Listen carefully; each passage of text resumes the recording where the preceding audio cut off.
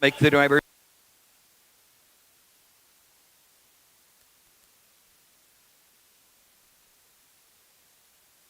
For the 7, Hunkalisis in the first. Second race, second half, the double. Number 2, Amazing Face, Andre Nard. Andre Nard, the 2, Amazing Face. In play show, Quinal Exacta.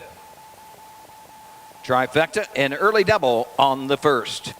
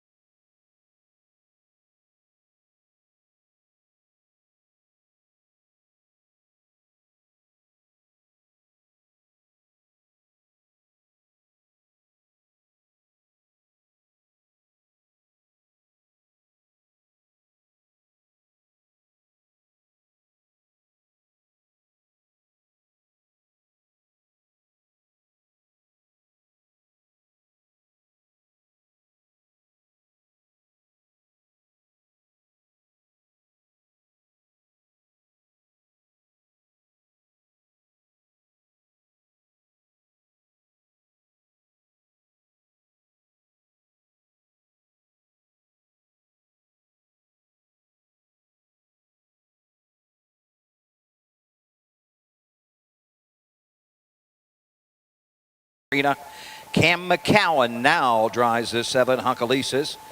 Case Bates in the 2, Alex Hawk the 4, David Ward the 5, Cam McCowan the 7.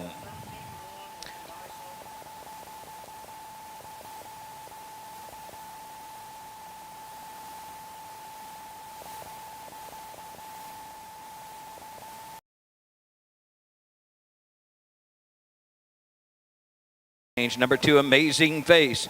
Make the driver David Ward. David Ward, the 2, Amazing Face.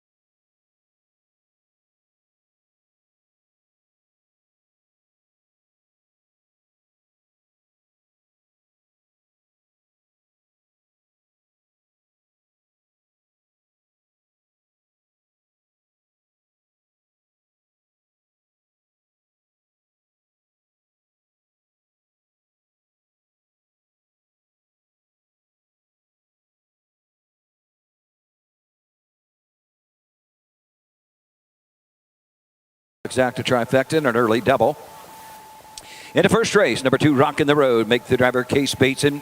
Case Bateson drives the 2, Rockin' the Road. Alex Hawk drives the 4, Rock the Vinny.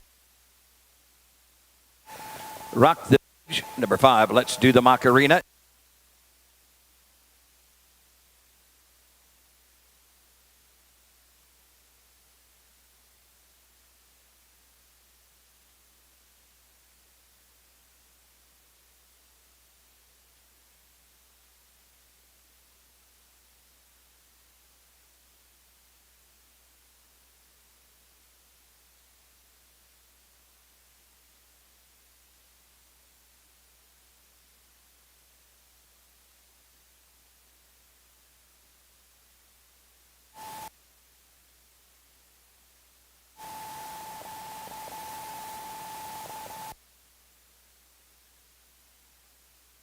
Now this might be about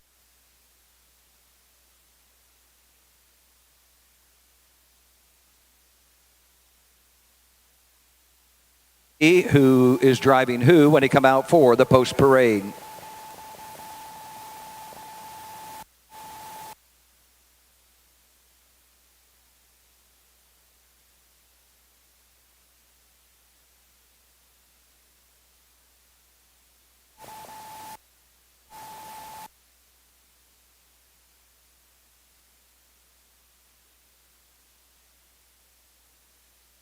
Second race, number 3, Outdoor Caviar, Cam McCowan. Cam McCowan to 3, Outdoor Caviar. Andre Nard to 2, Amazing Face.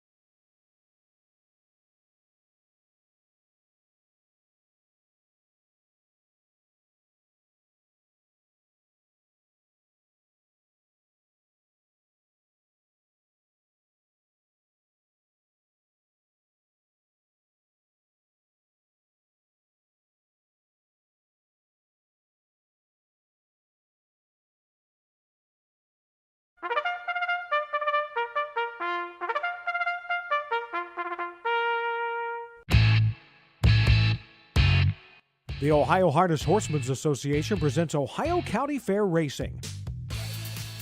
Ohio County Fair Racing is presented by the Ohio State University Veterinary Medical Center, Big D Tack and Vet Supply, Cool Winds Farms, thestable.ca, and Midland Acres. Now let's go trackside for all the action.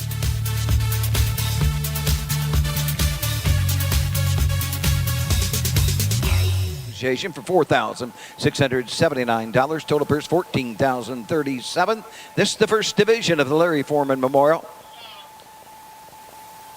Sponsored by the Great Mare. She's a corker. And these are the horses. Number 1. Eaton drives it 2. Rockin' the Road. Number 3 is 3 Margarita Shot, driven by Brandon Bates.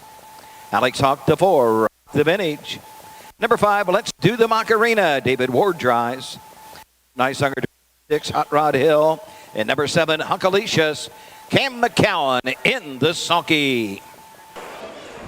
Good afternoon, racing fans, and welcome to the Great Dark County Fair here in Greenville, Ohio. It's Susan Schroeder with Roger Houston, Jessica Schroeder, and Matt Clark. We've got it all covered for you tonight. Dark County is spelled with an E at the end. That's right. Although we will be racing in the dark without an E by the time we get through tonight, but they have great track lights here, so it's just a wonderful track no matter what time of the day we're racing here. One of the few tracks that you really have a good view of the racetrack all the way around.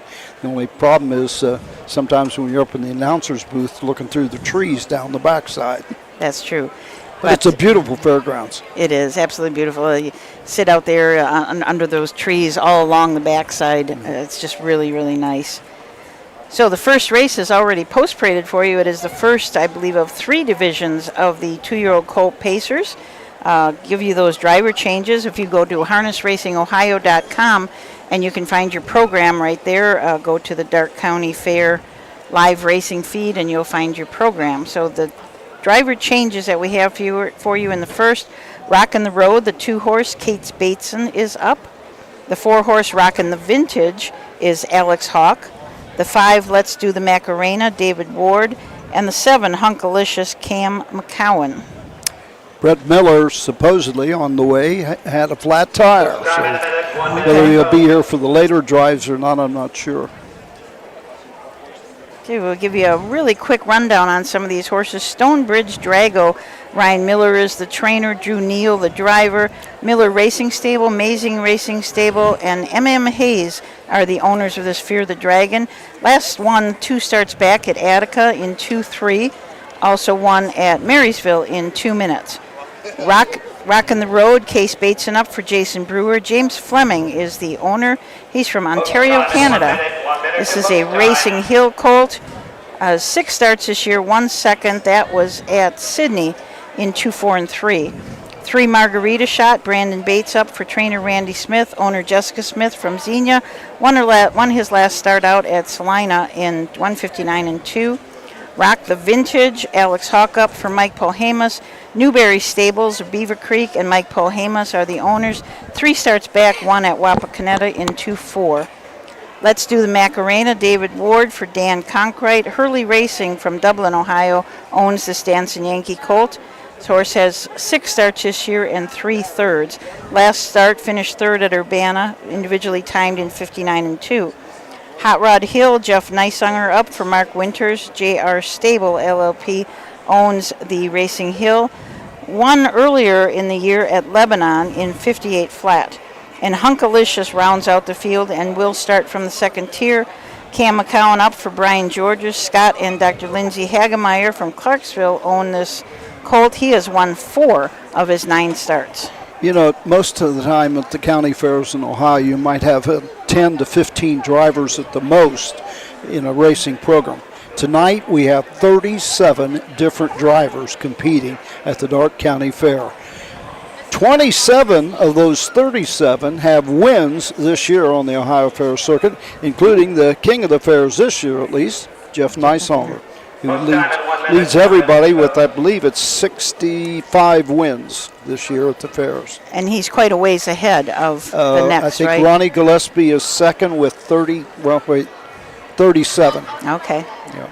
Jeff Nysunger has been racing. I mean, he's had some great drives. Just You know, when we did Freshman Focus earlier this year, Ronnie said he was going to cut back this year and not go to as many fairs. And, he certainly has, as he's been racing Buckeye and Sire Stake action, keeping him busy at some of the major racetracks. I think when you mentioned that about how many different drivers, when we were doing the driver standings the first night, I mean, it was everybody had one. It was a while into the program before they doubled up. So it looks like the horses are headed to the Mike Webkenberg starting gate. So we're going to turn it over to Doug Ballinger for the first race. This is the 2-year-old colt pace. Should mention this is Doug Ballinger night at the Darke County Fair, celebrating 50 years as the announcer here at Darke County. 2-year-old pacer.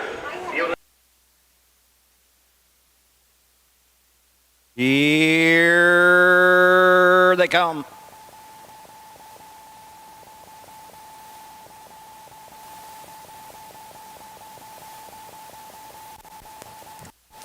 They're all racing from the inside. Stonebridge Drago to the front. Rock the Vintage comes out in second. Rock Road racing third. Coming out in fourth is 3 Margarita Shot. We'll find a pylon in fourth. Racing next, Hunkalicious from the second tier, fifth. Then sixth is Let's Do the Macarena, and trailing a field. Hot Rod Hill as they head up the backside. Going to the opening quarter. Drew Neal and Stonebridge Drago lead them by a length. Right there, second, Rock the Vintage second. 2 back to Rock in a Road third. Racing fourth. 3 Margarita Shot next and fifth. Hunkalicious. Second to last is Let's Do the Macarena, and seventh and last, Hot Rod Hill through a quarter in 29-1. Front to back, separated by 8 to 9 lengths. The leader, Stonebridge Drago, leads them by a length. The 2-hole trip to Rock the Vintage. Racing third is Rockin' the Road as they pass the stands first time. Come on over to the halfway point. First to move. Here comes Hunkalicious. Cam McCowan on the outside. He was fourth. He's now third and moving up on the leaders. On the outside, Let's Do the Macarena. Stacked up third over Hot Rod Hill. Into the turn, 4 in, 3 out. They're halfway home in a minute and 2/5 and on to the 5/8. It's Stonebridge Drago with the lead. Hunkalicious on the outside second. Rock the Vintage is third. Racing 4 outside. Let's Do the Macarena. Penned in fifth is Rockin' the Road. Sixth on the outside. Hot Rod Hill shuffled the last. 3 Margarita Shot front to back. 6 lengths was separated. Coming 3 wide. Hot Rod Hill was 7th. He's 6th on the outside. And here comes 3 Margarita Shot trying to circle the field around the far turn. 3/4, 129-4. They're off the turn. They're on their way home in the first division of the Larry Foreman Stonebridge Drago. Hunkalicious on the outside. Through the lane on the inside. It is Stonebridge Drago. Hunkalicious far outside. Hot Rod Hill coming to the line. Stonebridge Drago to take the opener. Second to 4, Rock the Vintage. May have been the 3 Margarita Shot up for third. 158 4/5. 158-4 to start things off here tonight. Final half 58-2. Final quarter in 29 seconds. Stonebridge Drago with Drew Neal doing the driving. That is his 29th win at the county fairs this year. 2-year-old gelding, the Fear of the Dragon out of Stonebridge Luau, takes a lifetime mark in the very first race. Of course, not surprising, Darke County probably I'm trying to put a rating on it. Probably the 3rd fastest half-mile track in the state of Ohio. 3rd fastest. Yeah, Northfield, Delaware, Greenville. I didn't even think about Northfield, but yes. I quickly went to the track records because I thought, 58-4, but the track record for 2-year-old colts, pacing colts is held by Charlie May in 55-2. So now they don't have gelding records or anything. They group them together. Yes. As far as that goes, they group them together. What is unusual is that they have aged races, but they also have 4-year-olds. So 2, 3, and 4-year-olds. My goodness, look at the people in the winner's circle. This race cherished the memories of Ray and Anna Mae Piles. a fine pacing mare by the name of She's a Corker, and that goes back quite a few years for She's a Corker. And you talk about a group in the winner's circle. They've got a large group there. It is. Nice to see it. The Larry Foreman Memorial also, so I think that there's probably 2 groups out there.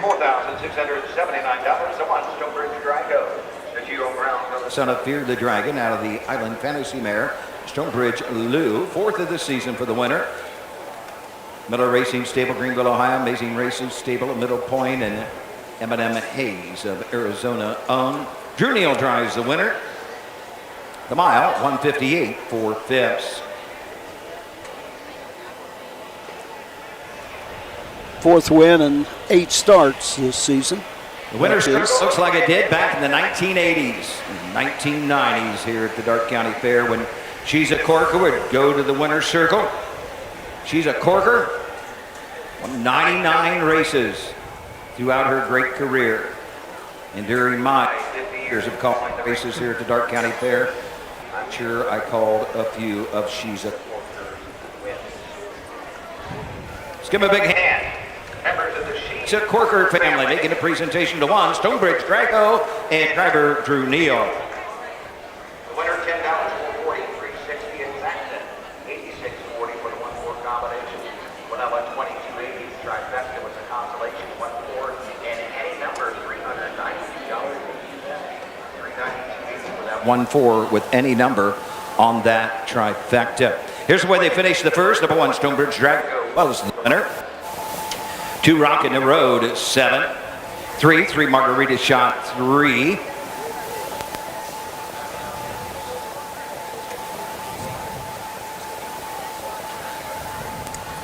4 Rockin' the Vintage, 2. 5 Let's Do the Macarena, 4. 6 Hot Rod Hill, 6, and the 7 Huncalisa's 5. 158 and 4 the winning time. 29 and 1, 1 minute 2/5, 129 and 4.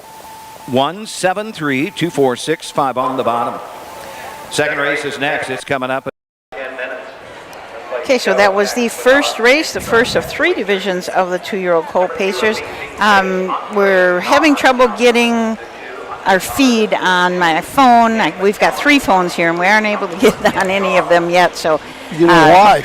I don't even have phone service. Don't you have phone? Well, it says I've got 4 bars here, and it's still not. Yeah, mine went into SOS mode, which means I can call 911, and that's it right now. So, wow. Unless it's a real big emergency, it's going to stay in my pocket. All this metal in this grandstand. Yeah. Well, we're going to keep trying. Last time, Friday, we had trouble, and then about the 3rd race, all of a sudden we could get it. So we're not ignoring you out there in Facebook land, but we'll get to your comments as soon as we can get online. Upcoming second race, Ohio Colt Racing Association 2-year-old filly trot. They're going for $6,066. The 2-horse Amazing Face make the driver David Ward.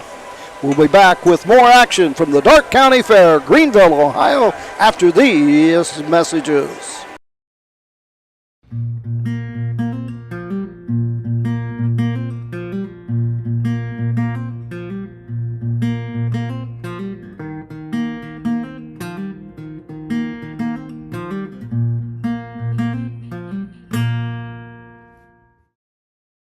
The Darke County Fair in Greenville is one of the biggest stages in Ohio County Fair harness racing. Holding its first fair in 1853, there's almost 170 years worth of standardbred racehorse history. Completely heard of for its time, the harness racing purse toppled $2,200 in 1898.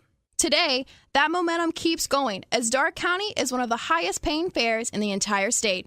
Evident by their hosted memorial stakes, great horses and horsemen alike are legendary for Greenville. 3 Immortal Harness Hall of Fame inductees claim this fairgrounds as home. Hugh Doc Partial and Gene Regal were both well-established trainers. Between the two, they won a combination of the Hambletonian, Breeders' Crown, Adios, the Countess Adios, Kentucky Fraternity, Messenger, Jugette, and the Little Brown Jug. Regal also trained the 3rd Harness Hall of Fame inductee, the Immortal Trotter, Arnie Almahurst. Foaled in 1970, Arnie set several national marks and won many major stakes. He sired outstanding colts such as Florida Pro and Ardun, who set a world record in 154. The Darke County Fair is a member of the Ohio Colt Racing Association.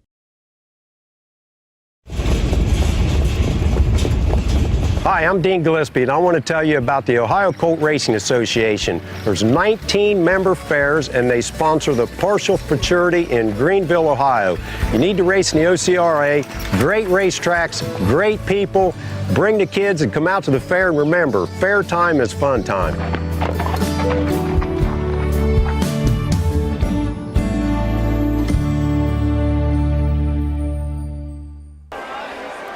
Back here at the Darke County Fair in Greenville. As we mentioned, the second race coming up for 2-year-old filly trotters, an Ohio Colt Racing Association stake event. This is the Myron Brown Memorial. Myron and Jean Brown.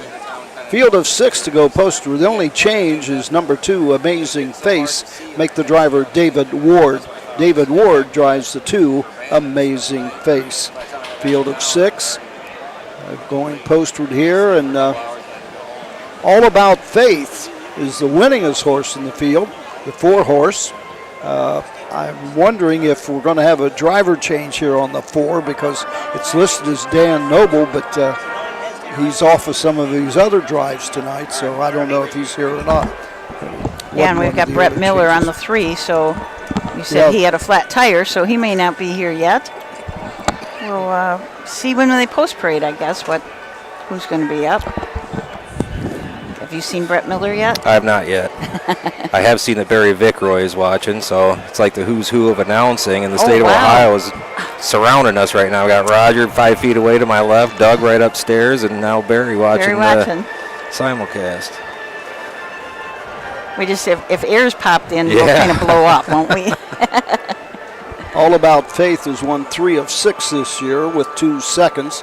Has already banked $15,055. Took a record in a qualifier at Scioto Downs, 2:02.2. Comes into this race off of a win at Troy in 2:4.2 by a head with Jason Beatty, the driver. Of course, Jason Beatty is out of action here in the state of Ohio with a broken arm. We haven't heard exactly if it's bad or if it's a I just small know bone. Todd Luther told me tonight that it is a broken arm, so I don't know the seriousness of it. He drove that night, though, didn't he? After that, drove a couple, I think. He drove the very next race and won. So he must have, adrenaline must have been pumping. These guys are tough. There's no doubt about it. The only other horse in the race that shows a win is the 5, Esteso.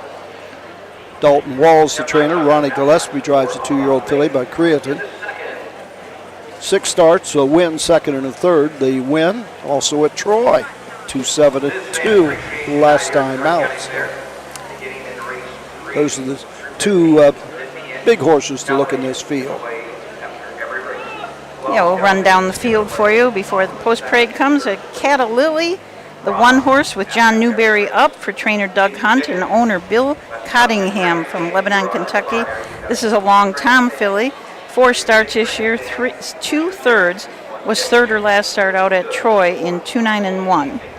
An Amazing Face, David Ward up for trainer Todd Luther. Greg Luther Racing is the owner. This is a What the Hill filly out of a Muscle Massive mare.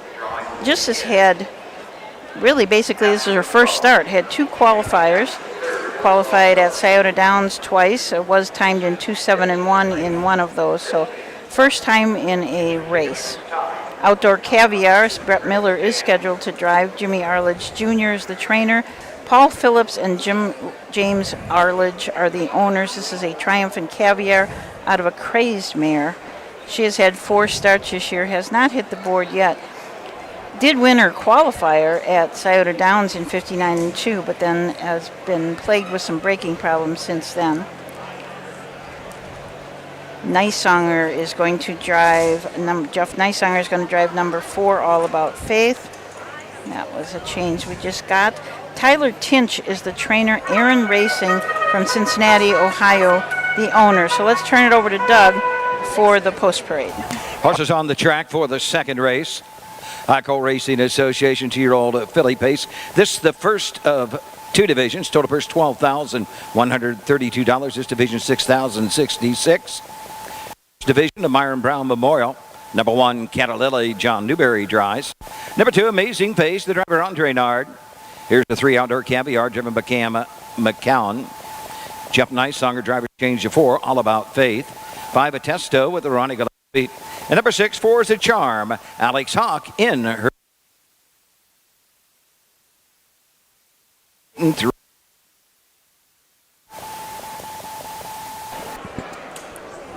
Okay, so we got one more driver change to let you know about. Outdoor Caviar, the 3-horse, will be driven by Cam McCowan. So we left off, we were talking about All About Faith. Let's move on to the 5-horse, Estesso. Ronnie Gillespie up for Dalton Walls. Bruce Soulsby, Dalton Walls, and Alan Weisenberg are the owners. This is a creatine filly. Won her last start out at Troy in 2-7-2. And 4 is a Charm. Alex Hawk up for Mike Paulhamus. Donald Roberts from Troy, Ohio is the owner. This is another Triumphant Caviar. This one's out of a Tom Ridge mare, A Star for Sydney. 4 starts this year, has not hit the board yet. Was timed at Wapakoneta in 2:13, but has been making some breaks. So 4 is a Charm. Maybe 5 starts will be a charm for 4 is a Charm. See. We still, none of us are still able to get onto our phones. Jessica even walked outside the grandstand to see if it was the grandstand itself. But I don't know if we're going to get to you guys or not tonight. But like I said, we're not ignoring you. We're just trying to have a hard time getting we you. mentioned Brett Miller called in, said flat tire and running late. My story about flat tires, I was about 9 or 10 years old, going to the Troy Fair in Miami County. And I asked Uncle Don, I said, what time we leaving? And he said, oh, we'll leave at 5:30. And I says, you think that's soon enough to leave? Oh, yeah, well, that's plenty of time. We drove halfway to Fairborn, Ohio, and he had a flat tire. So when we pulled into the main gate there at Troy, there by the horse barns, they were playing the national anthem. Oh. And Don said to me, he says, think you can park this thing? And his car. And I said, well, sure. I've been driving a tractor and a truck on the farm for about 5 or 6 years. So I parked the car, and the last thing I saw was my uncle running down the track to do the post parade for the first race. Oh, gosh. And that stuck with me my entire life. Now, for tonight, post time at 5 o'clock, I was here at 2:30. Yeah, well, that's what I was saying. Was that the reason that you're always early? Always early. Yeah. Less than 1 minute, less than a minute. Apparently, drivers do not do No. that, and there are plans to be somewhere. They just, as long as you're here to pick up the lines.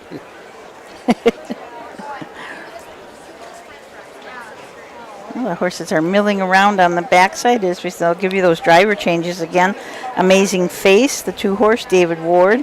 The number 3, Outdoor Caviar, Cam McCowan. And the 4, All About Faith, Jeff Nicesonger.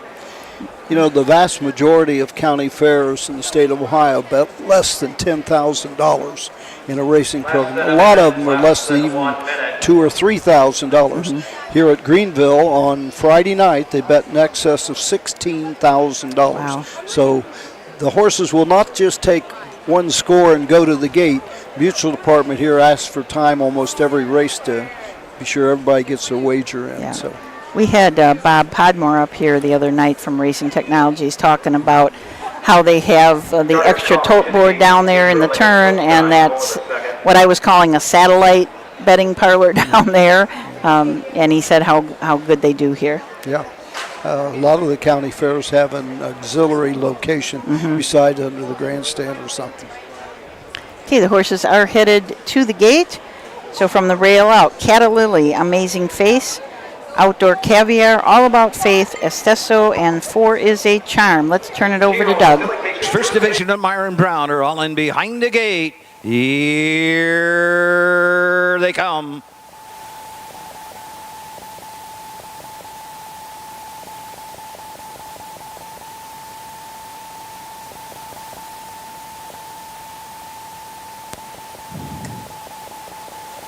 And they're off.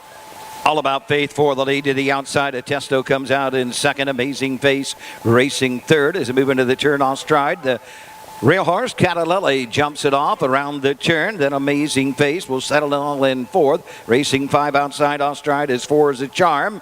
And the gate breaker, Catalilli, is the traitor as they head up the backside for the first time. All About Faith, Jeff Nysunger, front him by a length. Testo right there, second, 2 back to Outdoor Caviar and trotting fourth, Amazing Face. Then it's Catalilli and trailing a field 4 is a charm. They trot by the opening quarter. They're there in 31 and a fifth. They circle the turn and trot to the 3/8. Jeff Nysunger and All About Faith lead them by 2. Right there, second, Amazing Face, trotting third. Outdoor Caviar passing the stands, coming to the half. Testo next. The inside, Catalilli, and 4 is a charm, trails the field. They come to the half. All About Faith with the lead. Ron Gillespie, Testo right there second. A break of 7 to Amazing Face third. Then it's 5 to Catalilli. A big 2. Outdoor Caviar and 4 is a charm, trail. And the leader, All About Faith, will take him to the backside, leading Testo by a length. Amazing Face is next, and it's Catalilli. Outdoor Caviar, 4 is a charm, continues to trail the field. Across the backside, they trot. The leader, All About Faith, by a length. Coming to the outside from second. Here comes Testo. Amazing Face third. Catalilli is fourth. Outdoor Caviar fifth. 4 is the charm, trails 132 and 2. They circle the far turn, and with the lead, All About Faith. But on the outside, Testo is second. Coming after that leader, Amazing Face is third. Catalilli is fourth. They're at the top of the stretch. They turn for home in the Myron Brown Memorial, and they're going at it. All About Face bracing for the challenge of Testo. Testo in the final strides will not reach All About Faith. We'll get there in time.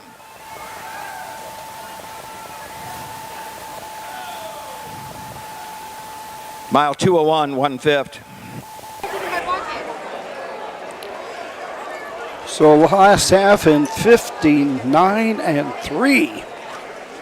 2-year-old Philly Trotters, final half, 59 and 3. The mile 201 and 1. That is a lifetime mark for All About Faith. A 2-year-old filly by What the Hill out of Global Pageant. 4th win in 7. It's interesting to note, drivers 1 and 2 here in the state of Ohio battled it out, and they finished 1-2.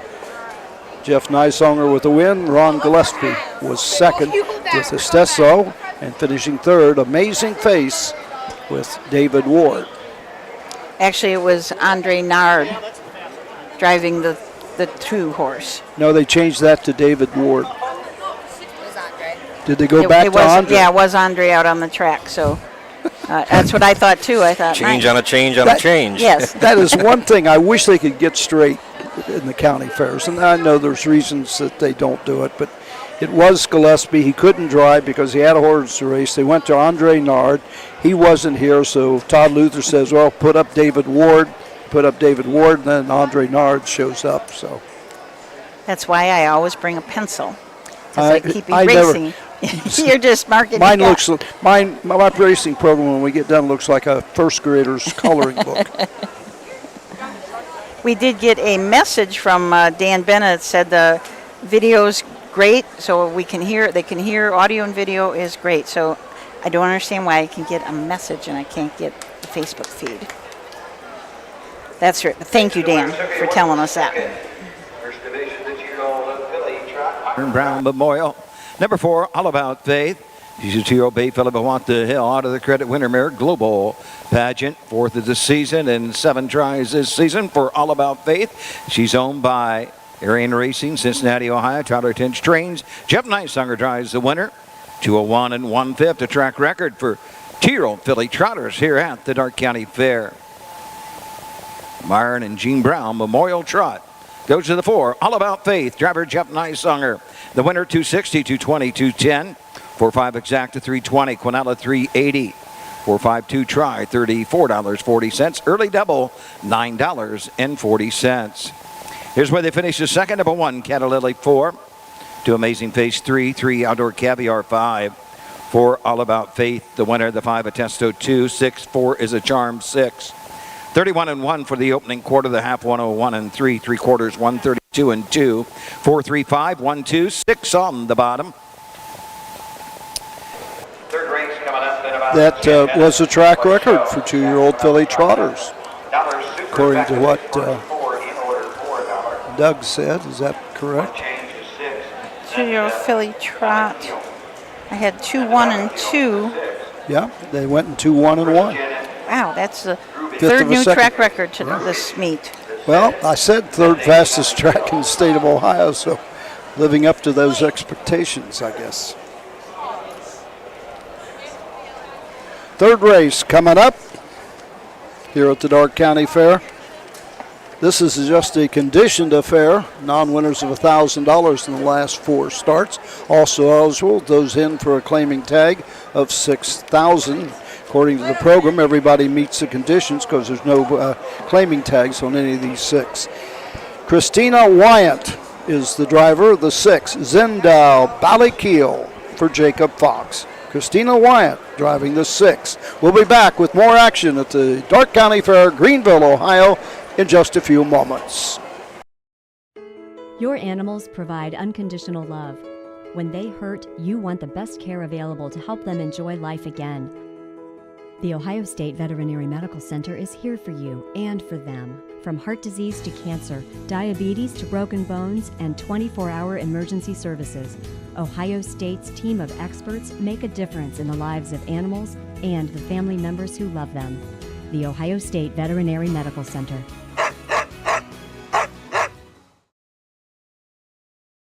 When you need supplies for your horse, one name stands out: Big D's. Since 1974, Big D's Tack and Vet Supply has been the equine experts you can trust. Whatever your horse needs is available at Big D's Tack and Vet Supply. Visit the retail outlet in Streetsboro, Ohio, or order online at bigdweb.com. Most orders ship that day, or call 1-800-321-2142. Big D's Tack and Vet Supply. Cool Winds Farm in Lima, Ohio is a full-service standardbred breeding facility that specializes in stallion management. Cool Winds Farm stands the popular Dancin' Yankee, whose first crop of 2-year-olds are now racing. Cool Winds also welcomed Western Fame to their stallion barn, who won nearly $2 million competing against the best pacers of his generation. Be sure to inspect the Cool Winds yearlings at the Ohio Selected Jug Sale at Pickaway on Friday, September 15th.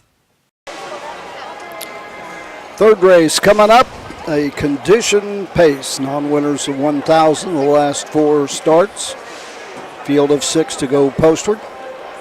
Christina Wyant drives the 6. Zendal Ballinger. Non-winners of 1,000 in the last 4.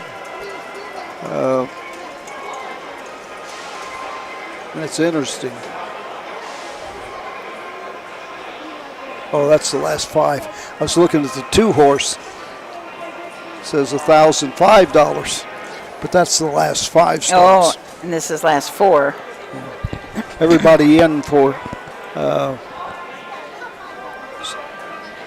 the conditions. This was also eligible 6,000 claimer, but nobody's in for the claiming tag apparently. So we were talking the other night about the popularity of some of these overnights, and they're really, there's not that many fairs that do them anymore except for the Signature Series, but there was 3 divisions of the overnight the other night, and there's 2 tonight of just this one. Some of the fairs have a free-for-all pace or a free-for-all trot, but I've been at a few fairs this year where they couldn't fill the free-for-all pace or the free-for-all trot. But Greenville, because of the wagering that you do get here and the popularity of people racing here, and a lot of hometown boys want to race their horses, so they try to get conditions to fit everybody if possible. Yeah, it's nice to get those horses that maybe don't have a chance to race at the fair, some kind of condition to race in. Well, Paul, we're still trying to get through on our phones, so everybody that's watching, we appreciate you watching. Like I said, we're keeping on trying, because last Friday, about the 3rd race or so, we were able to, all of a sudden it just jumped on and was good until the very last race. So we'll keep trying. I noticed in this field, this is a rather low conditioned event, but look at this. E.R. Simon, a mark this year of 54-1 at Miami Valley. Pedro's Dreams, 155-1 at Miami Valley. Woodmere Cecil, 155-2, Miami Valley. In Force, no wins this year, but does have a win last year. Ocean Downs, 55-4. Pompatus of Love this year at Scioto Downs, 153-1. And the 6th in Ballinger, 156 at Northfield. So even though the condition might be a little low, these horses are not slow. That's right. And you look at 4 of them in the field have over 200 lifetime starts. That's kind of amazing. So we'll just take a quick look at some of these horses, point out some high points. E.R. Simon, Leslie Joyce, the driver for Kevin Goodall. This is a 9-year-old Real Desire owned by David Beachy. 210 lifetime starts, $211,000 earned. Pedro's Dream, Wyatt Farmer up for Billy Farmer. Jerry Hargrave owns. This is a 13-year-old gelding by Dream Away. 273 lifetime starts, $177,000 plus in earnings. Woodmere Cecil, Cam McCowan up for Steve Livingston. Steve also owns this horse. It's a 5-year-old gelding by Roll With It Harry. This horse has had 50 starts, and a lifetime mark is a 3-year-old of 54-4. In Force and Ronnie Gillespie. This is a 10-year-old Western Terror trained by Jeffrey Fickert. Freedom Stables from Lewisburg are the owners. 232 lifetime starts, $367,000 in earnings, a mark of 50-4 as a 5-year-old. Pompatus of Love, a 5-year-old mare by Mr. Wiggles. Kim Daly owns and trains. 84 lifetime starts, $134,868 in earnings. And Zenda Balikio, Christina Wyatt up for Jacob Fox. This is an 8-year-old by Mach 3. Jacob Fox owns. 201 lifetime starts, $173,000. So these are the old war horses that you usually see in the Signature Series, but some of these are able to drop down into this non-winners of 1,000 last 4 starts. 5 of the 6 horses in excess of $100,000 lifetime. Yeah, it's a nice bunch of horses. I think we could possibly see a really fast mile here. I know one year was up here, they had a race strictly for horses owned by Darke County residents. Oh. One of the most popular races they had that year. I'll bet. Well, here's the post parade with Doug. Those are on the track for the 3rd race. Condition pace, sponsored by memory of Perry Carpenter, sponsored by the Darke County Harness Horsemen's Association. Tom Holt Senior Memorial, field of 6, the 1 E.R. Simon Leslie Joyce drives. 2, Pedro's Dream with Wyatt Farmer. Cam McCowan, the 3, Woodmere Cecil, the 4, In Forest, Ronnie Gillespie. Number 5 is Pompatus of Love with Kevin Snyder, and the 6, Zenda Ballinger. Kristen Wyatt in the sulky. Win place show, Quinella. Field of 6 to go postward here in the 3rd for Pacers. Carries a purse of $1,000. This is Mary of Perry Carpenter, sponsored by the Darke County Harness Horsemen's Association. Perry Carpenter, many moons ago, a driver, owner right here from Darke County. As you mentioned before about the last 5 starts, because in your program, it has, under the horse's name, it has the last 5 starts earnings, but this race is last 4 starts, so you have to do some subtraction to make sure that they're going to fit in there. I got a feeling if you really took the computer to it or the calculator to it, you'd find somebody's in this race that just barely gets in after 4 starts. It could be.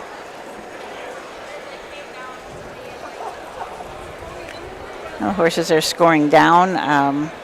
We talked to Bob Poorman the other night, not Bob Pordman, as I said before, but Bob Poorman, who with his brothers run the racing technologies that do all the pari-mutuals here. Very interesting how they get it all set up and how it works between, especially when they have remote betting things, a lot of racetracks, a lot of fair tracks. He said have them on the backside, where the fair has requested them to have a pari-mutuel window on the backside. So kind of interesting. I noticed in this race we got 2 lady drivers, Leslie Joyce and Christina Wyatt, and it is, I don't want to use the word amazing or anything like that, but compared to the old days, very few women drivers back in the 60s, the 70s, even into the 80s. But it has really caught on of late with all the amateur racing, the lady driving series and things like that. And they race competitively against the guys as well. I had a very interesting conversation with Mary Burkhold, who has Trains been right driving. here. I was talking to her up at Hilliard, and she said when she was a kid, there wasn't anybody to look up to. The women were grooms, caretakers, not even very often trainers. So she said it was really difficult to have a role model to look for and to be a female driver. I've always said in the amateur races, always bet the lady over the guys. Yeah. And it pays off more times than not. Well, at Troy last week, and nobody's ever proved me wrong on it, but 3 straight races. Yep. Casey Kelly, Emma Wahlberg, and Devin Miller. Yep, that was back-to-back female drivers. So horses are headed over to the gate. The gate is in motion. So from the rail out, E.R. Simon, Pedro's Dream, Woodmere Cecil, Inforce, Pompatus of Love, and Zenda Bali Keel. Let's turn it over to Doug Ballinger for the call of this, the 3rd race. Gates rolling. Field of 6. All in behind the gate for the Tom Hope.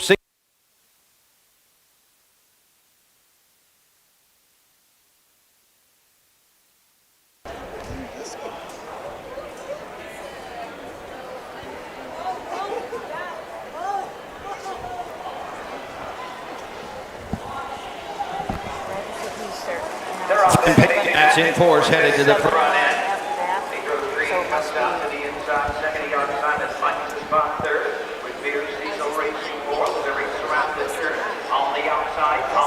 Up on stride, E.R. Simon, and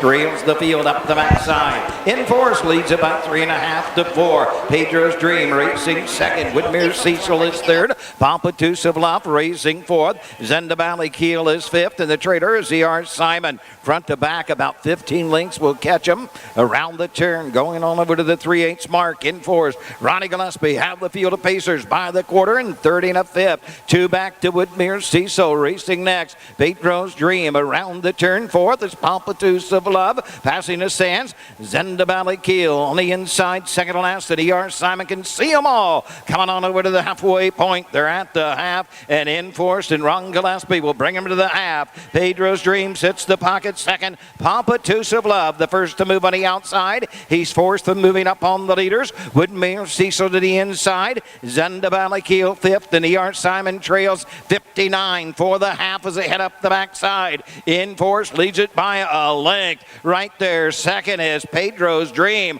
Locked in third, Woodmere Cecil. Pompatus of Love on the outside fourth. Here comes Zenda Valley Keel. Now fifth, now fourth, and moving up on the outside. E.R. Simon trails the field. They circle the far turn. We got a new leader around the turn. It's Pompatus of Love. He opens up with each and every stride. 3, 4, 5 lengths on the inside. Second is Inforce, 3/4, 126 and 1. They're off the turn. They're on their way home in the Tom Hope Senior Memorial. The leader, Pompatus of Love, closing on the outside. Pedro's Dream. Pompatus of Love. Pedro's Dream second. Going to be very tight for third. Either Woodmere Cecil or Zenda Valley Keel.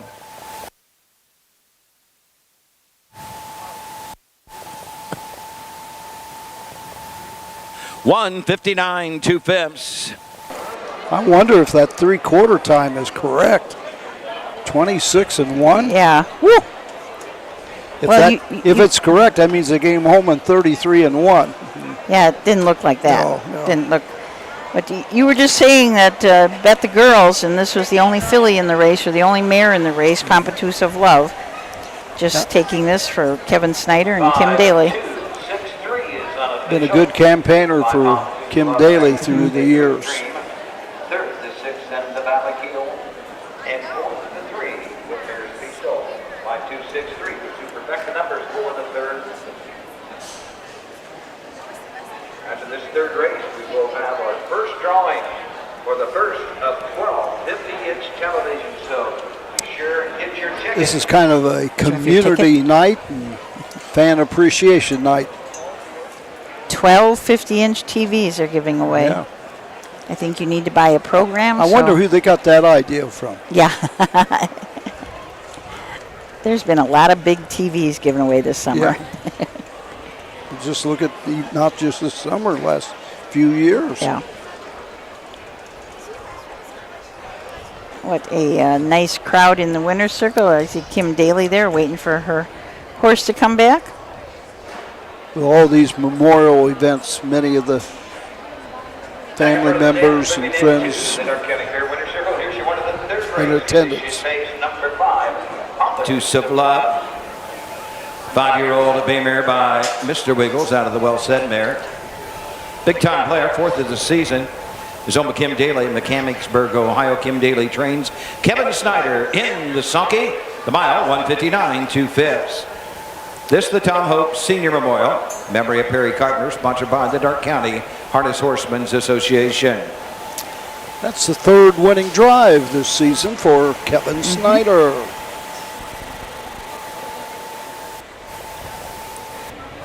1:59 2/5.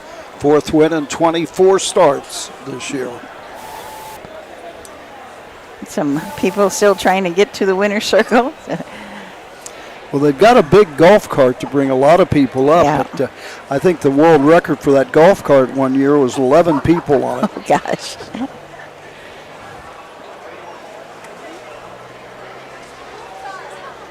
They had so many people on it, I thought it was going to tip up. Tip over, yeah. 5-2 exact, 1640, 107.60. 5-2-6, dry, 2680, super back. This is Brad Conrad's trying to get all those people in that one picture. Well, he's holding it up because here's one lady just now walking into the winner's circle. 2 Love is 6.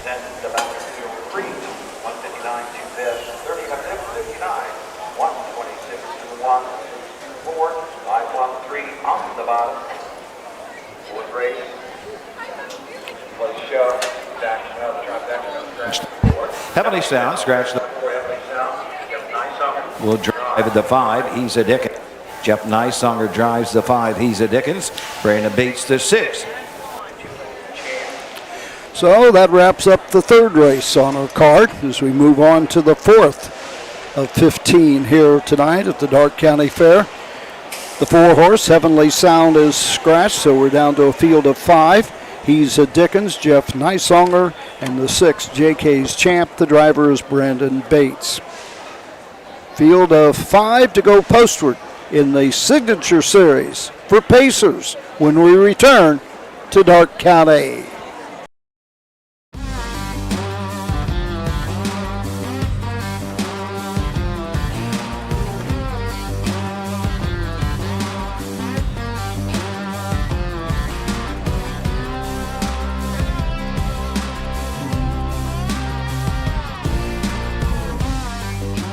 Do you want your horse to shine in the winner's circle? Feed DAC Oil. It makes a world of difference.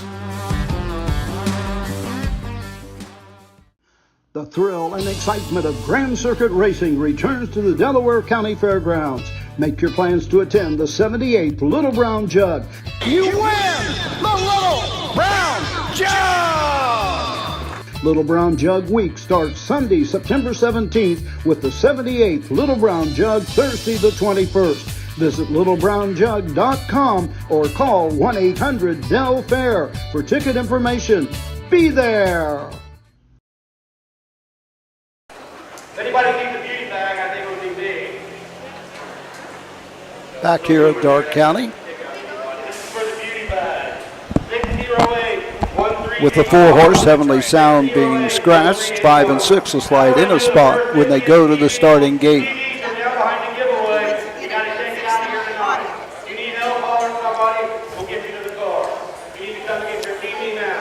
They're in the process of giving away some of those prizes here at the grandstand, folks in attendance on Community Night and Fan Appreciation Night, Darke County Fair. This 4th race coming up, as we mentioned, is the Signature Series. Field of 5. Truth Finder, trained and driven by Scott Ferguson. A 4-year-old gelding by Charlie Barley. 2 of 31 this season, 155 and 2. 5 of 71 lifetime, 57,000 in earnings. The 2, Cecil Casanova. Michael Husted, Dean Husted, the driver. 2 of 22, 153 and 4 at Scioto Downs. This is the initial drive this year for Dean Husted, and a lot of family and friends watching tonight by way of the OHHA because they're all back in Pennsylvania. 16 of 124 lifetime, 148,000 earnings, has a mark of 51 and 2 at the Meadowlands. The 3 is Spectacular Rock. Steve Livingston trains and Cam McGowan, the driver, 1 of 10 this year, 53 and 3 at Hoosier Park, 25 of 129 lifetime, 136,000 in earnings, has a mark of 52 and 1. Miami Valley. 4 is scratched. The 5, he's a Dickens. Tyler Cook is the trainer. Jeff Neishonger is the driver. 4 of 22. 152 at Scioto Downs. 12 of 80 lifetime. $160,000 in earnings. And that lifetime best was at Scioto Downs this season. The 6 is JK's Champ. Tyler Cook, another horse out of his stable in this race. Brandon Bates is the driver. 3 of 24 on the year, 151 and 1 at Plain Ridge. 10 of 72 lifetime, 151,000, and that mark was taken this year. Fact is, JK's Champ comes into the race with 3 straight wins. The last being at Salina in 157 and 1. Brandon Bates, the driver, and he's once again in the sulky here tonight.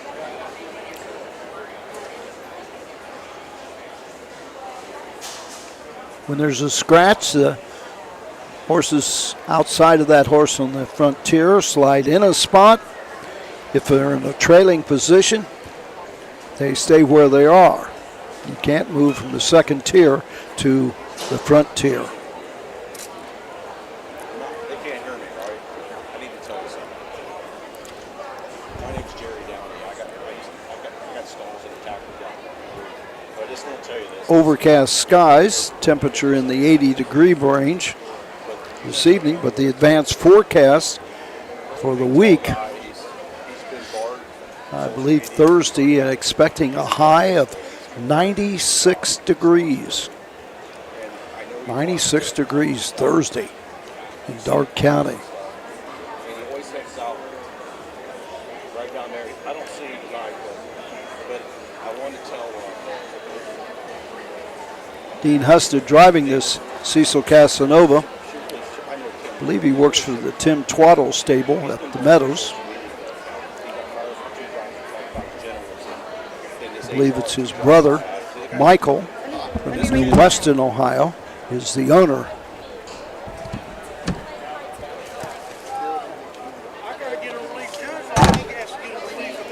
it's Eric. Bugle sounds, and they're on the track to post parade for tonight's 4th.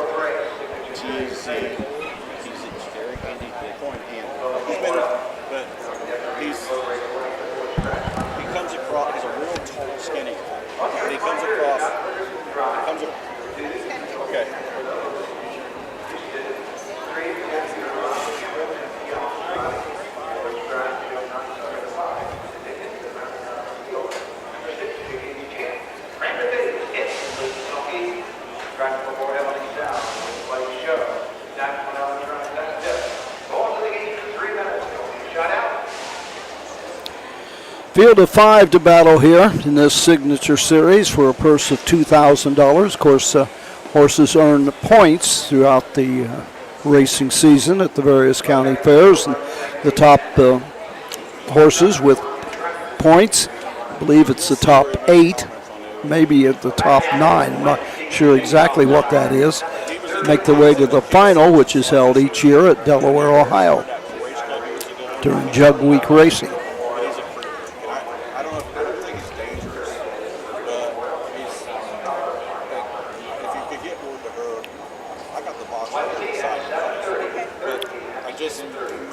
Scott Ferguson is sit behind the one truth finder last time out. Cam McGowan drove Spectacular Rock in the last effort. This may be the first time that Jeff Neisonger is set behind He's a Dickens. And of course Brandon Bates was in the bike at Salina when paced a mile in 57-1. So you can expect a kind of speedy effort in this signature series for pacers.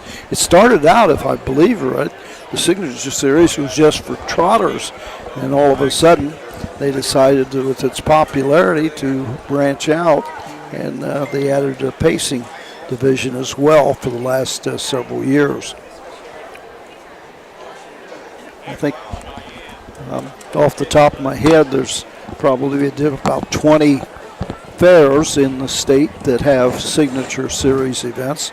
Some of them just have a pacing event, some of them just have a trot. Other fairs have both the pace and the trot. It's become very popular. Signature series? Yeah. Absolutely. I was telling them that they started out, it was just for trotters, and its popularity, they branched out to include pacers as well. Yeah, it is really a great series to keep those older horses going. I was trying to show everybody, Matt was down in the infield and climbing on top of the sound trailer trying to get you more. I was trying to zoom in on you there, Matt, so they could see you on the ladder. Yeah, it seemed like it was breaking up a little bit, so hopefully this will fix that. You mean for Doug or for? Yeah, Doug. Yeah. Yep.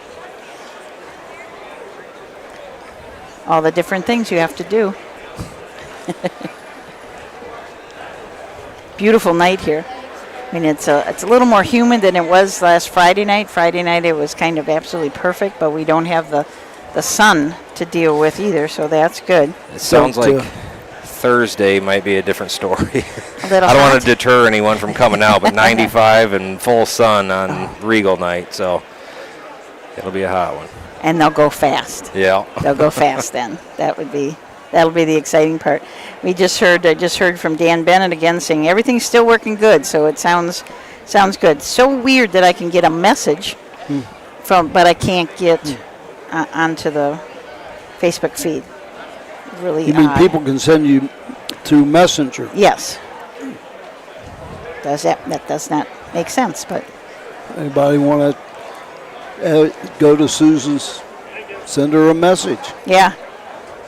Yeah, if you've got something you want to say about or ask a question about, or you got a question for Roger? I know.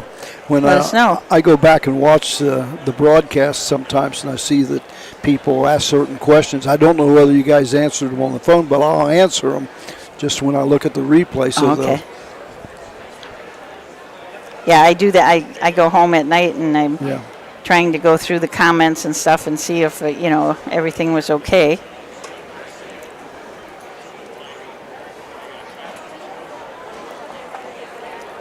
Just wondering if the different thing here about the Signature Series is that a lot of the horses that are in the Signature Series here and in the trot the other night are not regulars on that circuit. They were coming in from the pari-mutuel tracks. So we've got this fourth race headed to the gate, the Signature Series Pace First Division. So we're going to send it up to Doug Ballinger for the call of this fourth race. A field of 5, all in behind the Wepkenberg starting gate. Here they come.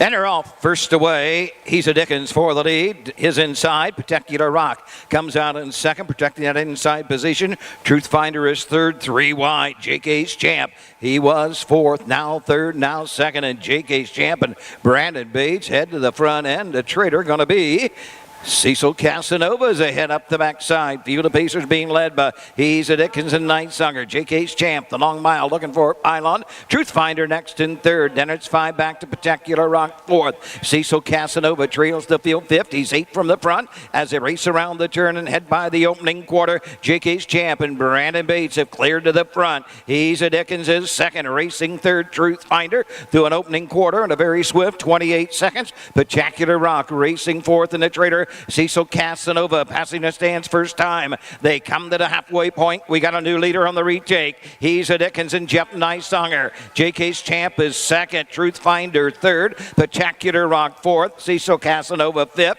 Halfway home 56 and 2. They head to the 5/8 mark with He's a Dickens on the front end. JK's Champ is second. Third Truth Finder. Fourth Particular Rock. Fifth and moving to the outside. Cecil Casanova across the backside. He's a Dickens by a length. Locked in JK's Champ. Truth Finder on the outside third. Particular Rock is fourth. Racing fifth. Cecil Casanova into the far turn. He's a Dickens and Jeff Nysonger have the lead and they have it by a length. They're at 3/4. 126 and 2. He's a Dickens still there by only a length. Nowhere to go for JK's Champ. Truth Finder is third. Particular Rock is fourth. Cecil Casanova fifth. They're on their way home. He's a Dickens clinging to that lead, bracing for the challenge of JK's Champ, closing in with every stride, coming to the line. He's a Dickens, JK's Champ, and Particular Rock. 1:54, 3/5. 1:54 and 3. Whoa. He's a Dickens. Well, he's been pacing 51 and 50 in his last efforts at Scioto and Northfield. He paced in 51 and 4 on the half, so could be expected to get a fast effort here. He's a Dickens. Jeff Nysonger gets his second win of the card, number 67 this year at the county fairs. He's a Dickens, the slowest that he has paced in his last 7 starts has been 152 flat. That's the slowest. I mean, that's just amazing how fast these horses are going. And they keep getting faster and faster each year. Yeah. 54 and 3, a great mile out here. Does not come close to our track record of 51 and 4. That's been here since 2017. And that was not in the Regal. Was not. The horse was entered in the Regal and denied entry. It didn't meet the qualifications, I guess, of some sort. And he raced in an overnight race and set the track record. Wow. Got another huge crowd in the winner's circle. This is just so neat to see. Jeff Nysonger with his second win tonight, 5th win for the last 2 days. Into the winner's circle, your winner of the 4. Signature Series pace. First division, Reese Bowman Memorial, sponsored by Jeffy Decorating. Number 5, He's a Dickens. 5-year-old Big Go to the Son of Wales set out of the Cam Luck mare, Northern Cameo, 5th of the season. Azomba Mike Felson's Arcanum, Charter Cook trains Jeff Nysinger, second winner of the evening, the mile 154 3/5.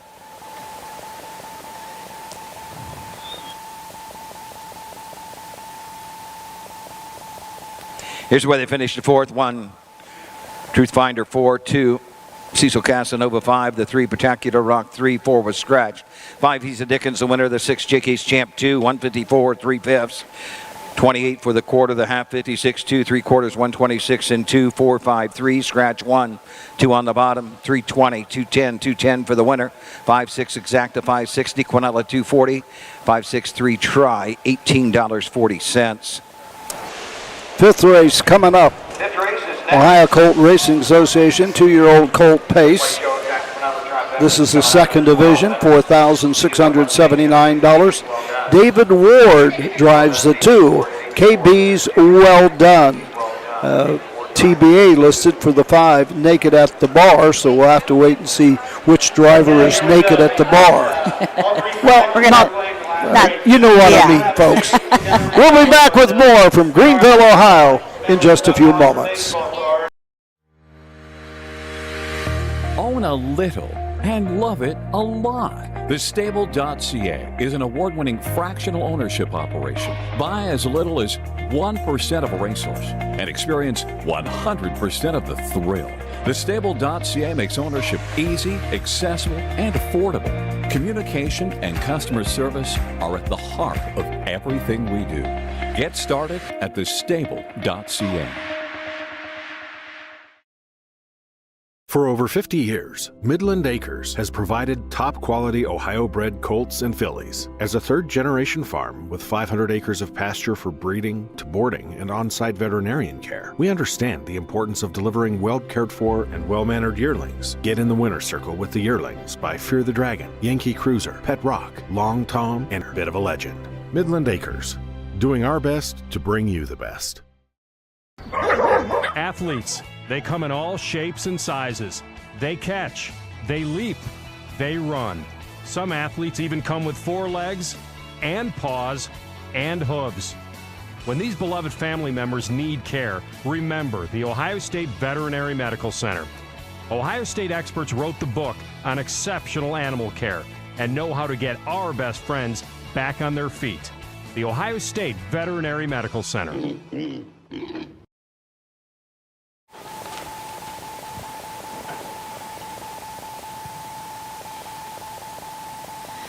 Oh, say, can you see by the dawn's early light what so proudly we hailed at the twilight's last gleaming, whose broad stripes and bright stars through the perilous fight o'er the ramparts we watched were so gallantly streaming, and the rockets regular, the bombs bursting in air, gave proof through the night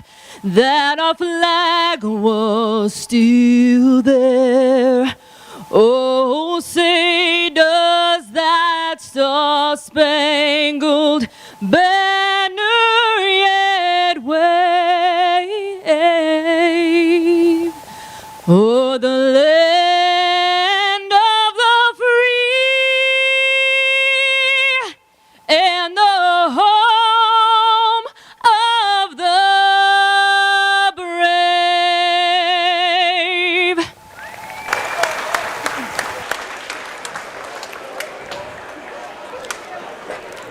Fifth race, second division, 2-year-old colt pace. Say hi to Rod. Field of 7. As he said, David Ward drives the 2. We'll have to pick up the driver on the 5. Alex Hawk, I believe he said. Alex Hawk. Oh, darn it. Didn't bring your desk. I know. If I don't keep the drivers right out in front of me trying to keep track, I forget, and then I have to catch up about the 10th to race. I spent about a half hour last night doing this. Getting the drivers, yep. I'll do the same tonight for Lima tomorrow night. Roger is the guy that keeps track of all the driver and trainers starts at the county fairs here, and it's a big job. I will mention to this, if anybody ever notices that they got a mistake on the results of the USTA, please let me know. Yeah. We got a few minutes here. I'll tell you something that happened very interesting at Xenia. Let's see, Nysonger was placed the winner in the final race of the night at Xenia. at 9 o'clock. At night, when I was checking out the results from Scioto Downs, it showed him winning at Scioto Downs at 9:30, a half hour later. Okay. So I called presiding judge, Doug Thomas. I said, how in the world did he get there in a half hour? Oh, no, there was a driver change. So it does happen when you get those late driver changes and stuff like that. So if anybody ever hears of a wrong posting at the fairs, please let me know. Austin last year was keeping track as well as I was, and so he was my backup last year. Yep. Well, when you were overseas, somebody said to me, well, who's going to do it? And I went like, oh, no, Roger's it. That's all we've got to do this. I had my books with me, and every night, even though there was a 5-hour time change. It's hard to imagine, but don't forget when they go to the post at 6 at Scioto, that's really 11 p.m. Oh, okay. So I didn't always stay up to the last race at Scioto. Definitely didn't stay up to the last race at Northfield. Yeah.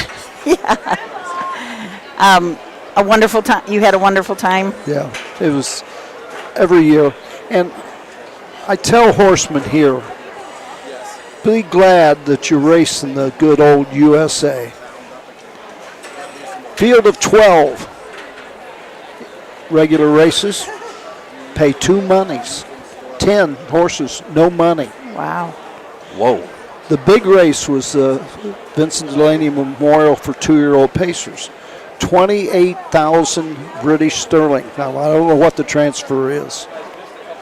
The winner got 20,000 of the 28. Second place got 3,500. All the others got 600. Wow. So people over there are into it for the love of harness racing. Mm-hmm. Make no doubt about it. Horses are on the track. 5th race.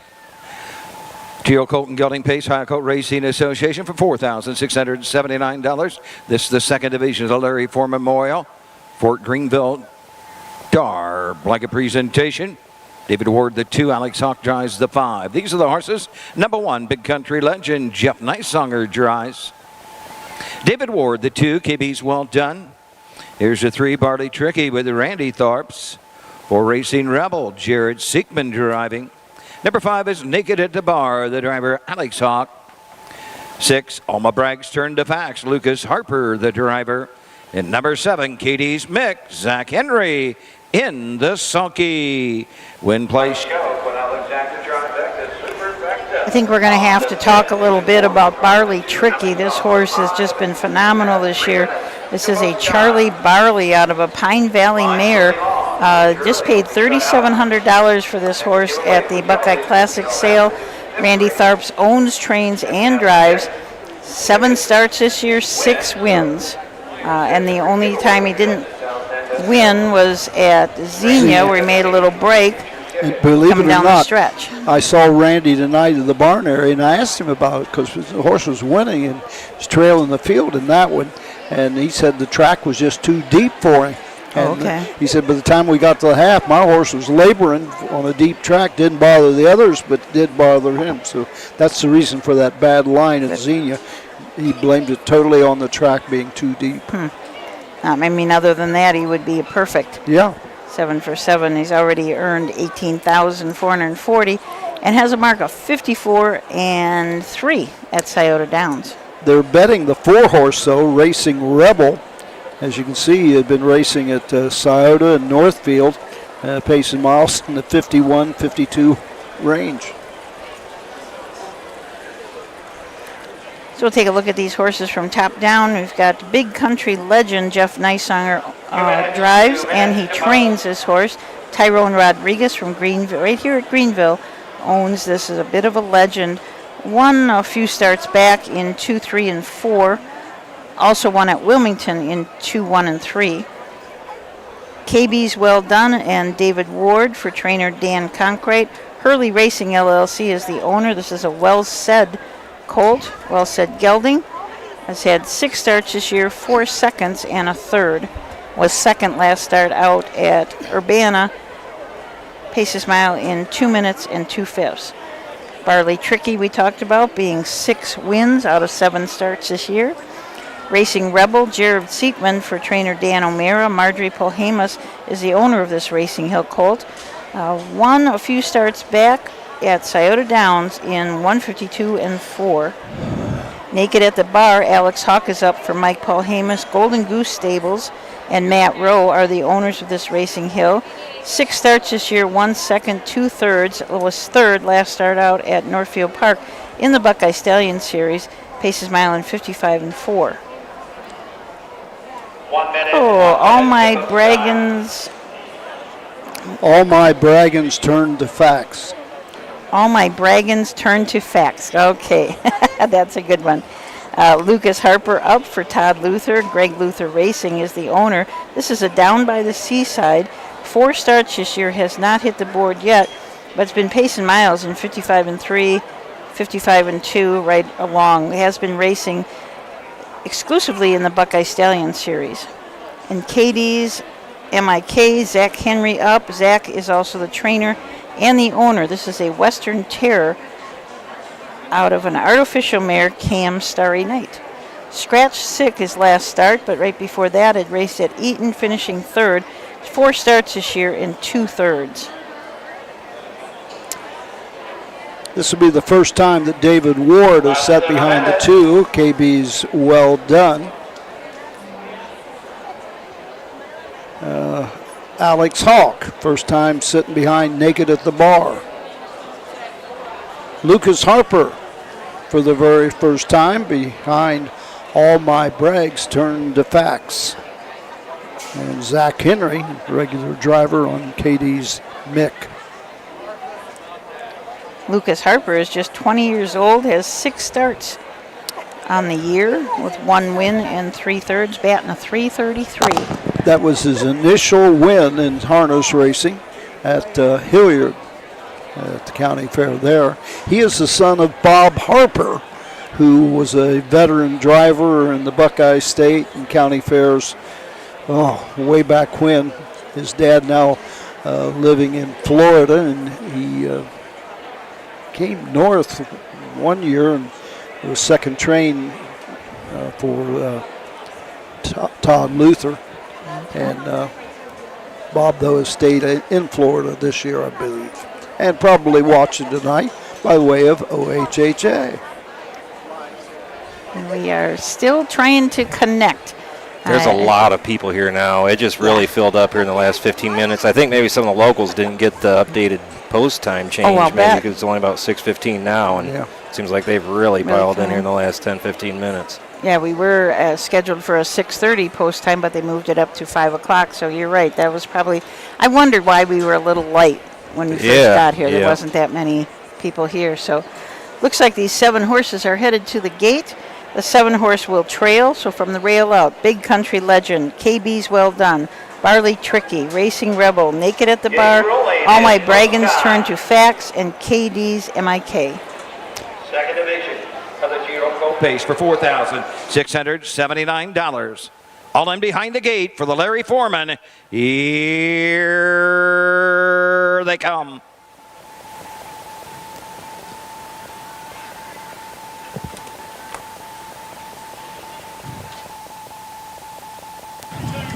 Gabriel of the 2, KB's Well Done. They're off. Racing Rebel goes for the lead from the inside. Big Country Legend comes out in second. Barley Tricky the outside third. Racing fourth as they race around the turn. Naked at a Bar. Finding a spot fifth is All My Brags turn to facts. Katie's Mick from the second tier is sixth. And Katie's Well Done is the traitor as they head up the backside and up on the outside. Barley Tricky and Randy Thorpe's clear to the front. Racing Rebel racing second. 2 back to Big Country Legend in third. Then it's Naked at the Bar fourth. All My Brags turn to facts, racing 5 lengths off the lead as they race around the turn. Then it's Big Country Legend around the turn. Katie's Mick, they're by the opening quarter and even 29. They're in single file. Barley Tricky, Randy Thorpe's front of by 2.5. Second, Racing Rebel racing third. Big Country Legend passing the stands first time. They come on over to the half. Racing Rebel on the outside. Passing the stands, they come to the halfway point. Barley Tricky, Racing Rebel on the outside, 3 wide, Naked at the Bar. Up the inside.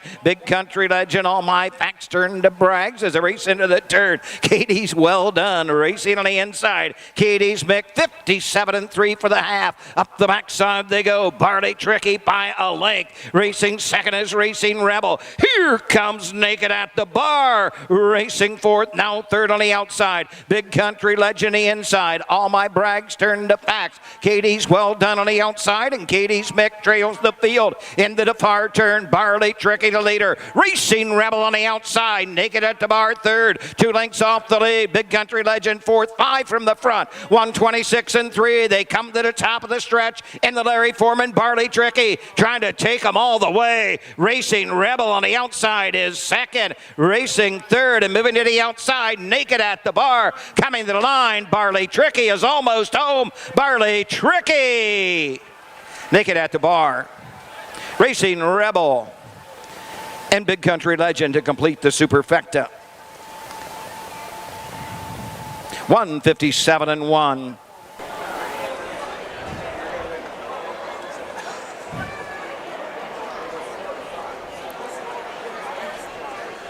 The Barley Tricky and Randy Tharps continue their winning ways. This is the 8th start of the year and 7 wins. At the county fairs, win number 6 for Randy Tharps. I don't think he's driven any horse but this one. Yeah, when you look at that.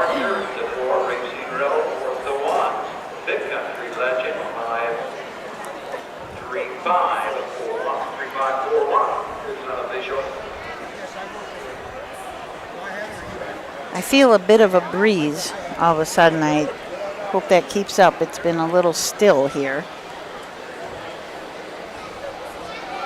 A nice, still, hot, humid night. Good for fast miles, but not so good for us sitting here. You say if you don't feel the breeze? I do feel the breeze. Okay, I was thinking, I've got it here. I'll trade seats with you. Nice breeze here. Yeah, it feels a little bit better right now. 57-1. Yeah, I did not catch the first quarter. I didn't either. Have to listen to Doug for that. We've got Tim Harless out there, director of racing. He's also directing giveaways tonight, it seems. He's on the microphone down there giving away lots of great items. We got a tiny baby in the winner's circle. That is Randy's daughter, Peaches. And then the young baby is Peaches. I shouldn't say daughter because I'm not sure if it's a boy or a girl. Okay, the baby. Oh, baby's going to sit on the seat. The baby's in blue, so does that mean it's a boy? You don't know now. Oh, look at that. It's cute.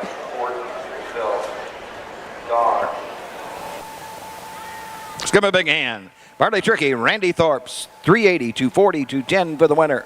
3.5 exact at $12. 3.54 try, $37 even. Quinella, $50.60. Superfecta, 3.54 and a 1, $42.60.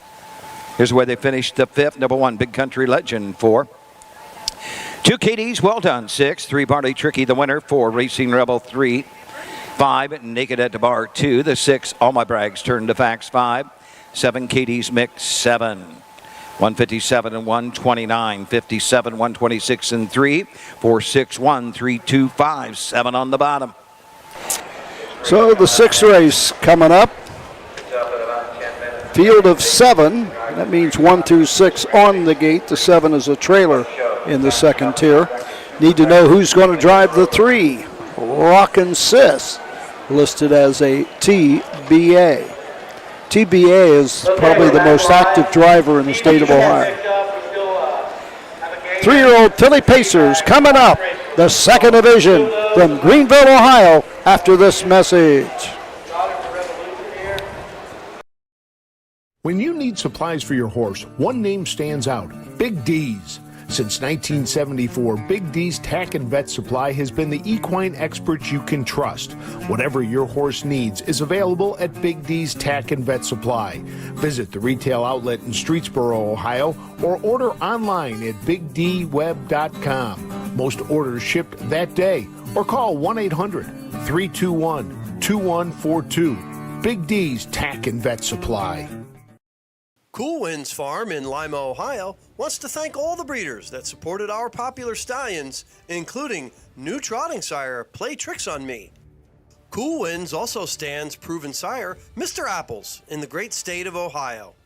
Randy and Kim Haynes also stand the only full brother to Some Beach Somewhere, Bring on the Beach, sire of Heart of Chewbacca. Visit the Cool Winds consignment at the Ohio Selected Jug Sale at Pickaway Ag Center on Friday, September 15th. With more than 300,000 horses in Ohio, the economic impact of the equine industry in the state is over $2.8 billion. Much of that value comes from standardbred horse owners, breeders, trainers, and drivers who participate in the sport of harness racing. The mission of the Ohio Harness Horsemen's Association is to preserve, protect, promote, and serve the entire standardbred industry in Ohio and beyond. To learn more about the Ohio Harness Horsemen's Association, go to ohha.com. That's ohha.com.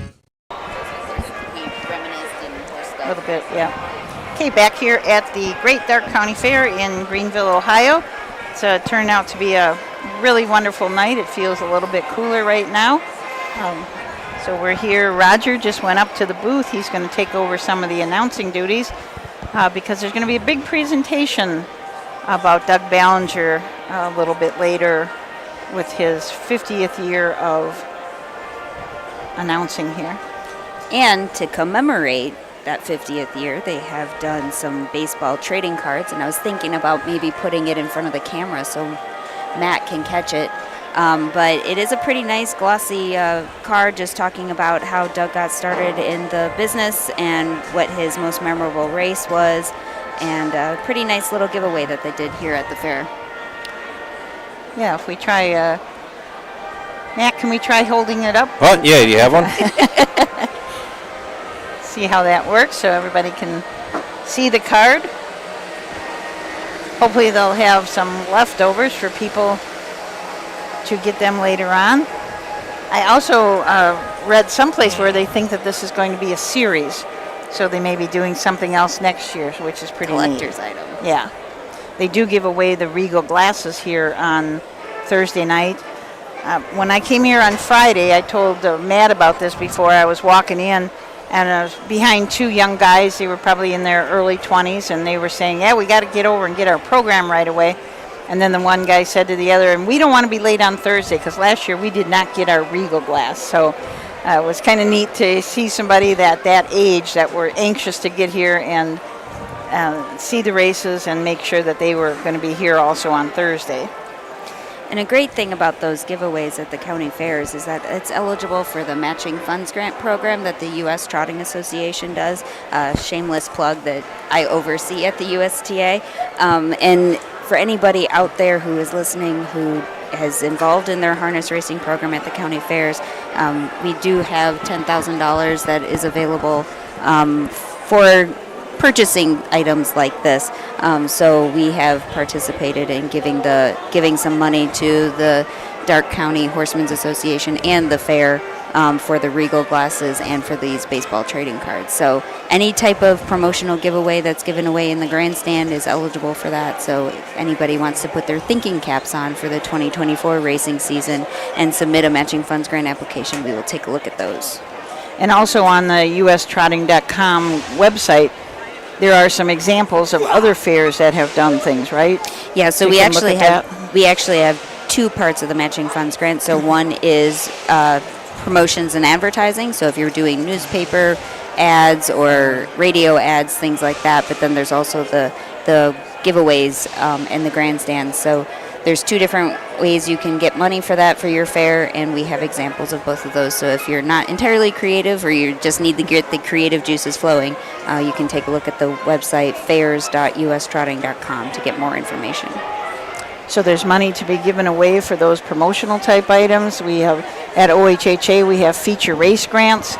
A lot of those are used for the signature series races that are around. There's information about that on ohha.com, and we also do the capital funds improvement grant. So if you have a harness racing barn at your fair that needs an electrical update or something like that, you can apply for those matching funds grants. So lots of different stuff Lots of different ways to help that the U.S. Trotting Association and Ohio Harness Horsemen will help you out. We were just taking a look at all of the fans that have come in, and I think there is some truth to that everybody thought that the races were starting at 6:30 and they had to start a little early because we had so many races. But it's great to see all the box seats down here that have a lot of people. I was walking around the last turn in the barn area, and there's a ton of people there and some wooden bleachers and everybody lined up along the fence. So there's a lot of people here for racing on Sunday night, so it's great to see. There's a tent over there in the turn, and they have some of those party lights inside, so I'm figuring that must be the party tent that you can go to. Where's that? I had my headset off. Well, doggone, I missed the party tent. Party tent. The after party tent after the 15 races That's tonight. Barn 5 in the Greenville Dark County Fairgrounds. The horses are on the track with the 6th train. 3-year-old filly pace for $4,474. Second division, W.R. Worley Memorial, sponsored by Jeff Fickert's Stable of Greenville. Brandon Bates to drive the 3 Rockin' Sis. Note the 4 Judd Scooty will be out shortly. Number 1 Santa Fe Cat, driven by Jeff Nysonger. Number 2 Seaside Baby, D. Saunders drives. Brandon Bates driving the 3 Rockin' Sis. 4 Judd Scooty, Ronnie Gillespie. 5 Seaside Show with Kim McCown. Number 6 Seaside Abbey, Richard Dingledine. And rounding out the field, the 7 Fear the Red Shadow, Scott Ferguson in her sulky. Win place show. Exact Finale trifecta. Super effective. Brandon Bates to drive the 3. The 4 Judd Scooty will be out shortly. Going to the gate in 3 minutes. Okay, so we are waiting for Judge Scooty to join the post parade, but you were able to see the rest of them. This is the second division of 3 of the 3-year-old filly pacers. Santa Fe Cat and Jeff Nysonger have the rail. Matthew McKenzie is the trainer. Linda Corella is the owner. She is from Cortland, Ohio. This is a Santa Fe Beach Boy filly who has won 7 of 16 starts this year. Won her last start at Troy. She also won at Eaton, Sydney, Lebanon, and Wilmington. So racing very, very well on the fair circuit. And if you have a program and you're looking at the program, you see almost all 1. So I think that this filly likes to leave a little bit.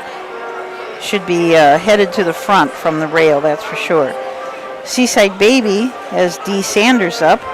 Todd Luther's the trainer. Greg Luther racing the owner. This is a down by the seaside. Been raced his last start in Kentucky. Paced in 55-2. Also been racing at Scioto Downs, Miami Valley, Northfield, all the pari-mutuel tracks. D. Sanders was the winner of the very first Terry Holton Memorial Youth Driving Series that we had at Circleville, right? Thank you. I was just looking. This is his first start that's not in the Holton. There's been 3 legs of that. That's right. And he's got 2 wins and a second in there. So this is like his first, I guess, kind of real pari-mutuel drive. Real start. Yes, that's good. And D. Sanders, he works for Todd Luther, came up here from Mississippi, and has just been doing really, really well.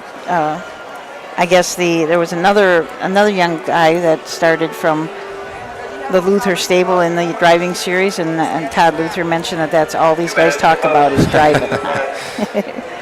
So Rockin' Sis would change the driver to Brandon Bates. Steve Bowder's the trainer. John Karshnikian and Mary Karshnikian are the owners. They are from Streeter, Illinois. 18 starts this year, 2 wins. The fastest of those was 56-1 at Hoosier Park. Judge Scooty and Ronnie Gillespie have the 4-hole. Dan Conkrite, the trainer. Hurley Racing from Dublin, Ohio. The owner, Judge Scooty, won her last start at Urbana in 57-2. Also won at Hilliard in 2-4. Seaside Show and Cam McCowan have the 5-hole. Jessica McCowan is the trainer, and Joel Miller is the owner of this down by the seaside filly. Won her last start at Scioto Downs in 53. Had 1 other win, but it was slower than at 53, so I don't know what it was or where it was. Not on the last 7 starts. Seaside Abbey and Richard Dingledine have the 6th hole. Kim Daly trains and owns along with Melissa Dingledine. They're both from Mechanicsburg, Ohio. Won her last start at Troy in 1:59, and that is her lifetime mark. Fear the Red Shadow and Scott Ferguson have the 7 hole, so they will trail. Scott is also the trainer, and Daniel and Landon Coate from Covington own this Fear the Dragon filly. 7 starts and 1/3. That third was at Washington Courthouse. Number 7, Fear the Red Shadow, will trail from the 2nd tier. Still not able to connect to Facebook, so we're, as I said earlier, we're not ignoring your comments, but we just can't see them and talk about them, and I miss that. I miss your interaction.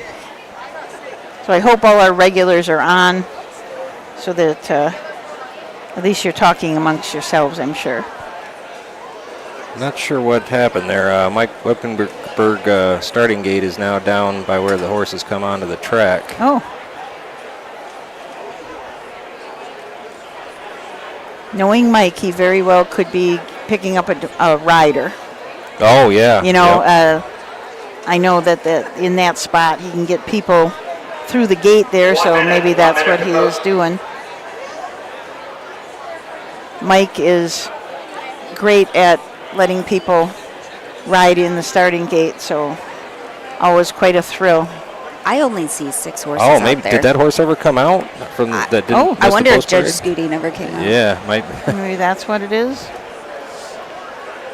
Yeah, Mike, I can see him walking over there now. Okay.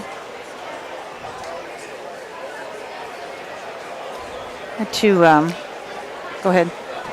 Talk about something kind of exciting and fun. Last night at Scioto Downs, they had a dunk tank, and they were dunking the drivers. Oh, really? The drivers? Yep. That's It was cool. Brady Galliers was in the dunk tank, King Kaufman, Chris Page. Who else was in there? Austin Hanners, Austin Tyler Hanners. Smith. There was a long line to dunk Chris Page. But I have to say that I watched Brady Galliers and Chris Page, and they both handled the kids, because there was a lot of kids lined up. So they handled those kids really well, and were kind of smack talking, you know, saying, oh, you can't hit this and everything. And then those kids would dunk them, and they would just laugh. And it was just hilarious, the comments that they were doing. Did Mr. Wesley get a shot at it? Was he there? He dunked Chris twice. In fact, Chris got out of the dunk tank. He thought he was done. And then him and Wesley had a little bit of talk there, and Wesley said, I'll challenge you again. And Chris got back in, and Wesley threw one ball and hit him. So down he went. I guess that's one way to practice for pitching. Yeah, there you Yes. go. Doug just announced that Judge Scooty is still in the barn area, but is going to race. So. Okay. We'll just wait a little while for Judge Scooty to come out. We'll just have to see what this tote delay does for the pools here. That's right. Yeah. Everybody's anxiously waiting, and of course now it is 6:33, so those that thought that 6:30 racing was going to happen, so maybe we'll get some extra money here in these pools and help get bigger than that $16,000 pool. Would you say that was on Friday? On Friday, yep. I think Bob said last year, was it over 30? It was over 30,000 for Regal Night. I think, 35 or something Yeah. like that. Yeah, so that's a really good handle. It means the fair is making some money off of that, which is hard for some of the littler fairs to do, but they still want to offer it for their patrons, so it's always nice to be able to bet legally here. I was kind of wondering how the nursing home, when they tune in, if they have any little side action going on there. I'll bet there is. Yeah, we've had a couple of nursing homes chime in this year that they're watching, and that's always really nice. Last year, I think it was, when we were talking to Danita Harvey, and she worked in a nursing home, and she said when her horses are racing, she absolutely has it up. And then it started to get so popular that she had it up every time that we were broadcasting for everybody. So a really nice perk for those people in the nursing home. Most of those probably had been watching harness racing for how many years? I'm curious what's going on down there. Shoe repair, maybe? I don't. I mean, I've never seen that at a county fair. I don't think. Where. Well, and he never came out. Right. Right. Looking at the odds, we do have the rail horse. Santa Fe Cat is the 6-5 favorite right now. It was at even money, 1-1, but is now 6-5. We got the 5 horse at 5-2 as the second favorite, and the 4 horse right now is 7-2. So if that horse comes out onto the track, the third betting choice right now. Maybe they're thinking he's inside longer, so maybe that's a tactic wagering angle. I had to print myself out a little how to read the tote board cheat sheet. I was always good at the to-ones, but then when it got to 7-2, 5-2, 9-5, I got lost as to what was better than the other, which is why I usually don't talk about the betting because I get confused. It's divided. So the 4 horse is 7-2, so that's actually like 3.5 to 1. The to-twos I can figure out. It's the to-fives that I get confused at. Lucky I don't bet for a living. Okay, as we told you before, Roger Houston went upstairs to get ready to call some races because Doug Ballinger is going to be probably down in the winner's circle getting a presentation. At Urbana, they gave Doug a really nice homemade, handmade rocking chair. Yeah, that was really nice. It was so pretty. I think it was cherry wood or something, and the cherry wood was actually provided by John Wiest, who is our presiding judge tonight. He got the cherry wood, and a local guy there in Urbana made the chair. And it was not that Doug's going to be sitting rocking any. He's still very in demand all across the state. And I've seen him a lot more at Scioto lately. Yes. He comes to watch the races. Then he was on the broadcast for a couple of times filling in. So he is definitely not slowing down. If anything, I think I see him out more now. Yes. Maybe his wife's wanting to get out of the house a little bit more. I know he loves coming to Scioto since it's all new, and he's just very comfortable there, and a lot of activities going on at Scioto Downs. So it's nice to be able to come there. Well, I was looking at these seats here in the grandstand. So we have some stadium seats, and then we have the regular grandstand seats. So we have box seats that obviously people have to come with tickets. I got kicked out of one because I was standing right next to you guys because this box seemed a little tight with Roger here.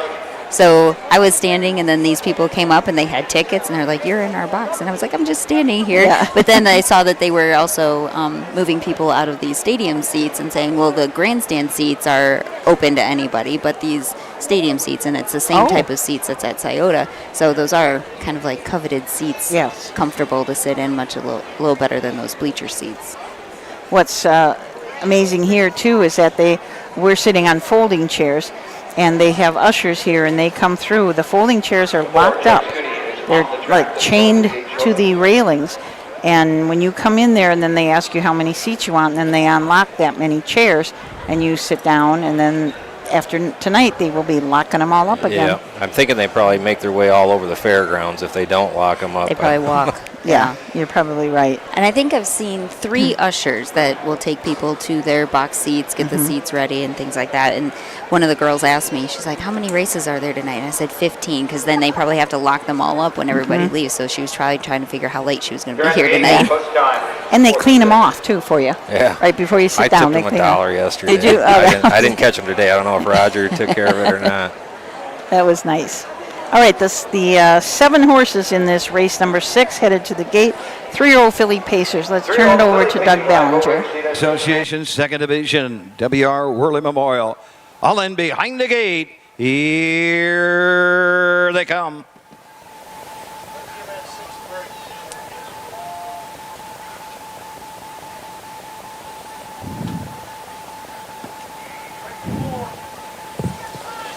And they're off. First away, Santa Fe Cat from the inside. On the outside, Seaside Show comes out in second. Seaside Baby is third. Racing next is Rockin' Sis fourth. Racing fifth is Fear the Red Shadow. Sixth into the turn, Judd Scooty, and trailing the field. Seaside Abbey is seventh as they head up the backside. Field being led by Santa Fe Cat and Jeff Nysonger. Up on the outside, Seaside Show. Cam McCallan now third and looking to head to the front end. Seaside Baby racing third. Fourth is Rockin' Sis. Racing fifth, Fear the Red Shadow. Sixth into the turn, Judd Scooty, and trailing the field. Seaside Abbey through a quarter in 28 and 4. Round the turn to the 3/8 they go. The leader, Santa Fe Cat, controlling the tempo. 2-hole trip to Seaside Show, racing second. Third is Seaside Baby. Racing fourth is Rockin' Sis as they pass the stand for the first time. Judd Scooty, 5 outside, 6 inside, Fear the Red Shadow, and the traitor is Seaside Abbey. They come on over to the half, and Santa Fe Cat leads them by a length. Seaside Show second, third Seaside Baby, fourth into the turn Rockin' Sis, fifth Judd Scooty racing sixth, Seaside Abbey, and trailing the field is Fear the Red Shadow. 57 and 2 for the half. Across the backside they go. Santa Fe Cat, Jeff Nysonger up on the outside. Seaside Baby and D. Saunders now third, now second. They're on the leader's wheel. Third Seaside Show racing fourth, Rockin' Sis, a break two. Judd Scooty in fifth, sixth into the turn, Seaside Abbey, and trailing the field is Fear the Red Shadow. They're by 3/4, 127 and 1. They circle the far turn, and the target is Santa Fe Cat.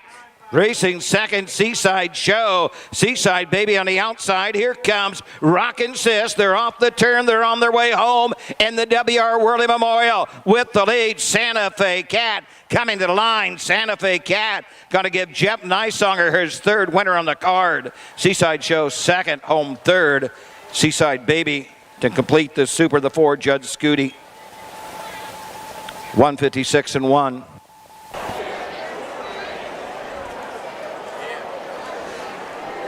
Santa Fe Cat with her 8th win of the season in 17 starts. So she's 8 wins, 3 seconds, 2 thirds. 13 of 17 for seconds or thirds. 1524 is unofficial, Doug said.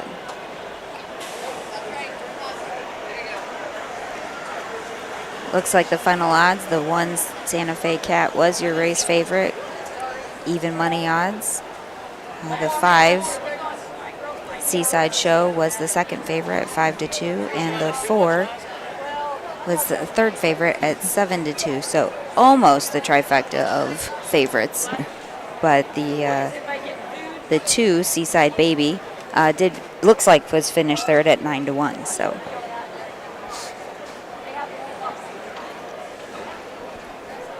Last quarter in 29 seconds flat. I don't know if you guys noticed this pizza down here, but I put it on TV once already. It looks so good. It's the one that everybody's been talking about down here in the grandstand. Yeah, I got the skinny on it now. I know right where it is. It's at that end, yep. Yeah, that's definitely going to happen Wednesday when I come back. Three-year-old filly pays second division for $4,474. W.R. Worley Memorial, sponsored by Jeff Vickert, stable at Greenville. Number 1, Santa Fe Cat, gives Jeff Nysonger his third winner of the evening. 3-year-old bay filly by Santa Fe Beach Boy out of the rock and roll dance mare. Katrina's Dance, 8th of the season for Santa Fe Cat. On Belinda Canula, Cortland, Ohio, Matthew McKenzie. The trainer, Jeff Nysonger, drives the winner, 156, 1/5. Here's the way they finish. 1 Santa Fe Cat, the winner. 2 Seaside Baby, 3. The 3 Rockin' Sis, 5. 4 Judd Scooty, 4. The 5 Seaside Show, 2. 6 Seaside Abbey, 6. 7 Fear the Red Shadow, 7. 156 and 1. 28 and 4. 57 and 2. 127 and 1. 135, 4, 2, 6, 7 on the bottom. 7th race coming up next. It's up in about 10 minutes. Field is 6. So I'll admit that I am really bad at math, so I had to use my calculator, but there was a 44-year age difference in this field between the oldest driver, Richard Dingledine, and the youngest driver, D. Saunders. Wow. No other professional sport can you do that, where you got the 20-year-old racing against the 63-year-old, that is for sure. And if you anybody's interested in getting started in this Terry Holton Youth Driving Series that they're having, there is going to be the fourth leg of it, I believe, is the fourth leg, is on Thursday night, on a big Regal night. Number is 505. And then there's going to be a final at Hollywood Dayton Raceway on October 8th. So far we've had about, let's see, we've had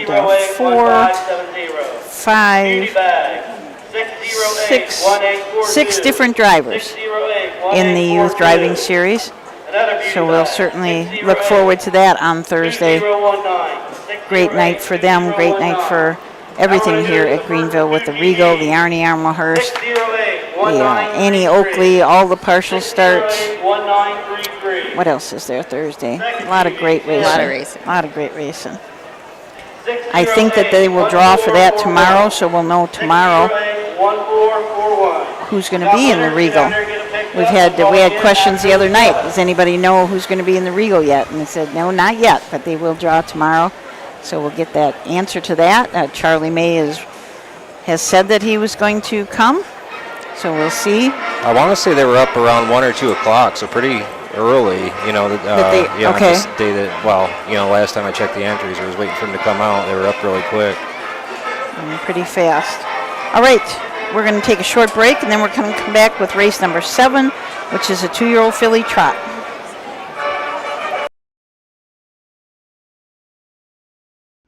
The thrill and excitement of Grand Circuit Racing returns to the Delaware County Fairgrounds. Make your plans to attend the 78th Little Brown Jug. You win the Little Brown Jug! Little Brown Jug Week starts Sunday, September 17th with the 78th Little Brown Jug Thursday the 21st. Visit littlebrownjug.com or call 1-800-DEL-FAIR for ticket information. Be there! For over 50 years, Midland Acres has provided top-quality Ohio-bred colts and fillies. As a third-generation farm with 500 acres of pasture for breeding to boarding and on-site veterinarian care, we understand the importance of delivering well-cared-for and well-mannered yearlings. Get in the winner's circle with the yearlings by Fear the Dragon, Yankee Cruiser, Pet Rock, Long Tom, and Bit of a Legend. Midland Acres, doing our best to bring you the best.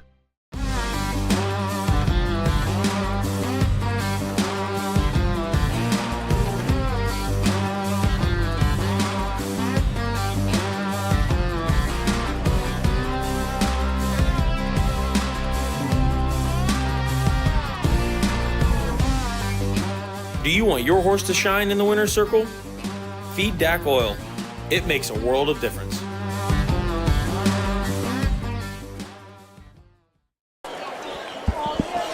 Okay, we are back. We're getting ready for the 7th race for 2-year-old filly trotters, purse of $6,066. This will be the second of 2 divisions, but they have kind of a tough act to follow since the second race was set a new track record of 2-1-1 here at Greenville.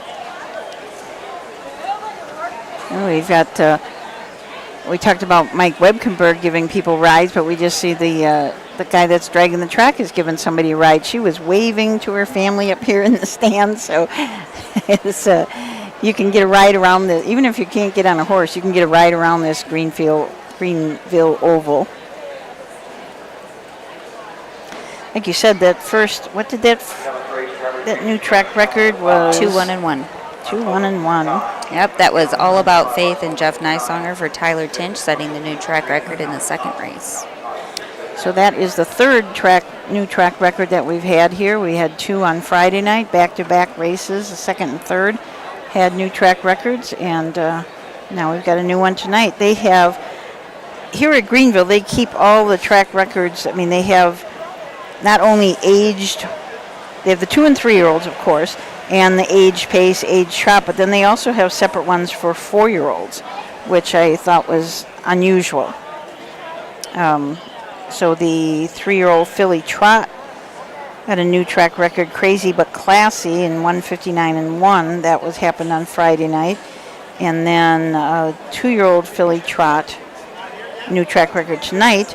And the aged mare pace, MG Summer Angel, 1:56.2. So again, track is fast.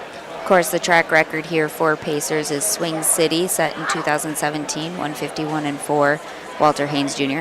I do have to admit that it is very nice to have that track record sign right there, so you know the all-age track record for each gate. And the trot track record is 155-1, shared by I Know My Chip from 2019 and Smoking Jet in 2022. And it was interesting, Roger said that Swing City, you assume that it's going to be from the Regal, but Swing City did not race in the Regal that year, raced in an overnight race and set that track record. So it will be interesting to see who's in the Regal this year. And of course the Arnie Elmhurst also, 2 great races that they have here. It's just going to be a big night of racing here on Thursday, and on Wednesday also. It's all overnights on Wednesday. No stake races Wednesday night, but it's going to be a great card of overnight races. So let's take a look at the horses in this 7th race. Madame Pelé and Brandon Bates have the rail. Jessica Smith, the trainer. Jessica also owns. This is a creatine filly out of a Yankee Glide mare. Won at Scioto Downs in a Buckeye Stallion series. That was a dead heat. So I can't figure out who that was, but there was a dead heat for win in 158, and that was in a Buckeye Stallion Series race. I think that's Pierre's Serenade. That sounds right. Yeah, Pierre's Serenade. Sometimes when we have to shorten those names so they fit, because there's not much room on the program page, it's difficult to tell who it is. Okay, we're going to have the post parade for the 7th. Let's go up to Doug.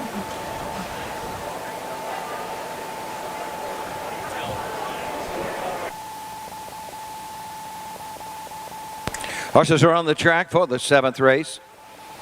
2-year-old filly trot, $6,066. Myron Brown Memorial, 2nd Division. Lou Feely Memorial Blanket. Number 1, Madame Pele, Brandon Bates drives.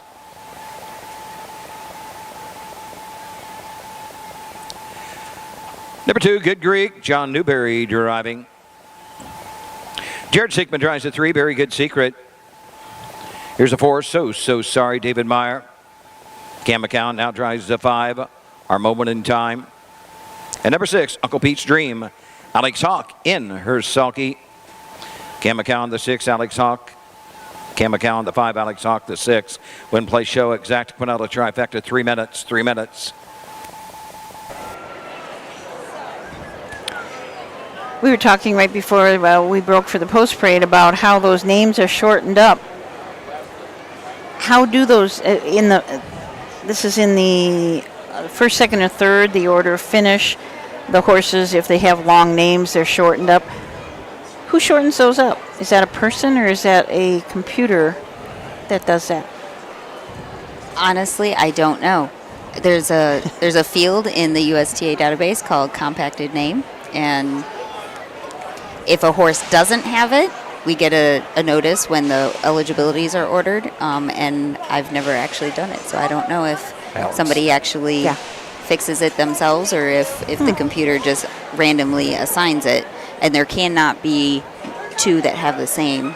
Obviously, if a name is very similar, they can't have the same compacted name. Now I want to think of something that is funny when it's shortened. Yes.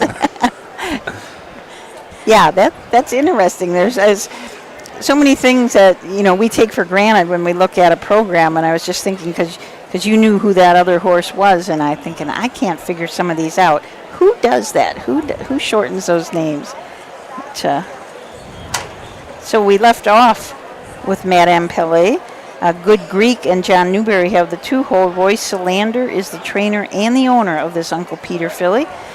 One has 2 wins this year out of 7 starts. Last win was at Sydney in 2-8-2. Very Good Secret has Jared Siekman up. Dan O'Meara is the trainer, and Marjorie Polhamus from Ludlow Falls is the owner. This is a creatine. Scratch Sick, her last start, did win at Ottawa in 2-12-2 earlier in the year. 1 minute. So Sorry and David Meyer have the 4-hole. David is also the trainer and co-owns this horse along with Kelly Meyer. 10 starts this year, 3 wins, 3 seconds, 4 thirds. So 10 out of 10 first, seconds, or thirds. Has already earned $14,000. Last win was at Troy in 2-1 and 4. Also won at Xenia and Sydney. Our Moment in Time, Cam McCowan is up for trainer Jim Arledge Jr. Laura and Paul Baker from Galloway are the owners of this long-time filly. Has one win this year out of 7 starts, and that win was at Chillicothe in 2-3 and 3, won by 44 1/4 lengths. And Uncle Pete's Dream and Alex Hawk have the 6-hole. This horse has just had 3 lifetime starts. Finished 3rd and the first lifetime start in Washington Courthouse. This horse is trained by Mike Polhamus and owned by Matt Rowe. Looking at those compacted names, that Our Moment in Time, when she won by 44 1/4 lengths, there was only 2 horses in the race. Oh. And that is the only way you would know that, is there. Oh, they're starters. So behind their name is that 2 is the starters. Okay. Never noticed that before. There's so many things in these programs. I don't know how and anybody you've been can looking read at it for how many years? Oh my goodness, for a really long time. Okay, the horses are headed to the gate. 2 driver changes. Our Moment in Time, the 5, will be driven by Cam McCowan, and the 6, Uncle Pete's Dream, Alex Hawk. All 6 will be on the gate. Second division of the 2-year-old filly trot, Ohio Colt Racing Association.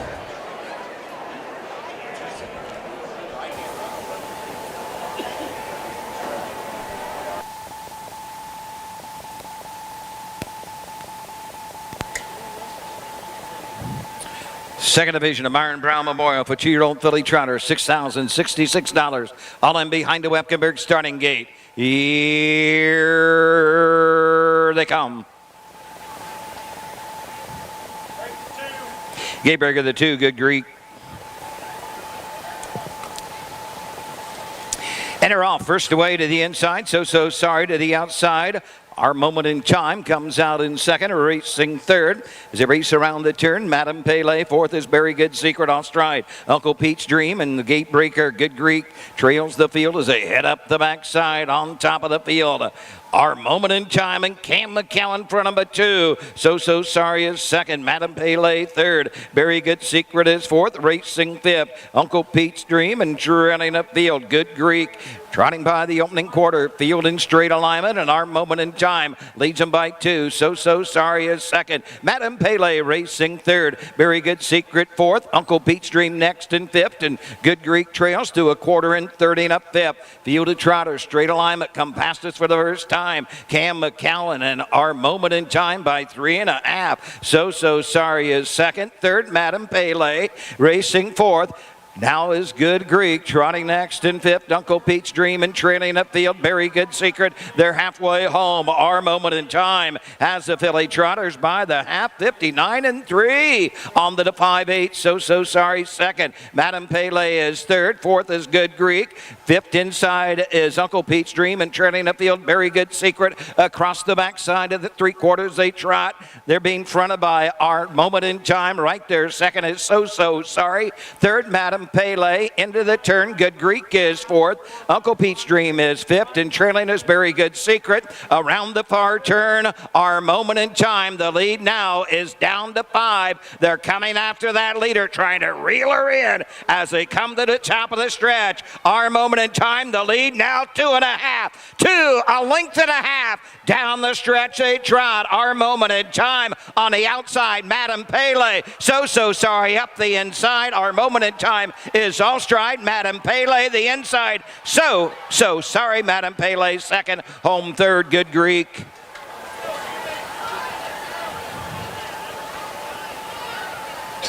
Two minutes, 3/5. Tell you, this crowd really gets into it coming down the stretch. When that horse started running, you could tell who had that horse and who had the 4 horse coming up on the inside. And it's like a thunder up there. I think the people up in the aluminum seats are stomping their feet or something because it's pretty loud. Well, they did that in the second race too. I think it was the owners of that winner, Arian Racing, when she was when she was winning. I mean, they were screaming and hitting I was looking back and watching them hit the bleachers and everything. They were cheering that horse home for sure. I did notice as Jared Seekman and Very Good Secret came by the line for the first time, broken overcheck. Oh, yeah. So the overcheck bit was actually hanging out of her mouth, and the overcheck was undone on the water hook. So broken equipment on the 3, which would a good reason. Explain, right. I was drawing a blank on the word for some reason. It would explain what happened to her. That's the first time I've ever seen Madame Pele. I really like her. She looked awesome when she came out of the 3-hole there and started trotting towards the leader. I mean, she only finished second, but man, she looks nice out there trotting. And they were really spread out. So for them to come out that close for the finish was they raced really good. And at 2 minutes and 3/5, that's she's still waving to everybody. The lady in the truck that's dragging the track. So that would be another new track record for 2-year-old filly trotters. Because the second race went in 2-1-1, and if they went in 2 minutes and 3/5. Wow. Yes. Wow.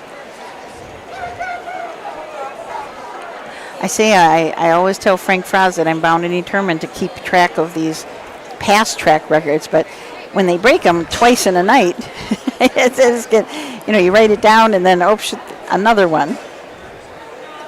But everybody needs their names kept in the record book if you set a track record. And here comes So Sorry and David Meyer back to the winner's circle. Big group here waiting for him.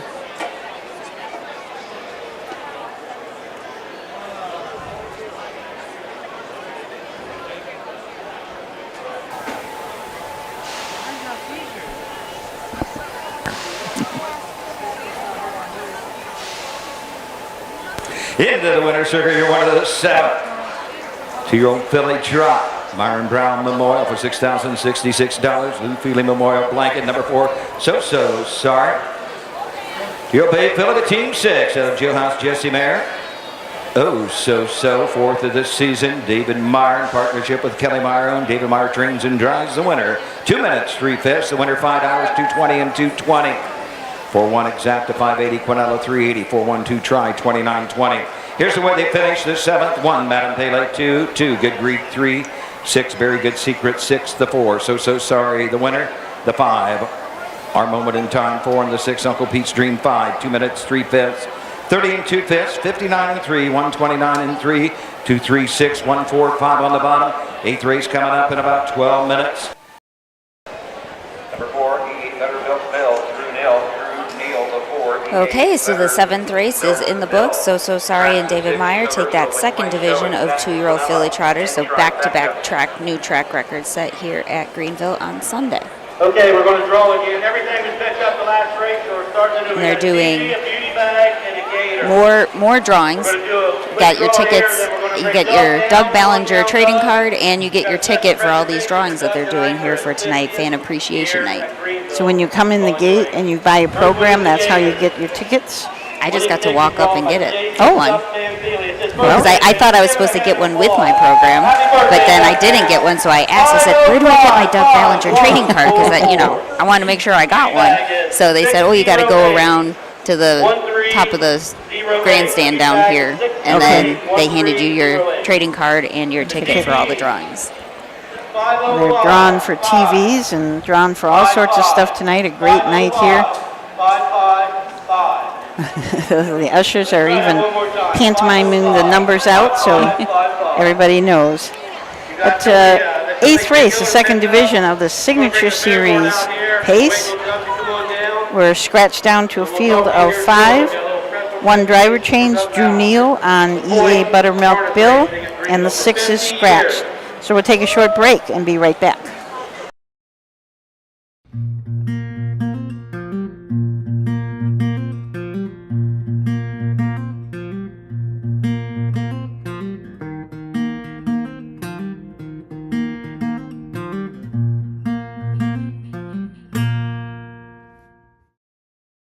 The Darke County Fair in Greenville is one of the biggest stages in Ohio County Fair harness racing. Holding its first fair in 1853, there's almost 170 years worth of standardbred racehorse history. Completely heard of for its time, the harness racing purse toppled $2,200 in 1898. Today, that momentum keeps going as Darke County is one of the highest paying fairs in the entire state. Evident by their hosted memorial stakes, great horses and horsemen alike are legendary for Greenville. 3 Immortal Harness Hall of Fame inductees claim this fairgrounds as home. Hugh Doc Parshall and Gene Regal were both well-established trainers. Between the two, they won a combination of the Hambletonian, Breeder's Crown, Adios, the Countess Adios, Kentucky Futurity, Messenger, Jugette, and the Little Brown Jug.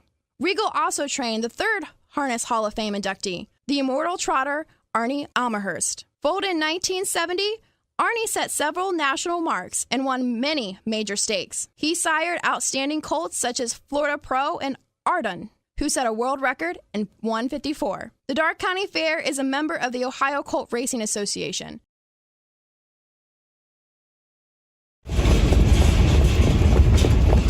Hi, I'm Dean Gillespie, and I want to tell you about the Ohio Colt Racing Association. There's 19 member fairs, and they sponsor the Partial Futurity in Greenville, Ohio. You need to race in the OCRA. Great racetracks, great people. Bring the kids and come out to the fair, and remember, fair time is fun time.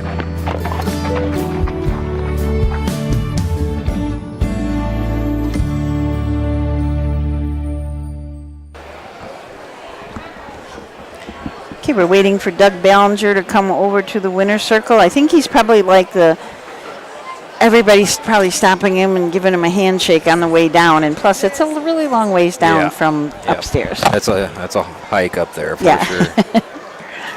So this is Doug Ballinger night at Greenville. Going to honor him for 50 years of announcing. I mean, when you think 50 years of anything is a lot. You know, but 50 years of announcing is kind of amazing. Him and Roger. So let's listen in to Tim Harless. Here's on Thursday night too. You'll hear the concert band. This will be their 3rd year back. But for me, it's the sights and the sounds. The great Darke County Fair. I don't know how many of you actually know Doug. Doug's a good personal friend. If you go down to Keeneland, and there he is in the grandstand. He's a student of the game, both thoroughbred and standardbred. He had to comb his hair is why he tells me he's late. So if I get the fair board to come on up here, Greg Pearson's got a special trophy. We're going to make it short and quick because we want to go race, and we race in Darke County. But Doug, we just appreciate everything you do. You're not going anywhere. I mean, 50 years, I expect another 25. I'll be going in 10. I'll go for another 50. Awesome. Doug, we've got a special trophy for you from Greg, the president. Got a crystal mic. Greg, can you read that, what it says for me? Presented to Doug Ballinger in grateful appreciation for 50 years of race calling at the Great Darke County Fair, 1973 to 2023. Congratulations again, Doug. I got a couple more things, and we'll get back to it. Doug, we're going to take you across the track with the fair board. And we have our Wall of Fame. You're the first member. There's going to be a plaque in the grandstand. Cindy, where's that Sharpie at? Where are you at? Let's get a group shot of everybody. If you guys want to do a meet and greet, I'm going to have Doug over there for a couple races. Tim, here. Everybody else kind of spread out on either side. Okay, group shot of everybody.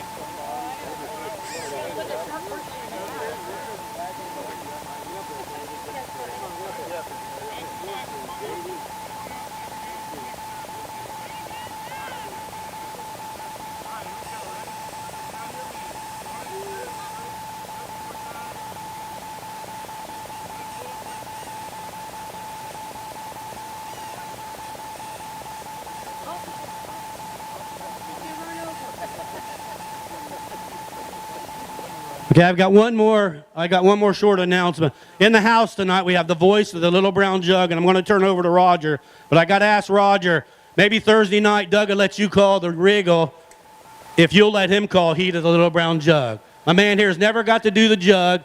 Shake your head up there, Roger. I think he said yes, Doug. You guys want to hear Doug do the jug? Let's hear it. Thank you, Doug.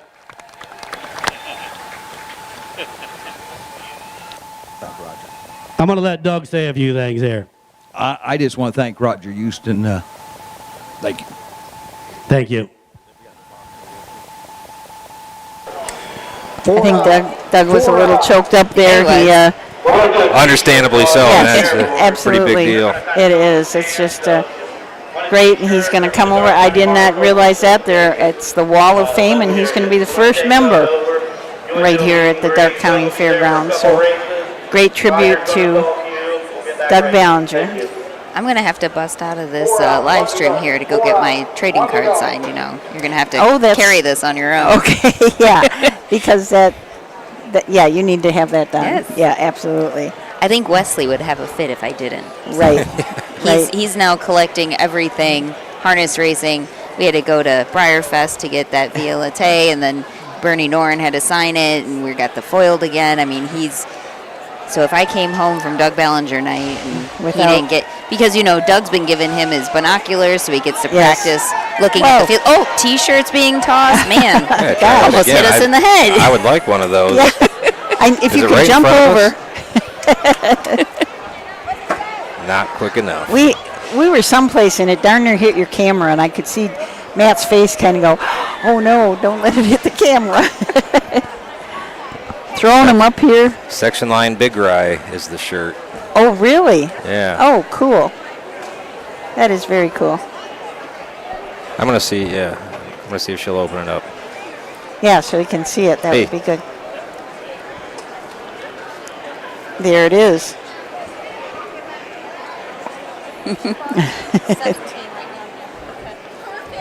That is neat. Oh, it's kind of special. And so many fairs do so many fun things like this, you know, throwing T-shirts, just doing some great things. It pays to be here. We like it when you're watching us. If you can't get here, but boy, if you can get here, this is the place to be at any of the county fairs. I tell you, it's almost embarrassing because this is obviously the first broadcast that I've been a part of this year, when I did a few the last couple years.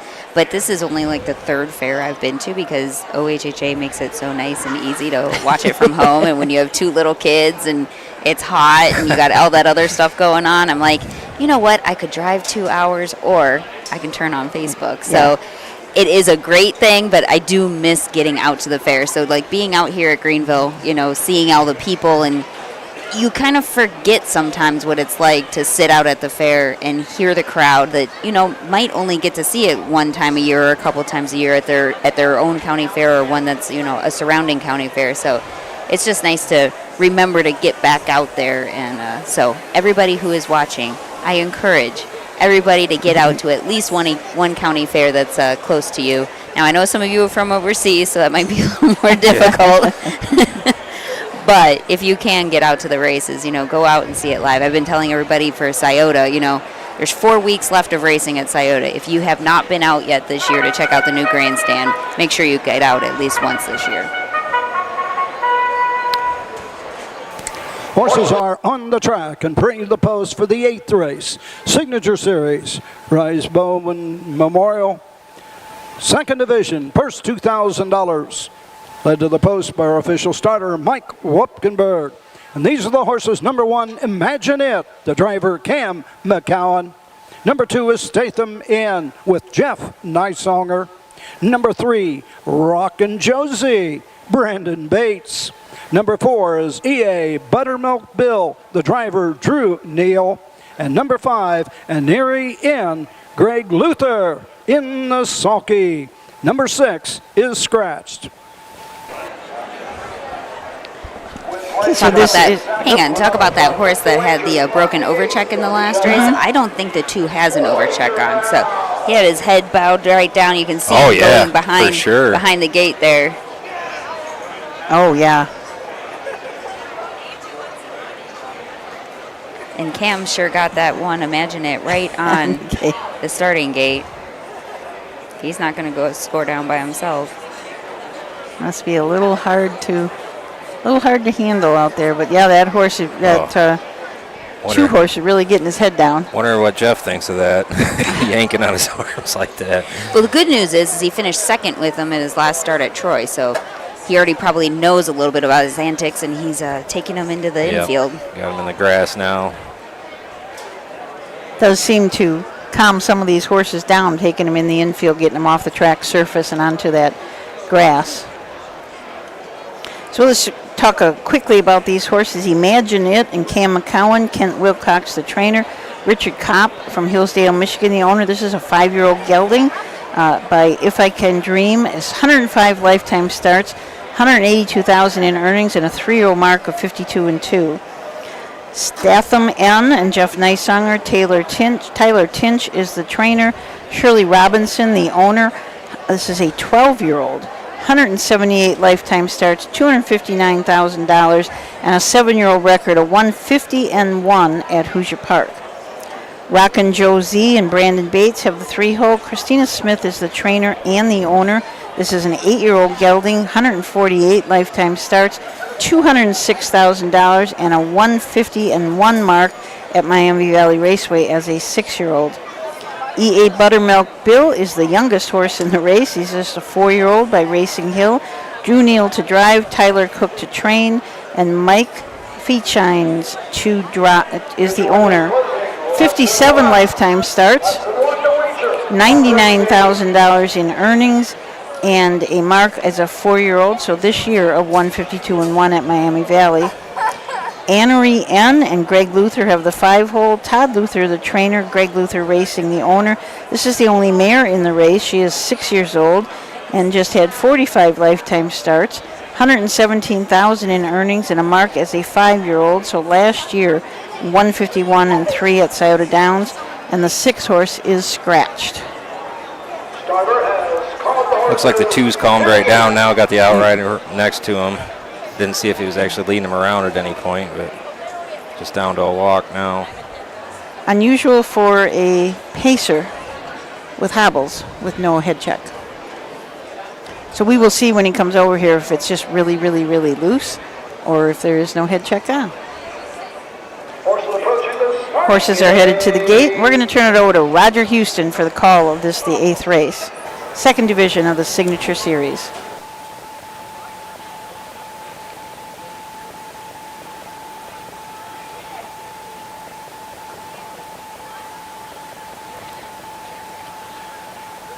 Pacers are out and behind the gate.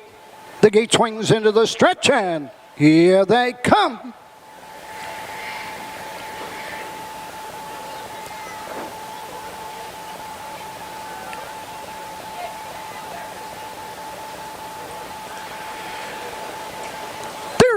Off and pacing, EA Buttermilk Bill goes for the lead. Imagine It on the inside, taking a seat 3rd is Statham In, getting away 4th, Rockin' Josie, and treading the field, and Erie In as they race to the backside and the first 8. Straighten out down the backside, up on the outside, Hung going to the quarter is EA Buttermilk Bill. On the inside, Imagine It, Cam McGowan's not going to let him go as they go by the opening quarter. Into the turn, Statham In racing 3rd, Rockin' Josie is 4th, and Erie In 5th. Over to the quarter in 28 seconds. Still on the outside, but unable to clear. It's EA Buttermilk Bill. Imagine It on the inside. Little hardball going on, coming to the halfway point. Racing 3rd, Statham In, pacing 4th, Rockin' Josie. The trailer is Aneri In. Greg Luther can see them all. 4 in, 1 out, halfway home. 55-4. 27-4 second panel. On to the backside they go. Imagine It now has the lead, but hanging tough on the outside. EA Buttermilk Bill racing 3rd. Nowhere to go right now is Statham In. Racing 4th, Rockin' Josie from way back. Here comes Aneri In on the move on the outside. All within 3.5 lengths at the 3/4 mark. As they race into the turn, it's Imagine It with the lead. 3/4, 1:25-3. 1/8 of a mile to go in Ohio. Imagine It brings them into the stretch. Racing on the outside. Nails second and closing in with every stride comes Rockin' Josie. Rockin' Josie on the outside. Imagine It coming to the wire. Rockin' Josie. Imagine It. Photo for show. 1:54, 3/5. 1:54-3. That was a race. as Roger said, they were playing hardball on the front end of that. Cam McCowan and Drew Neal. Big mile from Imagine It, cutting those fractions out here, not letting Drew Neal go. Jeff was sitting in the 2-hole, and it looked like he made the perfect move going 3 wide, and then he kind of hung, and Brandon Bates ended up taking that spot from him and able to slide out in the lane. It's like last quarter in 29 seconds. Second quarter in 27-3. That was some kind of smoke in there. At 3-horse, Rockin' Josie was 13-1, so might reward their bettors a little bit there. The 4 EA Buttermilk Bill was the 7-5 favorite, so beaten favorite here in the 8th race in the Signature Series. Wow, yeah. Brandon Bates, the longest shot on the board. You don't even see that at Hoosier Park ever. It doesn't matter what he's driving over there. Well, don't they call him Big Money Bates? Yeah, something so I big guess ticket, yeah, something like that. Big ticket Bates, yeah. So I guess this is you can cash a big ticket tonight. Christina Smith there looks pretty happy in the winner's circle. Which one is she? The one in the... Right in front of Randy. With her back to us there.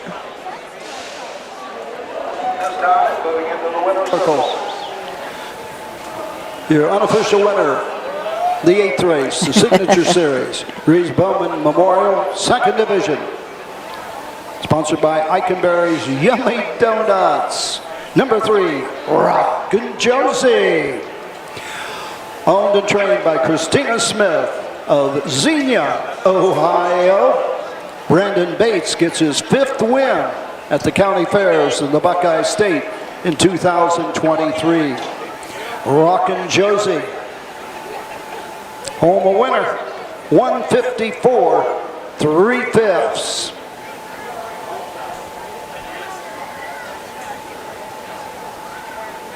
Second win and 15 this season.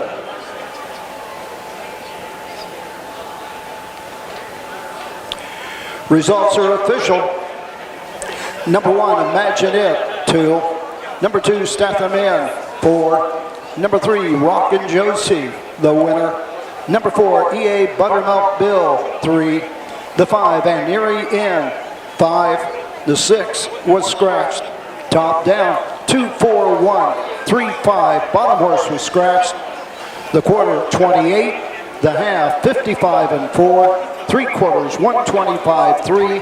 The mile, 154 3/5. Yeah, that would make somebody's night. The Exacta was uncovered. Try paid $155 with an all. $28 to win. That would have got us a pizza. That's what I was just thinking. The pizza's under the grandstand. Absolutely. Sometimes it pays to come out to the fair and you get to wager. Yep. Yeah. It pays to get here. Yes. I walked out of here the other night and the pizza place was still open, but I had $10 left and they were 11. Oh, no kidding. I said, doggone it. And for $1 short, I couldn't get the pizza. The sign says subs, though, so I haven't heard anybody talk about the subs. Oh. I imagine they're probably pretty good, though, if everybody raves about the pizza like that. But I'm going to try. I'm going with the pizza. You had to go one more down. Oh, it was still okay. Pizza place is right on the corner. Oh, okay. Yeah, I went order in the front, and then you pick it up on the side. Yeah, I see. Yep. All right. So you have to walk a little further for the good pizza. Okay, 9th race coming up is the 2-year-old Colt Pace, purse of $4,679. 3rd division of this race tonight for the Ohio Colt Racing Association. The only change that we know about is Obi-Wan Kobe. Jeff Neisinger will drive. That is the 4-horse. So we'll be back after these messages. Own a little and love it a lot. TheStable.ca is an award-winning fractional ownership operation. Buy as little as 1% of a racehorse and experience 100% of the thrill. TheStable.ca makes ownership easy, accessible, and affordable. Communication and customer service are at the heart of everything we do. Get started at TheStable.ca.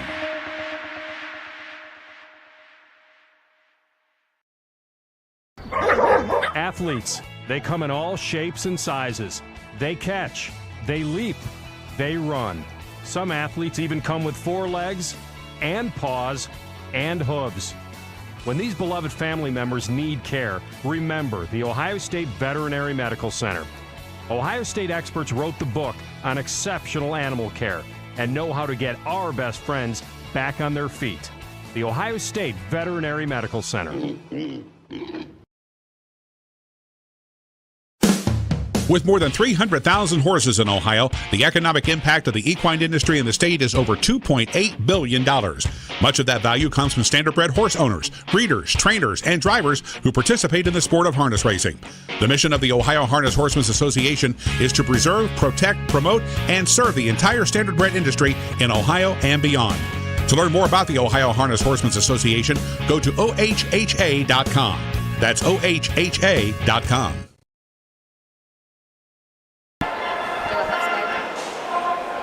Welcome back to the Darke County Fair here in Greenville, Ohio. Before the last race, we just had a great celebration of Doug Ballinger in the winner's circle. The entire Darke County Fair Board was there to present him with a trophy. It was a crystal microphone, I think they said, and Doug's a pretty stoic kind of guy, but he got a little choked up there. And we've had people coming up now asking, where is he? I want him to sign my trading card. So that's right. He is a hot commodity around here. Yes, and well-deserved. I mean, he's just been so great. He helps us out with the OHHA broadcast. We've heard him on here many times. He's just a really great guy. He'll help you out. As you said before, he's been taking the announcer's duties at Scioto Downs once in a while. And I know he goes over to Hoosier Park. So besides the fairs, he's a busy guy. Goes down to Florida in the winter and has a nice vacation down there. Has a home in Florida. So just a great night to honor Doug Ballinger, and a great fan appreciation night where they're giving away a whole bunch of TVs here. We still have not been able to connect to our Facebook feed, so I hope you're still making comments and stuff, because when I get home tonight, I'm going to read them. I can see a few of them. You can see some? Yeah. Okay. Australia was watching again, which is cool. Great. Yep. What you looking for? Your Huff's Guide. My Huff's Guide. Where did I put my Huff's Guide? Do you want the 2023 or the 1977 one? Because I have them both someplace. Oh, right here. She warned me that when you're sitting here in the grandstand that we must be facing west, because you said the sun is going to beat right into us, but it almost looks like there's some rain clouds coming. We lucked out, I think, big time with the sun not being out today, because I started sweating after I set some of this stuff up, and I didn't stop until just about 30 minutes ago. And the little breeze comes and goes, so you get it's almost like getting hot flashes or something.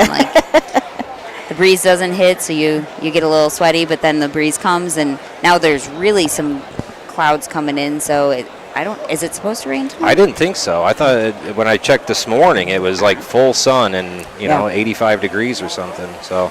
I check on my phone, but apparently AT&T has no service out here. Yep. I was able to get some service on the far turn when I was walking down there, but as soon as I get anywhere close to the grandstand, I have nothing. But you know what else is strange is that the judges' stand is on the top of the grandstand here. And when Doug came down here, he said, "Oh, you're okay, you're on," because they're watching it up there. So how? I don't know. Maybe they have T-Mobile. Yeah, it must be somebody else. But we have the live view going. No, we're using their wired. Oh, that's right. internet. We're hardwired in. That's right. And there's only one line up there, and I'm using it, so they're not hardwired up there. I don't know. I don't know how they're doing it. Wow. I didn't test out the live view here. It would be a good test though to see how it does. We do love hardwire. Yep. So if anybody wants to ask a question or do anything, you're going to have to go through Matt, and he's going to... Yeah, I'll try and keep up. So it just recycles. Like, I can see maybe 5 or 8 of them, and then, as the next one comes in, then I lose one. So I don't keep right on it, then I miss quite a few. You don't have anything else going on tonight. Right. Yeah. Exactly. He was over earlier. Don't say that. I was going to say everything seems to be working. Yeah, let's not jinx it. He was over earlier on top of the sound trailer in the middle of the track trying to get us a better signal from over there. So Matt's all over the place. So it looks like we're going to have the post parade for the 9th.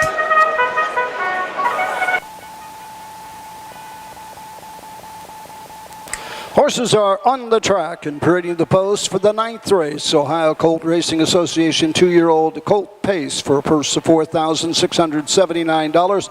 Larry Foreman Memorial Family Health Services of Darke County Incorporated. Number 1, KD's Bambino with Zach Henry. Number 2, Madeline's Cruising Up, Alex Hawk. The 3, Start Drinking, David Ward. The 4, OBI1 Kobe, Jeff Neisonger. Number 5, Bear Creek Outlook, the driver Scott Cisco. Number 6 is Dancing Scoot with Roy Wilson. And number 7, I'm a Chick Magnet, Jared Siekman in the sulky. 1 through 6 on the gate. The 7 will be a trailer in the second tier. Okay, and that was our post parade here for the 9th race for 2-year-old Colt Pacers. Taking a look at the horses, the 1, Katie's Bambino with Zach Henry up.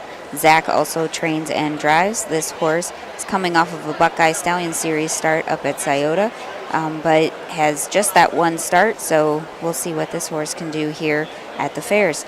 Madeline's Cruising Up is the 2 with Alex Hawk up to drive for Melby Ober Jr., the trainer, and Matt Rowe, the owner. A winner in his last start at Troy on August 15th in 2 minutes and 4 fifths. 8 starts, 1 win, and 2 seconds with $6,500 in earnings.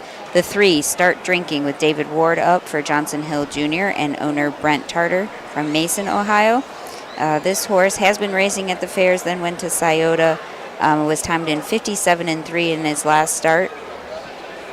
8 starts, 3 wins, 1 third for $8,000 in earnings and a mark of 2, 3, and 3 at Circleville. Obi-Wan Kobe with Jeff Neisonger for trainer Jason Brewer and owner Kathy Gorby from Huntsville, Ohio. This horse has 5 starts, all on the fairs it looks like. Most recently at Troy, finished 5th going in 2-2, but has been timed in 59-1 at Scioto in a qualifier earlier this year in July. The 5, Bear Creek Outlook with Scott Cisco up for Brian Roebuck, the trainer and owner. This horse has 9 starts so far this year, most recently finishing 3rd at Troy, timed in 2:02-1. But at Urbana on August 10th was finished 2nd and was timed in 59-4. So looking for that maiden victory for both the 4 and the 5. The 6 will have the far outside. Roy Wilson drives Dancing Scoot for trainer Kent Saunders, who also owns. That horse also, I think all these horses will have at Northfield. Most recently raced at Northfield, finished 4th, timed in 2 minutes and 4 fifths, but the start before that at Urbana was a winner in 2 minutes and 2 fifths. The 7, I'm a Chick Magnet, will start from the second tier for Jared Siekman and trainer Dan O'Mara with Marjorie Polhamus, the owner from Ludlow Falls, Ohio. This horse has $10,000 in earnings in 6 starts. Most recently was in the Ohio Sire Stakes at Northfield, finishing 5th, timed in 53. Has actually been in 53 and change in each of his last 3 starts. At Scioto in the Sire Stakes, at the Ohio State Fair, and then back at Northfield in the Sire Stakes. So that horse is looking for his maiden victory, but looks to be pretty tough here and is currently 3-1 on the odds board. But the 3, Start Drinking and David Ward, is the current favorite at 8-5. Both the 4, Obi-Wan Kobe with Jeff Neisonger, and the 7, I'm a Chick Magnet, are currently the second betting favorites. I like the 6 a little bit, but that's a tough spot out here. This first turn comes in a hurry. The line at Troy, I don't know how much stock he can put in that, because that racetrack took a lot of water over the course of that meet over there. And then the start before that at Urbana, he looked really good. It says that he came home in 27-4 at Urbana. Yeah. That's a stout last quarter over there. Yep. Looking at the sires and the breeding on some of these horses, we do have 2 by Lather Up. The 2, Madeline's Cruising Up, and the 3, Start Drinking, both are Lather Ups. We have a Fear the Dragon for the 4. The rail horse, Katie's Bambino, is a Racing Hill. The 5 horse is by Bullville Powerful, not a horse that you see a lot, not having sired a lot of horses, but that's a Bullville Powerful, the 5. The 6 is a Dancing Yankee, and the 7 is an I'm Gorgeous. So a little variety here in the 9th race of sires. Starter has called the horses to the gate. All the horses are there in the first turn getting ready. And they have turned on the lights here. Got a little dark here pretty quick. So the photo finish lights, are, you think about horses going over a shadow, but here you're going to have horses going over the lights. Oh, they just turned them off. Okay. But down the stretch, they do have the lights now on, stretch lights.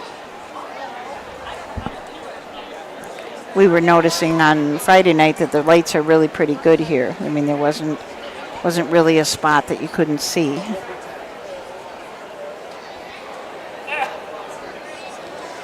So the field of 7 is going behind the Mike Wupkenberg starting gate. From the rail out, we have Katie's Bambino and Zach Henry, Madeline's Cruising Up and Alex Hawk, Start Drinking and David Ward, Obi-Wan Kobe and Jeff Nysonger, Bear Creek Outlook and Scott Sisko, Dance and Scoot and Roy Wilson, I'm a Chick Magnet, and Jared Seekman will start from the second tier. We will send it up to Roger Houston for the call. 2-year-old colt pacers are all moving in behind the Mike Wupkenberg starting gate on the upper turn. The gate swings into the stretch, and here they come.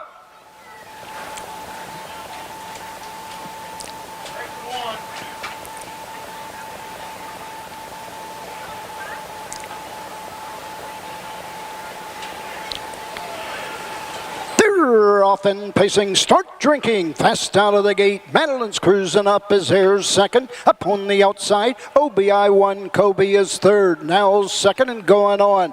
Racing on the outside, Dancing Scoot is fourth. Up the inside from the second tier, I'm a Chick Magnet. Down on the backside, Bear Creek Outlook is sixth. Trailing the field, following the early break, Katie's Bambino.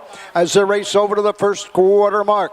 Out and moving once again, Terry on the retake, Start Drinking and David Ward as they go by the quarter in 29-1. Racing second, OBI1 Kobe as they race around the turn. Tipping to the outside now, Madeline's Cruising Up and Alex Hawk as they race into the lane first time, coming to the halfway point. Moving on the outside, now fourth, now third, moving up with every stride. It's I'm a Chick Magnet, now second, going after the leader, Start Drinking.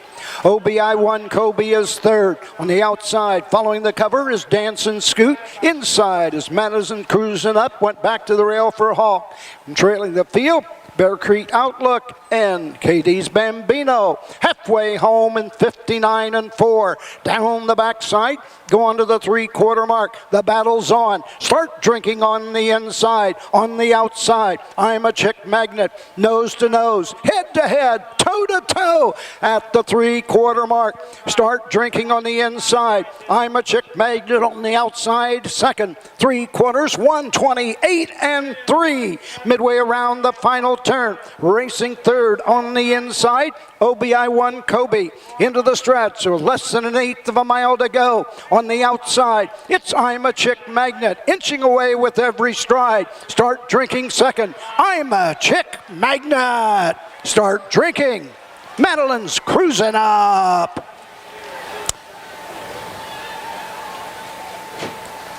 $157 2/5.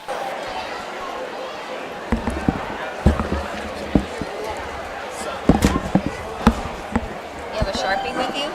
I need your autograph on my card. I go home without Leslie without one. 7326 unofficial. 7326 unofficial. Got the man of the hour, the man of the night with us now. Yeah, joined now by Doug Ballinger. What a night, Doug. Are you having fun? Yeah, I'm enjoying listening to Roger call races like I did in 1969 when I came here to listen to him. Wow. Yeah. It's It's amazing. I didn't think much about it tonight driving over a 30-mile drive from Salina Friday night. A lot of memories. I was driving by myself coming over. I got a lot of things. Yeah. I said you're kind of a stoic kind of guy most of the time, but I think you got a little choked up. Yeah, I did. Circle. Yeah, what I'd like, I'm sure I heard Roger's voice in 1969 and got a tape from him and listen to it over and over till I knew that his race call word for word and try to sound like him. He's the best. So if I sound a little like him, I'd be happy, I guess, if people say that. So. you have your own style, and Yeah. it's been wonderful to listen to you. And as I said, we always are so happy when you're on our show. Oh, and I bring love so much this. insight. I literally love this. It bringing harness racing to people who wouldn't have the chance to see it or hear it. So we really appreciate. Got a all nice that. crowd tonight. It is. We said we noticed a lot more people coming in at 6:30. I think Yeah. a lot of them thought it would Yeah. start at 6:30.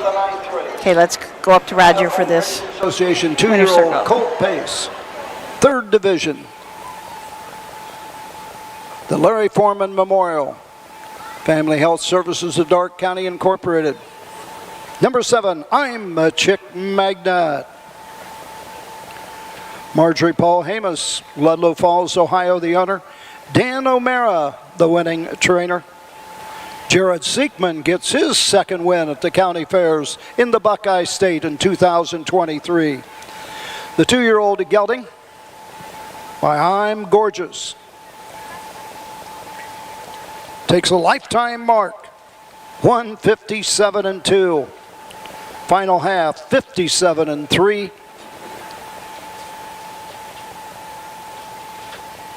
Final quarter, 28-4. I'm a Chick Magnet and Jared Siekman. Results are official. Number 1, KD's Bambino, 7. The 2, Madeline's Cruising Up, 3. The 3, Start Drinking, 2. The 4, OBI1 Kobe, 5. The 5, Bear Creek Outlook, 6. The 6, Dancin' Scoot, 4. The 7, I'm a Chick Magnet, the winner. Top down, 7-3-2, 5-6-4, 1 on the bottom. The quarter, 29-1. The half, 59-4. 3 quarters, 128-3. The mile, 1:57 2/5. A lifetime mark for I'm a Chick Magnet. 10th race coming up. So we were talking about you earlier and saying how you not only the fairs in Ohio, but you do some catch announcing at Scioto Downs. Yeah, I enjoyed that, Miami working Valley. with Jenna once in a while. Thank you, Rob. Yep. Jenna's a good girl. She's going to be a good girl there. I enjoy that. Yeah, filling in for Barry a lot, probably at Dayton this fall. Hopefully a couple times. Yeah, and I mean, you even go to Hoosier Park sometimes. yeah, I right? used to go to Hoosier a lot when Steve was there. The new gentleman, Michael, I can't think of his last name. Just he never takes a day off. So, you know, I had 6 to 8 places. I could have went to Scioto twice, probably in the '80s.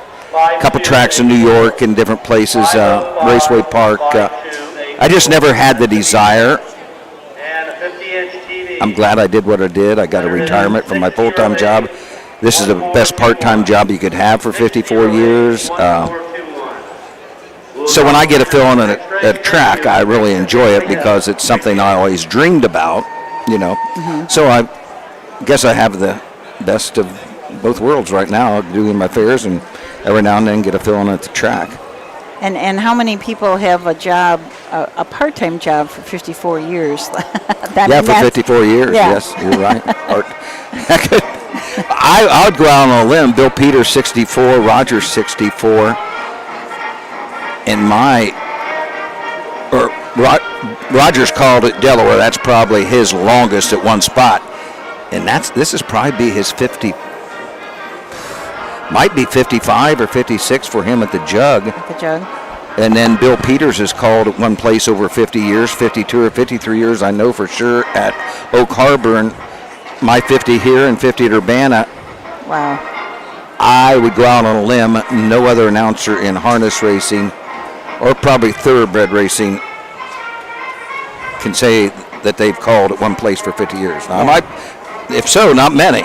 Well, oh, absolutely. And Do you have any more coming up? I know it was Urbana and here we're 50 years. My wife, when I was talking about that today, no, nobody else will reach 50 because when Roger left here in 74, was my first year here, he left here, he would call quarter horses at Pompano in the summer because he would do the Pompano harness meet. 74 and 75, they had quarter horses, and he would stay there, but he would come back they wouldn't race on Thursday night, and he would always do Thursday here. He would fly back and do Thursday, and I would do the rest of it. So I actually took over full-time in 76, I believe, when he left Pompano to go to the Meadows, and he would have to give up all of his fares because he would do 16, 18 fares, and like he would do Xenia, Washington Courthouse. He would turn all his fares over to me, and at that time I did Xenia, and I did Courthouse. I did Courthouse for a couple of years. It was just so far, 4 days, working the next day, getting up at 7, you know. And Xenia I did for several years. I got a story to tell you here about Xenia. And then I left Xenia to go to Walpock, and Troy back then. I did Troy. It would be 50 there, but I gave it up to go to Salina. Now I'm back at Troy, the way it's working out, and I'm back at Courthouse. I did Circleville, one of my first paying jobs with Bob Steele, the presiding judge there. He heard me call the qualifiers at Scioto, and I'd meet him at the office there, Jason's office at Scioto, and I would ride with him to Circleville. I was a junior in high school, and 50 years later, I returned to Circleville as their announcer. It's weird how things happen. Wow. 50 years later, after calling Rambling Willie's first race, I get the award. That was. But the story at Xenia, unreal. this is a funny story. I'm about 20 years old, just got married. So they race Tuesday night, Wednesday afternoon, Wednesday night, Thursday night, Friday night, Saturday afternoon. So Wow. Tuesday night, I'm going to go down and stay. But I never booked a hotel ahead of time, and and I drove by it here a couple years ago when I went to Xenia, maybe for the OHHA. Drove by that little hotel coming in on 68, I suppose. I'll never forget. I got there about 11:30 after the races, and it was back then like these little hotels. The late man and wife who would own it lived right there. So I said, I need a room. Well, I'm not going to rent you a room. Said, you're not? Why not? Well, I know what you got in mind. You got your girlfriend out in the car. Oh, no. I tried to explain to her I needed a room, so I had to drive all the way home from Xenia, Ohio. Oh, God. I'm already married. He didn't believe you, did he? No, they didn't believe me. Sorry. That's funny. And coming here in 72, J-Time broke the record, and I wanted to be here. And I was dating my wife then. I just graduated in 72, and she graduated in 74. I live in Salina. Our plans were to go to Starlight Motel, which is right down the way on 15 mile from here on 127. But I talked her in not going to the drive-in, coming to listen to Roger Houston call races and watch J-Time. Oh, So, yeah, I can keep going back with old stories, but, yeah, it's been great. We used to race here on Friday night, Saturday night, Tuesday night, Wednesday afternoon, Wednesday night, Thursday afternoon, Thursday night, and Friday afternoon 9 times. Wow. 9 times. Wow. Everything changes. Yeah, but I mean, there has been some just great races tonight. Very exciting races. The crowd's really into it. You can, when you get excited coming down the lane, the crowd just gets into it like crazy. So it's just been wonderful, and you got a nice trophy there. Yeah, with microphone. And down below, they put me on the Wall of Fame. That is cool. And you're the first one. First one, yeah. I didn't know if Tim was joking with you. When he said something about asking for a Sharpie, I thought he's just going to write your name on the wall down there. No, that's pretty good.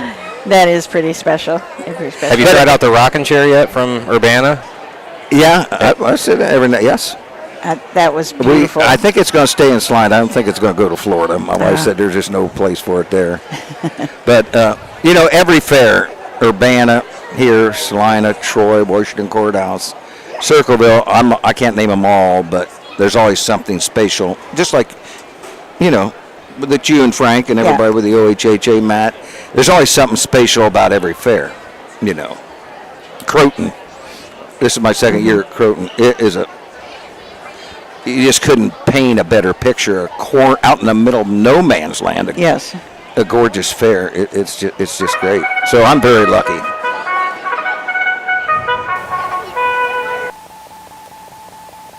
Horses are on the track and parading to the post for the 10th race. Ohio Colt Racing Association 3-year-old Philly Pace. The W&R Warley Memorial. Gower and Sons Painting. Number 1, Midnight Rendezvous with Scott Cisco. Number 2, Bud's Big Dance. The driver, Drew Neal. The 3, Waxtooth Randy with Waylon Eubank. The 4, Well Said Iviana with David Ward. The 5, Hoofprint in the Sand with Cam McGowan. And number 6, Monkey See, Monkey Do, Chris Presley in the sulky. We're here reminiscing a little bit with Doug Ballinger, who just received an award here for 50 years of announcing here at Greenville. So you've seen some of these big miles here. This track is so fast. Yeah, and really, it's kind of like a paper clip. It's not the turn. There's some sharp turns here. Yeah, and you're into that first turn yes. pretty fast. Oh yes. Looking across the way, Swing City 51-4. That was just an open pace that night. I think the night they went in 52. I think the Regal is 52. 51-4 for Swing City. That was in 17. I remember that night and know my chip. 55-1, pretty good mile for a trotter, tied by Smoking Jet and Chris Page last year, I guess. Now you bring a lot of excitement to every race that you're calling. Even when they're spread out, you find a way to make it exciting. Yeah, it's tough. Yeah. I'd rather call an 8-horse field any day as a 4-horse field, because especially a 4-horse field of 2-year-old filly trotters where they're green. Yeah. You have one, and then you got to look for that other one, and then you're back into seeing who's last. Yeah. And then you think you're back to the top, and actually that horse is second. You call the wrong horse.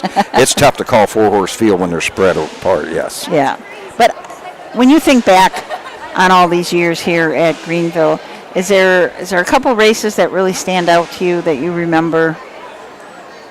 Oh, some of the Regal miles, yeah. Yeah, I would imagine that those have been I can the remember biggest. here, their program was probably about 10 inches or 10, 12, about 12 inches long, whatever, and it would be just narrow. It would be cardboard like manila paper, Okay. Mm-hmm. tag paper, and everybody would go 2 heats, and there might be 9 in the race, and you had the 9-hole the first time, and you won. You didn't get the rail coming back. They drew both times here. Oh, You really? might have the 9-hole both times. Wow. You didn't earn post positions.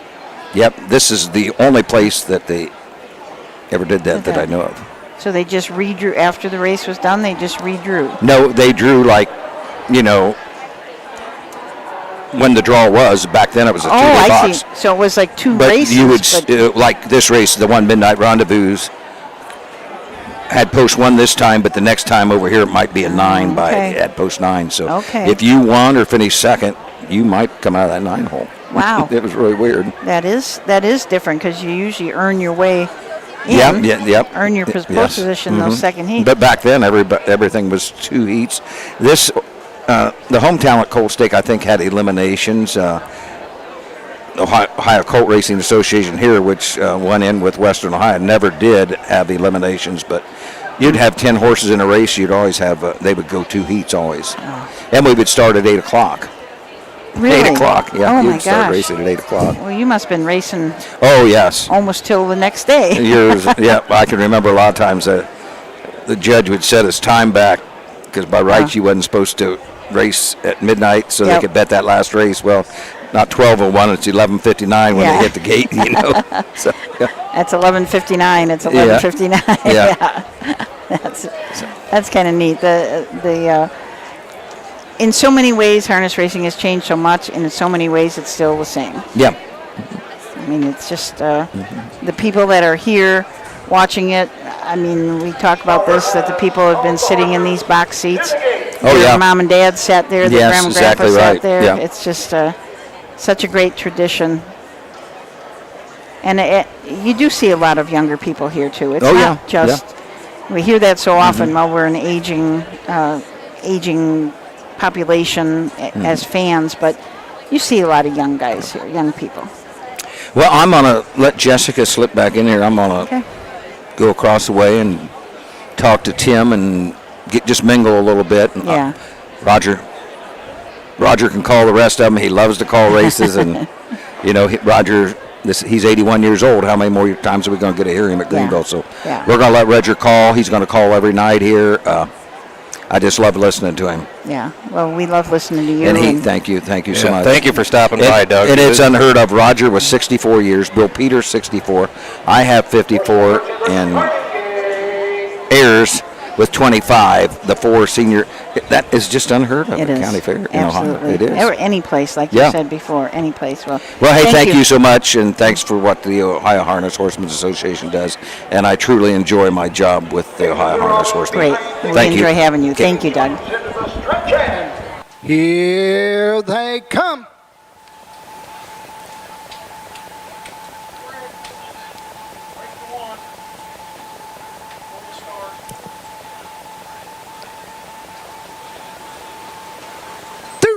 Off and pacing, Wax Tooth Randy goes for the lead. Bud's Big Dance on the inside as they race into the turn. Up on the outside, Well Said Ivliana racing fourth. The end of the turn, hoof print in the sand, followed by Monkey See, Monkey Do, making a break, trailing the field. Midnight Rendezvous down the backside, going to the first quarter mark. That's David Ward up on the outside. Well Said Ivliana to take the lead. Racing second, Wax Tooth Randy into the turn. Racing third as they race over to the 3/8 mark. It's Bud's Big Dance. Opening panel 29-1. Around the turn they go. Racing fourth, hoof print in the sand. Racing fifth, Monkey See, Monkey Do. And another break for Midnight Rendezvous. Into the lane first time, coming to the halfway point. It's Well Said Ivliana on top by 2 1/4. Up on the outside, hoof print in the sand is second. Inside, Wax Tooth Randy third. Fourth to the outside as they race around the turn. Bud's Big Dance halfway home, 59-2. To the backside, Monkey See, Monkey Do is fifth. We got 2 in, 3 out. Down the backside they go. The trailer is Midnight Rendezvous. Going to the 3/4 mark. Well Said Ivliana has the lead by a length and 3/4, trying to close the gap. Hoof print in the sand at the 3/4 mark in 1:28. 28-3, third panel. A little more than an eighth of a mile to go in Ohio. Here comes Cam McGowan with hoof print in the sand on the outside. Inside, Well Said Ivliana. They battle through the stretch. Well Said Ivliana closing on the outside. Hoof print in the sand. It's Well Said Ivliana. Hoof print in the sand. Photo for show. The mile, 1:56, 1/5. Well Said Eveliana, 1:56-1. Another great race. Looked like hoof print in the sand second. This is unofficial. Monkey See, Monkey Do third. That's what I thought. I thought it was kind of close for third, but I thought the 6 got there. Yeah, I think so. Watching Chris Presley with one orange glove and one green glove. You probably saw the picture of, it was pretty famous there a couple days ago where he's completely horizontal with the racetrack, so good to see he's back up and at him. I saw the video of the horse that was involved, trotting around the next day, and just actually said that she was mad because she didn't get to race that day. Yeah, I read that too. That was something. Well Said Eveliana sure has been on a tear lately. She's now 6 for 18, but in her last 8 starts, she's got 4 wins, 3 seconds, and a third. Yeah, just racing absolutely great. 33,000. Now she's got over 35, 36,000. Mark of 53-3. Kind of a nice 3-year-old season. And right at the top of the fair point standings. One thing that struck me odd when I was looking at the post parade for this race was I saw Waylon Eubank was driving for Todd Luther. So I was looking back in the program. So far, Todd Luther has had 5 horses start with 5 different drivers tonight. Really? And most of them are younger guys that are kind of just getting their start. Of course, you got Greg that owns all those horses, and he drove one of them. But yeah, five starters so far in the program and 5 different drivers. Lucas Harper, Andre Nard, Dee Saunders, Waylon, and then Greg. Waylon, does he work for Todd Luther too? Okay. I think he was. He drove in the Holton as well. Yes, he did.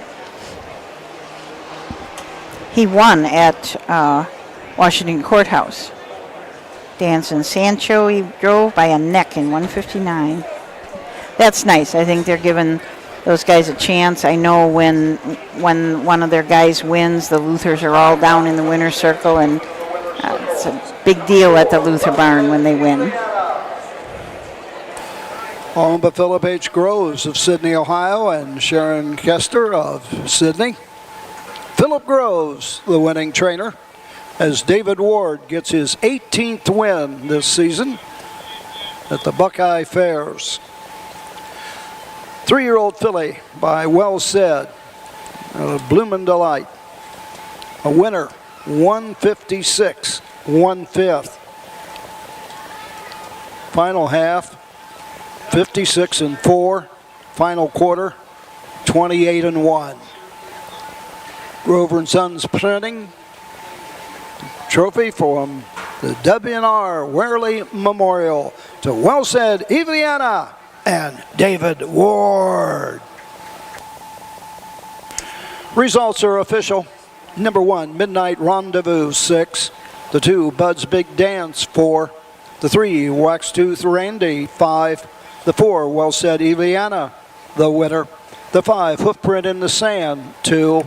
The 6, Monkey See, Monkey Do, 3. Top down, 6, 4, 5. 1, 2, 3 on the bottom. The quarter, 29-1. The half, 59-2. 3 quarters, 128. The mile, 156, 1/5. Once again, trackside, Tim Harless. Thank you, Roger. We did have everything claimed the last race, so we're up to 3 again. Okay, so that was the 10th race. I have to say that Well Said Evliana was a little stinker in the winner's circle. She looks like a handful, doesn't she? Yeah. I did everything she could to knock somebody over or get loose. I was getting worried about that overcheck snap just flying around because I know how much they hurt when you get whacked in the head with them. She was... You think she'd start getting used to being in the winner's circle. She's got 6 wins on the year. She's got 11 lifetime in the last 2 years, so she should be getting more used to that. But apparently she's still wound up after the race. So obviously that 56 in 1 mile didn't take enough out of her. You're right. You're right. She was a stinker. 11th race coming up is one of the overnights that we have tonight. It's for maiden pacers. Also eligible 2-year-olds who are non-winners of $5,000 lifetime. And we have 2 divisions of that. So this is the first division. They're going to go for a purse of $1,000. And we've got 2 2-year-olds and 3 3-year-olds in this race. We'll come back with these after these messages. The Standardbred is athletic, strong, and sturdy. Their minds intelligent, their hearts like no other. They pour their all into every jog and race. They are warriors, they are champions, they are heroes. When their time at the track ends, it's just the beginning of a new chapter. But we must help write these stories as they transition from racehorse to riding horse. We owe it to them, the horses that give their all, to provide the time and tools they need to succeed, to bridge the gap between the track and a bright future, to find their perfect partner to help them realize their full potential. Help us help Standardbreds beyond the track at newvocations.org. Buying or selling a racehorse? OnGate.com is your one-stop website. OnGate has changed the way racehorses are bought and sold. Easy to view listings makes it easy to find your next champion. Buy or sell at OnGate.com.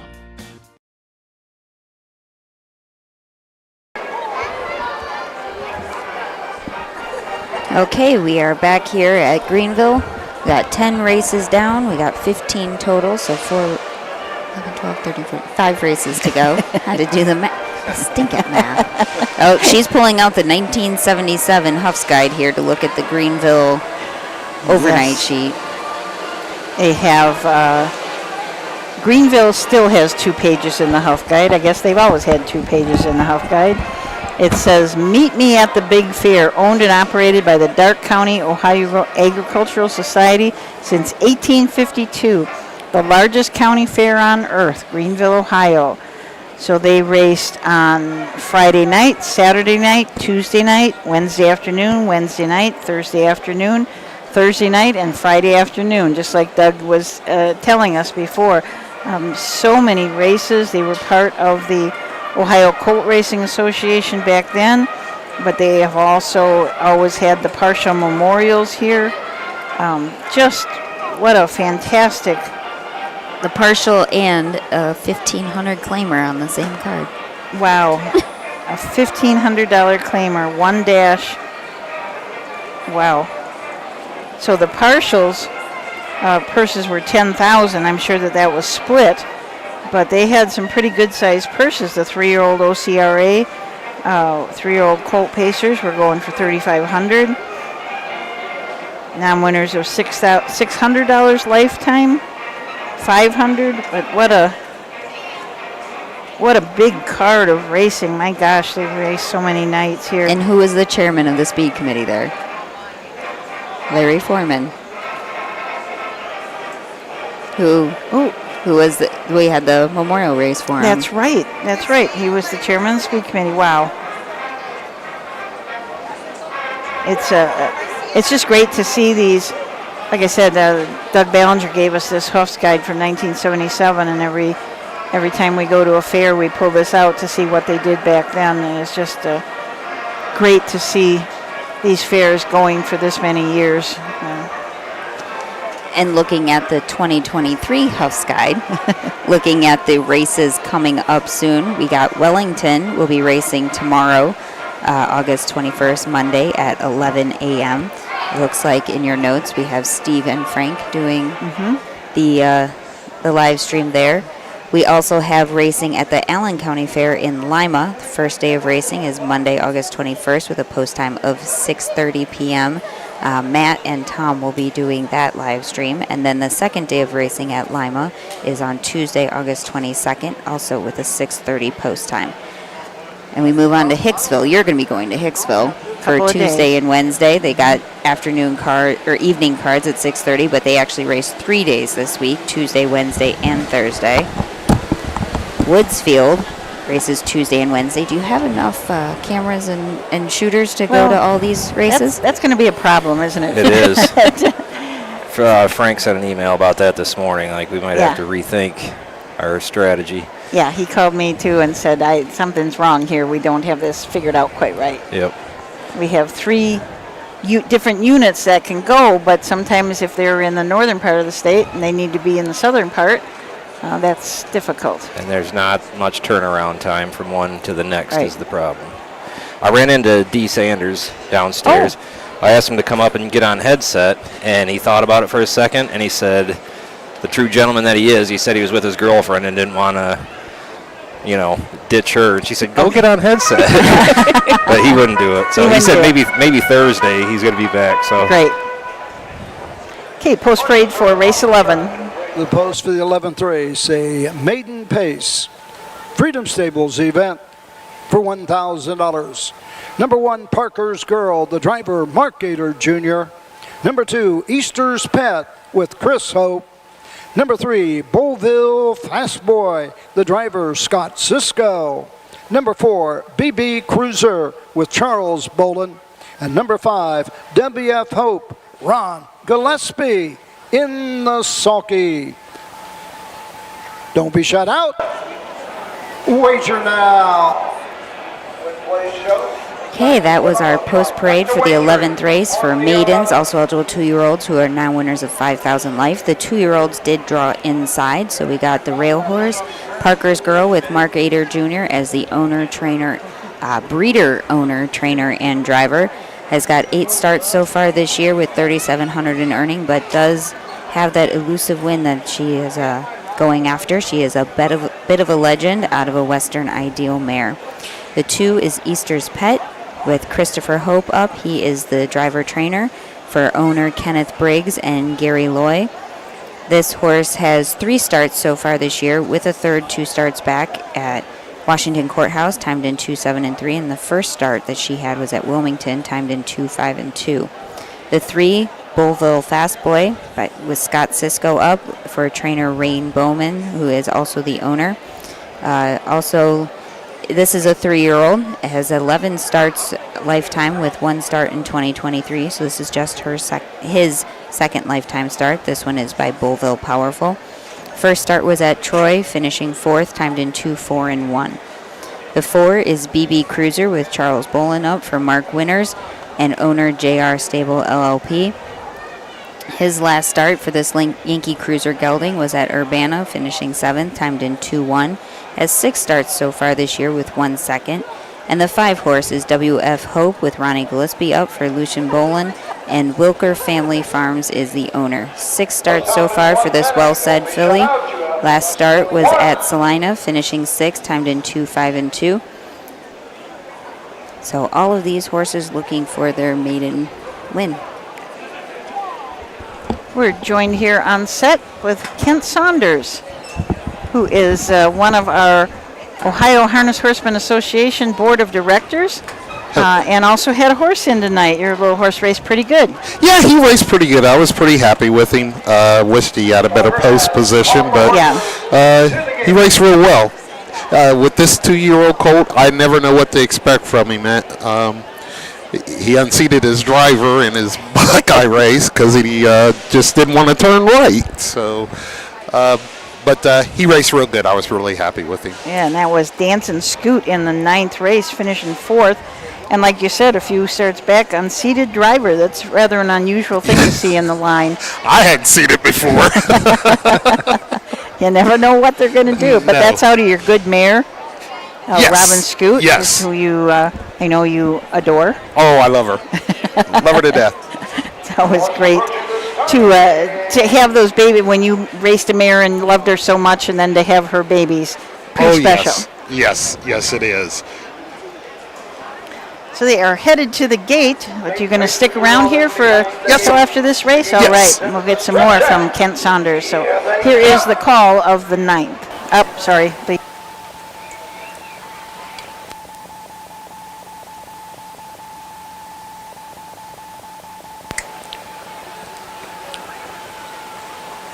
Off and pacing, that's BB Cruiser going for the lead. Beauville Fast Boy on the inside, 3 wide into the turn. WF Hope as they race around the turn. Racing 4th is Easter's Pet, treading the field. Parker's Girl following the break before the start as they race to the backside and the first quarter mark.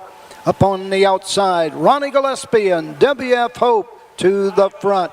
Giving way second is Beauville Fast Boy as they race over to the first quarter mark. Racing third is BB Cruiser. Right back out on the outside. Beauville Fast Boy and Cisco to retake.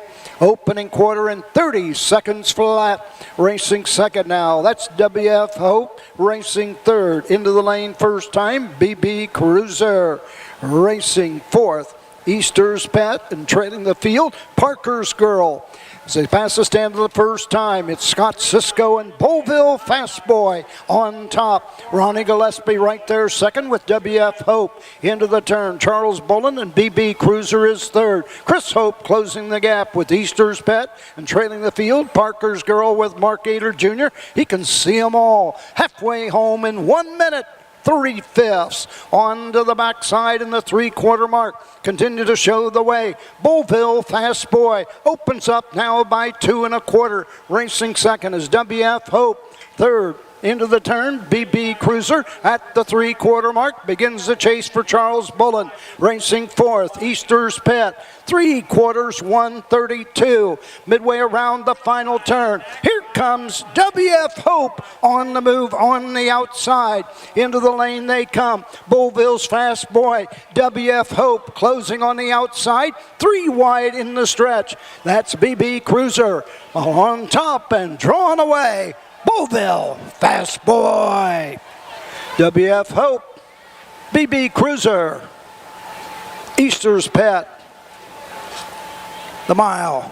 2 minutes. 4/5. Okay, that mile in 2 minutes and 4/5. So while we're waiting for the winner's circle presentation, you are one of a large number of members that are on the Ohio Harness Horsemen's Association board. You are the guys that approve all the things that go on in Ohio. looking to the future, what do you think is important for the Ohio Harness Horsemen's Association to either start or keep on doing, or what do you think is an important step for them? Well, I hear this a lot, but a lot of people don't really realize the work that the association does behind the scenes in different things. They're a lot more active and fight a lot more battles than people really give them credit for and are even aware of. One thing I would really like to see the association do, I used to be on the marketing and Industry Enhancement Committee. One thing I really would like to see happen is that we dedicate a little bit more funding to our horsemen's associations that actually stable at the county fairgrounds across the state of Ohio.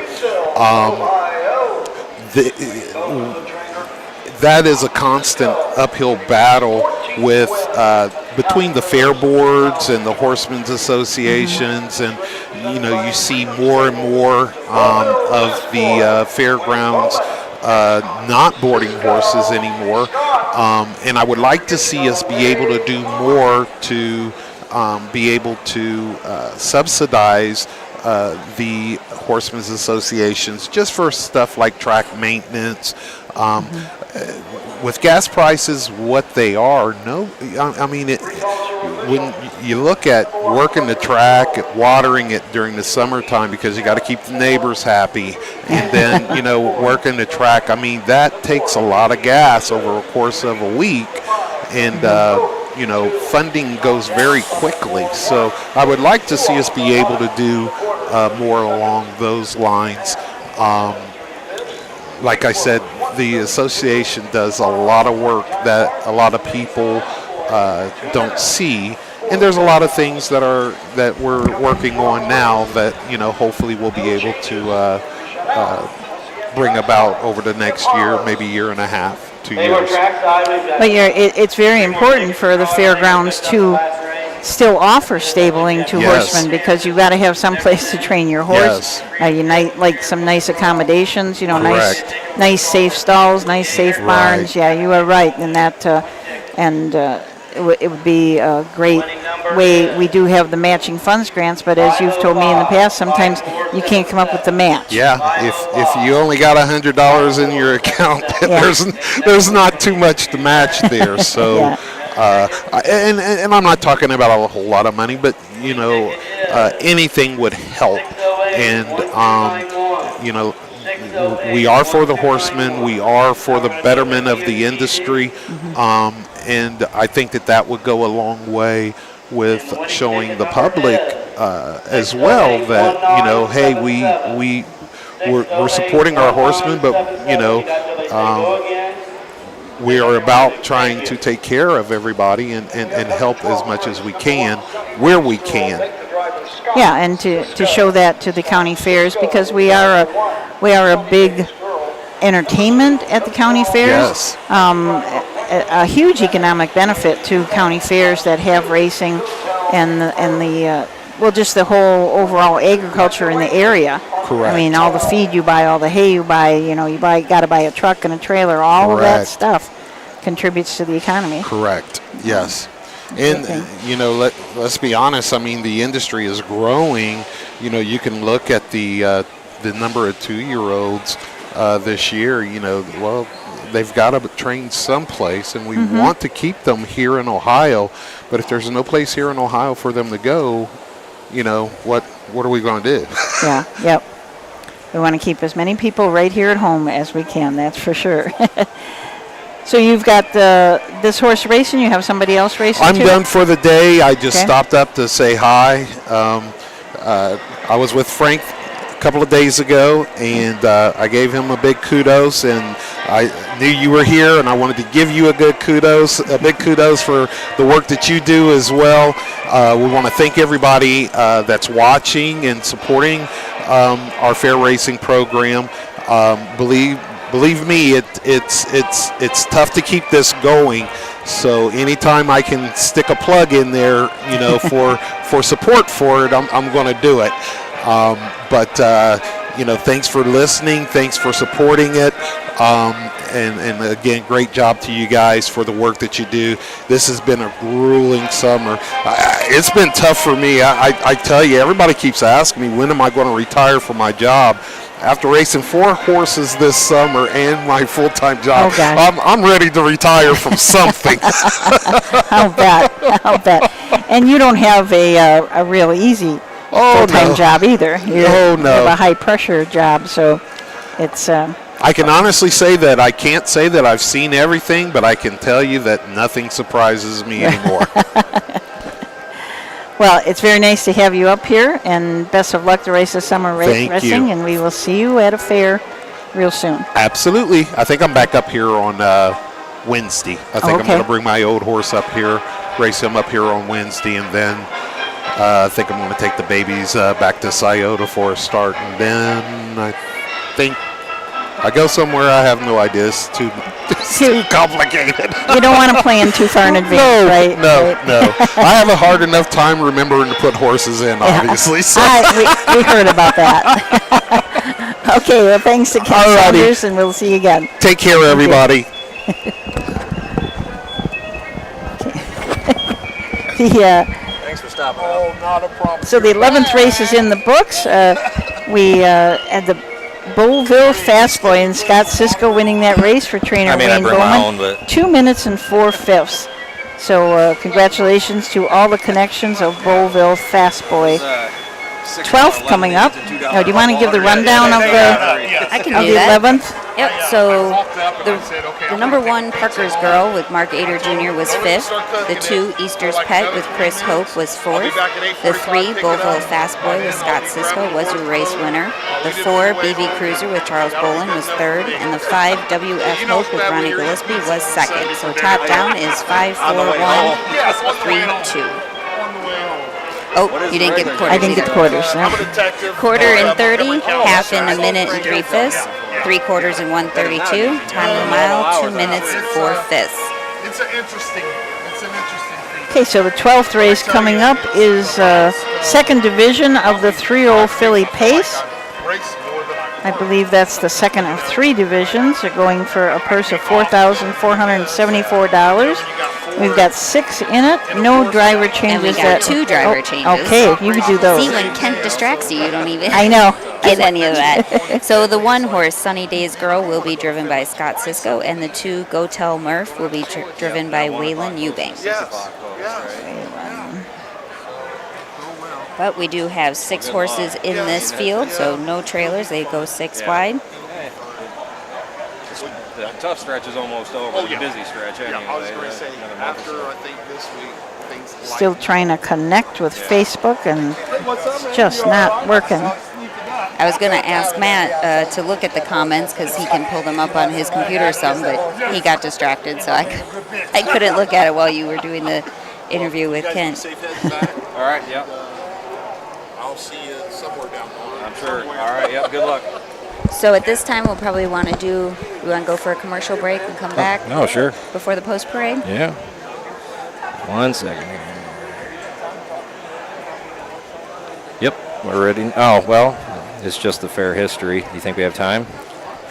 It's like 1, 2, 3, 4 horses out, 5, 6. So it looks like they're going to be doing the post parade. Mike's getting ready at the top of the stretch, so we'll do the post parade and want to make sure we got all of our advertisers in if we needed to. Yes. Don't want to skimp them on their ads. No, because we depend on them. We just are so grateful to all the sponsors that sponsor this fair racing broadcast. It's just great that they all jump in, and Frank can talk anybody into anything, pretty much.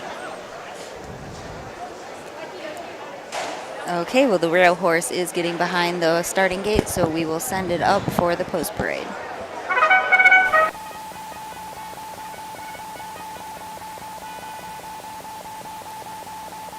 Horses are on the track and praying to the post for the 12th race. The Ohio Colt Racing Association 3-year-old filly pace, $4,474. The W&R Warley Memorial Park National Bank trophy presentation. And these are the horses. Number 1, Sunny Days Girl, the driver, Scott Cisco. Number 2, Go Tell Murph with Waylon Eubank. Number 3, Wiggletown, the driver, Brandon Bates.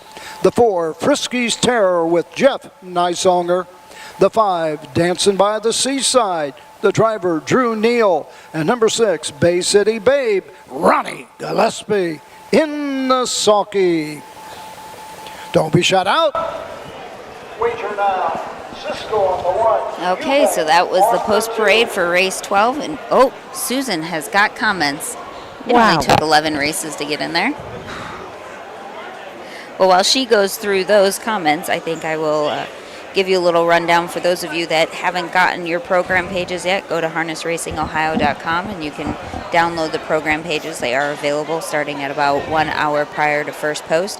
But for those of you that do not have program pages, the 1 is Sunny Days Girl, now driven by Scott Cisco for Jimmy Arledge Jr. and owner Winchester Bay Acres. This horse has 19 starts so far this year, most recently at Troy, finishing 3rd, timed in 1:59.1.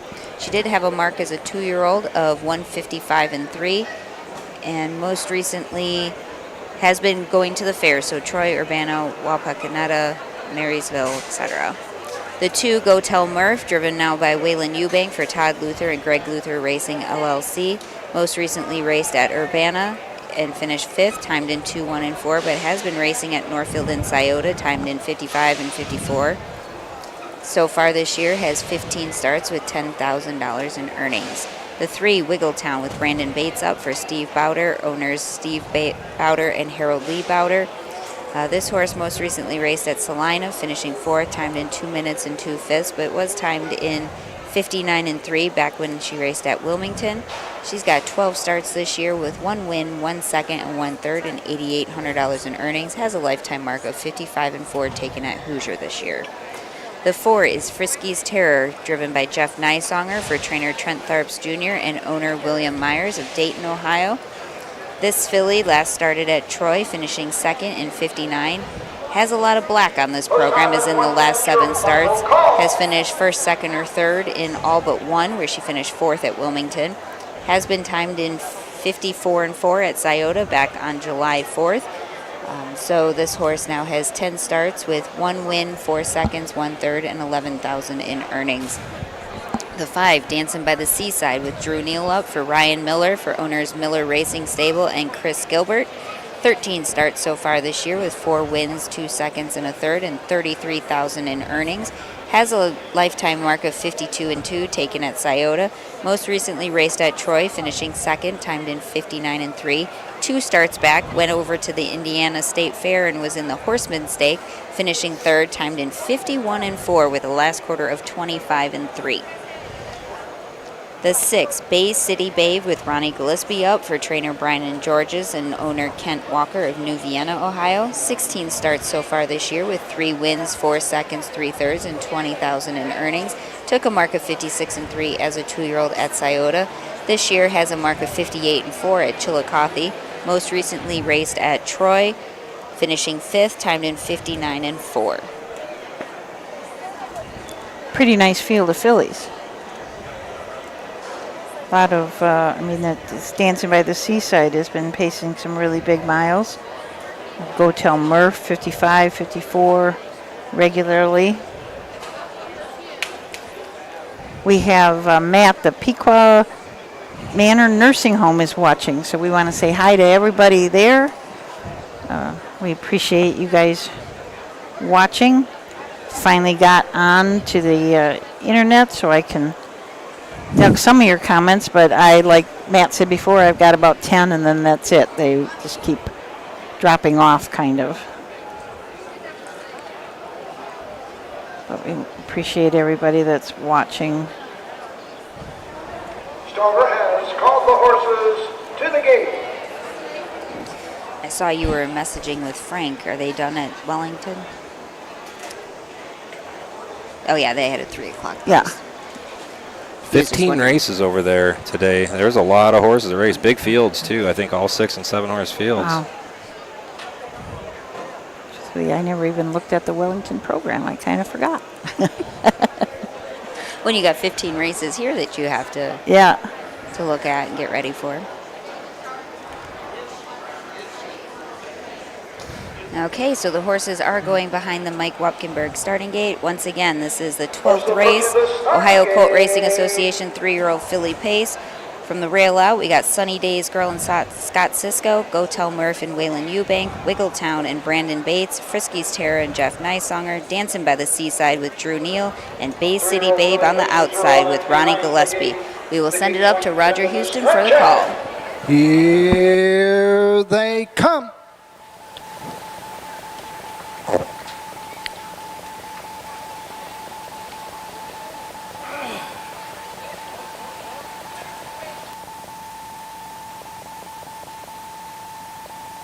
Off and pacing Wiggletown for the lead. Sunny Days Girl on the inside second. Up on the outside, Bay City Babe racing third as they race to the backside. Go Tell Murph gets away fourth. Racing fifth, Frisky's Terror and trailing the field. Dancing by the Seaside.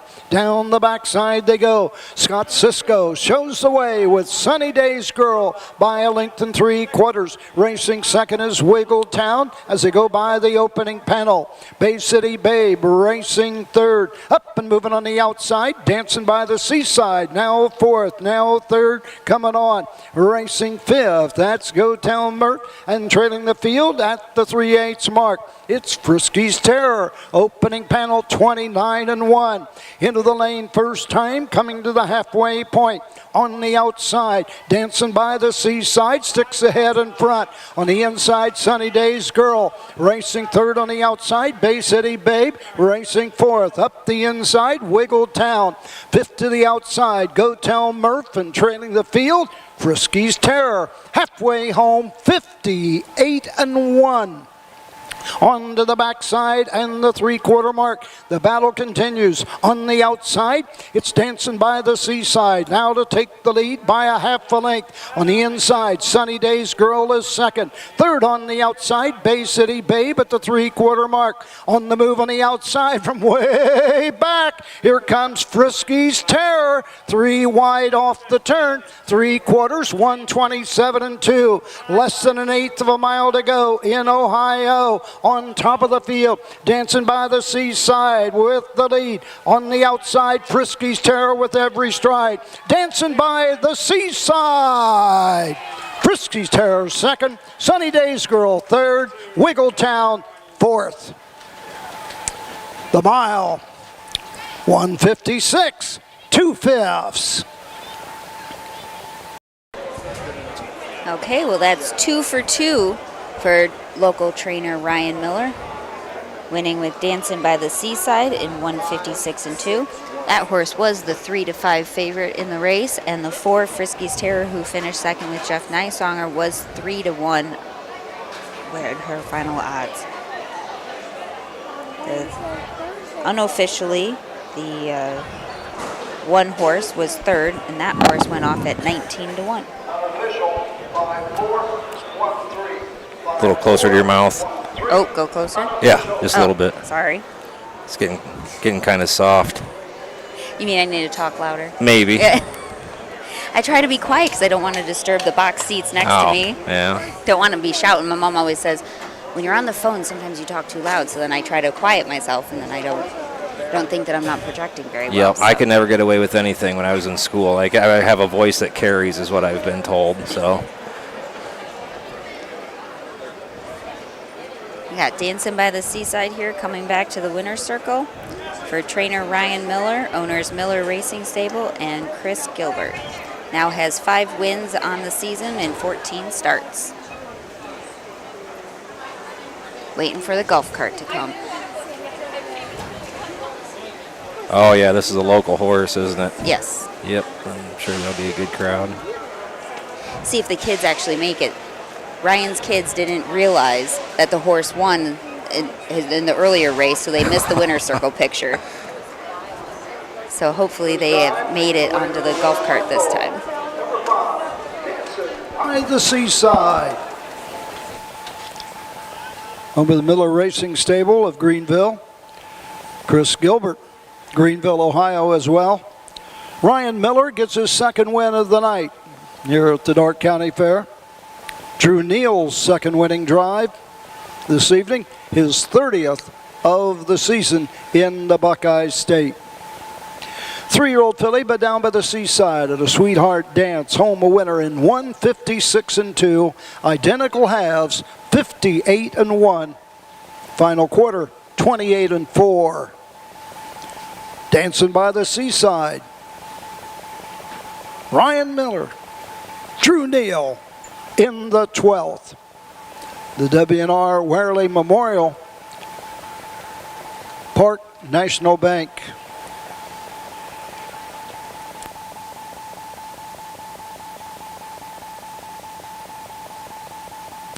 Results are official. Number 1, Sunny Days Girl, 3. The 2, Go Tell Murph, 6. The 3, Wiggle Town, 4. The 4, Frisky's Terror, 2. The 5, Dancing by the Seaside, the winner. The 6, Bay City Babe, 5. Top down, 3, 6, 4, 2, 1, 5 on the bottom. The quarter, 29-1. The half, 58-1. 3 quarters, 127-2. The mile, 156, 2/5. In the upcoming 13th, Jeff Nysonger on the 1. Roy Wilson drives the 2. And once again, trackside, Tim Harless. Okay, that was the 12th race. The kids did make it to the winner's circle. Ryan has 2 little boys, and they did make it to the winner's circle this time. So looking ahead, we were talking earlier that we have Wellington coming up on Monday with an 11 o'clock post time, and then Lima at 6:30. Tuesday, we have a triple header coming up. We have Woodsfield at 3 p.m., we have Lima at 6:30, and we have Hicksville at 6:30. So they got to try and figure out all the equipment coordination to get everything where they need to be, make sure they have all of the videographers in the right places and things like that. But we got a triple header there on Tuesday, so a lot of racing for you to tune into coming up this week. You'll notice on the pari-mutuel side, Northfield has been shut down for a couple weeks as they're doing a track resurfacing project. So we have Scioto obviously racing on Tuesdays, Wednesdays, Thursdays, Fridays, and Saturdays, but no Northfield to watch this last week. They are supposed to start racing again on Sunday, August 27th. So we will look forward to those races coming back online, so that then we have even more racing for you to watch. Looking ahead, this is the 13th race coming up. There were two driver changes. The rail horse Private Legend will be driven by Jeff Nysonger, and the 2-horse Give Me Some Love will be driven by Roy Wilson. This is our other division of the overnight for maidens, also eligible 2-year-olds who are now winners of $5,000 lifetime. We have 1 2-year-old in the field that has the rail. All the rest are 3-year-olds that are maidens. So that race is going for a $1,000 purse. It is race 13 of 15 tonight at Greenville. But we will be right back after this commercial break.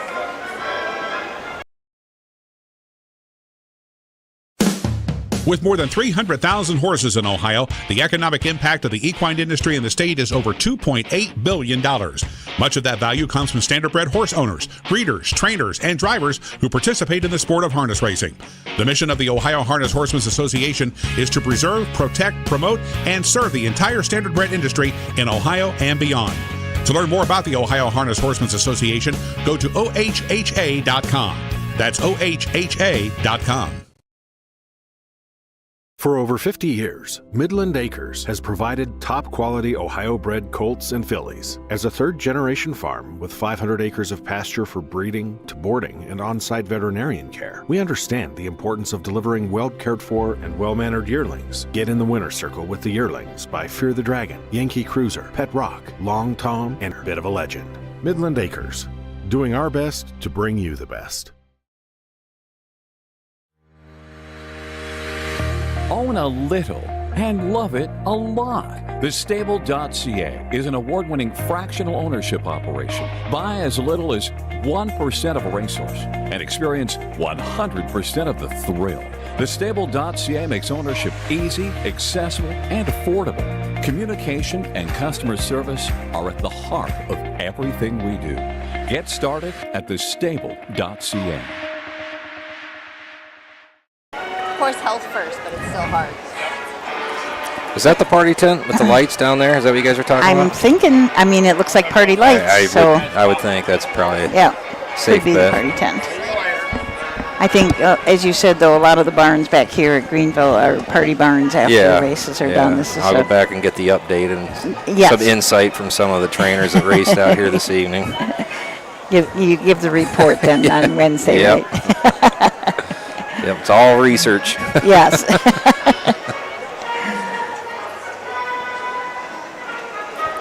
So I was gone for a minute. Did you talk about the 13th race?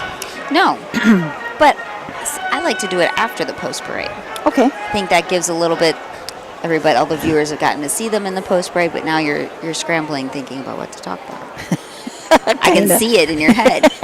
Kind of, sort of. See it in your eyes. I went downstairs for a minute, and there's still an awful lot of people downstairs on what I would call the apron, or the lower level, where the box seats are and stuff. There's a lot of people here tonight. I think there's still people here waiting to try to win a TV. Probably. They are going to be giving those away. I tell you what, though, while you were talking about a fair food report, I saw some delicious-looking ice cream coming up those stairs while Kent was here talking to you. Oh. And I was like, oh, that looks like a black raspberry or something like that. Like it was that pinky purple color. And I was like, you know, as hot as it is and as thirsty as I am, I said, I think that would go down way too fast because I'd probably get an ice cream headache, and then you'd have to carry the rest of the live stream here. But I don't know where they got that ice cream from, because there's a lot of food vendors back here. So it'd probably be like a needle in a haystack trying to figure out where that ice cream came from. But it looked pretty good, and it was a big portion. Oh. There are so many vendors back there. It's just incredible how many different choices of food. The other night I got the Aloha Nacho, which was pulled pork over nacho chips with some slaw and some pineapple, a lot of pineapple. So it was kind of refreshing, just really good. And then I saw somebody come by with a pineapple cut in half, but then it was scooped out, and the pineapple was mixed with rice and so forth. And so it was a pineapple rice kind of a dish. It might have had some chicken or turkey or something like that in it too, but that looked really good. But I'm just thinking about that pizza. I had my fist fries finally. Did you? Yes, I love those things. They used to be almost like at every fair. Now they're real select few, so I try and hit them hard whenever they're around. Those are my favorite. What's special about these fries? I don't know. They're just... I've never had anything else kind of like them. I mean, they cut them and I mean, they do them right there. Yeah, like kind of as to order. I like that. We always go to a hot dog place outside of Maywood Park in Chicago, and it was Gene and Jude's hot dogs. It's still there, and you would watch them put the potato in, give it a slice, and then down they go into the basket, and it was just a great place. Here's the post parade for the 13th. Horses are on the track and parading the post. 13th race, a maiden pace. Trophy by Troutwine Auto Sales Incorporated. Number 1, Private Legend, Jeff Nysonger. Number 2, Give Me Love with Roy Wilson. Number 3, YB Normal, Scott Ferguson. Number 4, Monica Kay with Cam McCowan. And number 5, Stop the Clock, Scott Cisco in the sulky. Nysonger on the 1, Wilson on the 2. Okay, so that was the post parade for race 13 for maidens, also eligible 2-year-olds who are now winners of 5,000 life.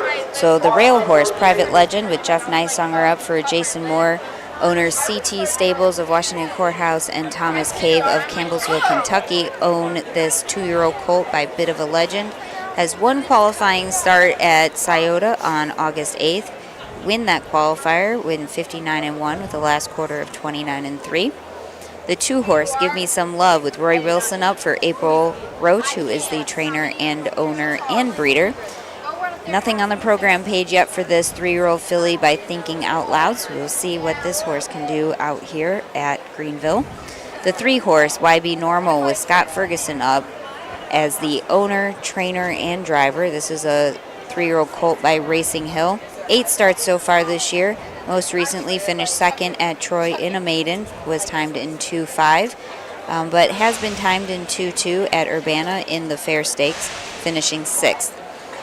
The 4 horse, Monica K, with Cam McCowan up for trainer Jessica McCowan and owner Robert Beachy. This horse has 9 starts so far this year with 3,200 in earnings. Most recently raced at Northfield, but did make a break at the quarter, so going 2 starts back was at Scioto in a non-winners of 1 condition claimer, finishing 8th, timed in 57.3, but has been timed in 55.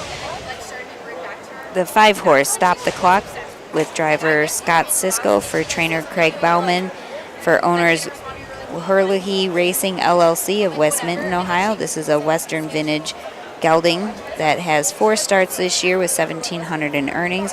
Most recently was also at Troy in the maiden, finishing 3rd, timed in 2.6, but has been timed in 2.1 a couple of times this year so far, at Hoosier Park in a qualifier, then took 3 months off, and then went to Wilmington in the Fair Stakes and was timed in 2.1 and 4 with the last quarter of 29.1, finishing 2nd there. So this is your field of 5 horses for the $1,000 maiden race 13. Looks like they all fit that maiden category. They didn't have to go into the also eligible 2-year-olds who are now winners of 5,000 lifetime, because none of these have won a race yet. First 2 are even true maidens that they haven't raced, so they are some real green horses in here. I had an interesting question from Ted. He talked about the preferred stall size. 10 by 10, 10 by 12, 12 by 12, or other. We've only had one answer. Mark said he wanted a 14 by 14 stall, so 14 by 14 takes a lot of shavings. I was just going to say that can be a lot of cleaning. Lot to clean out, yep. Lot to keep up. Comfy for the horses, though. It's really cooling off nice here. There is no breeze right now, but it still feels, it just feels really comfortable. Of course, I'm not moving. Yeah. I was in the barns getting horses ready, trying to do all that. I'm sure I would not be saying the same thing. So anybody who's watching from the backside, I apologize. But up here in the grandstand, it is very comfortable. Kent Saunders was here a little while ago, and he raced one tonight, and he said it was just really hot in the barn. He said, I got the horse partway ready, had to go towel myself off, and then came back and finished and had to towel himself off again. So looks like the horses are headed to the gate. Mike is coming into the turn, so we're going to turn it over to Roger Houston for the 13th here from the Darke County Fair.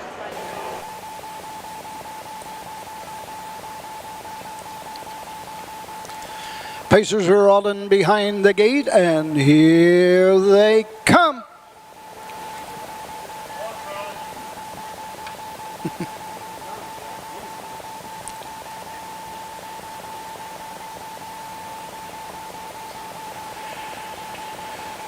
They're off in pacing. YB Normal goes for the lead. Monica K is there second. Stop the Clock on the outside third. Live Me Love gets away fourth, and off stride trailing the field, Private Legend.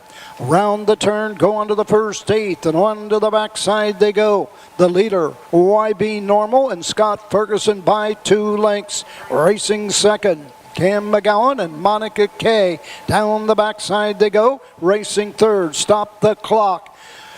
Give Me Love fourth, and the trailer is Private Legend as they race by the opening quarter. Quarter in 33 and 3. Round the turn, go onto the 3/8 mark. Continue to show the way.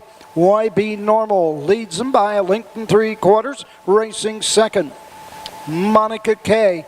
Into the lane first time, coming to the halfway point. Racing third, Stop the Clock. As they race over to the halfway point, 3 of them in contention at the halfway point. Give Me Love is fourth, and trading the field, Private Legend. Into the turn and going to the 5/8, off the half. As they race to the backside, YB Normal with the lead. Racing second, Monica K. Pacing third, Stop the Clock. Halfway home in 106. Down the backside they go. Out and moving on the outside, Monica K. Now second and going after the leader. YB Normal at the 3/4 mark. The battle's on. YB Normal on the inside. Monica K on the outside second. Stop the Clock is third. 1/8 of a mile to go in Ohio. 3/4, 1:37.3. Tempo is picked up as they ring into the lane, coming home for the finish. On the outside, closing in with every stride, Monica K and Cam McGowan. Racing on the inside, YB Normal. Monica K, YB Normal. Stop the Clock.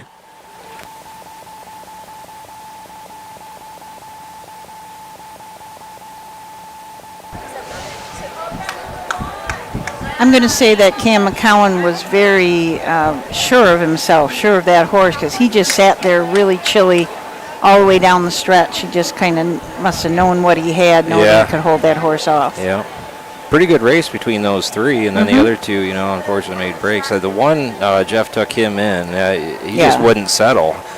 I watched him, scoring him down, and what a good-looking colt he is, but he was doing, a little bit of that. I thought he was just being kind of silly, but something he didn't like tonight for sure, because he would not pace.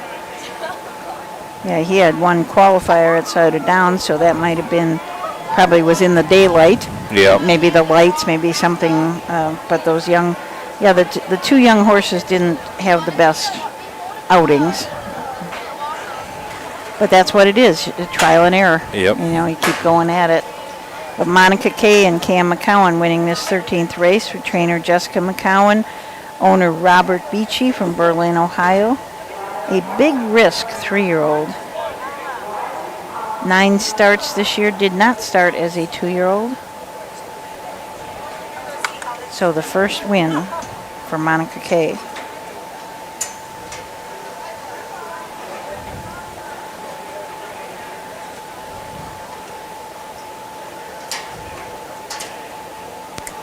Into the winner's circle.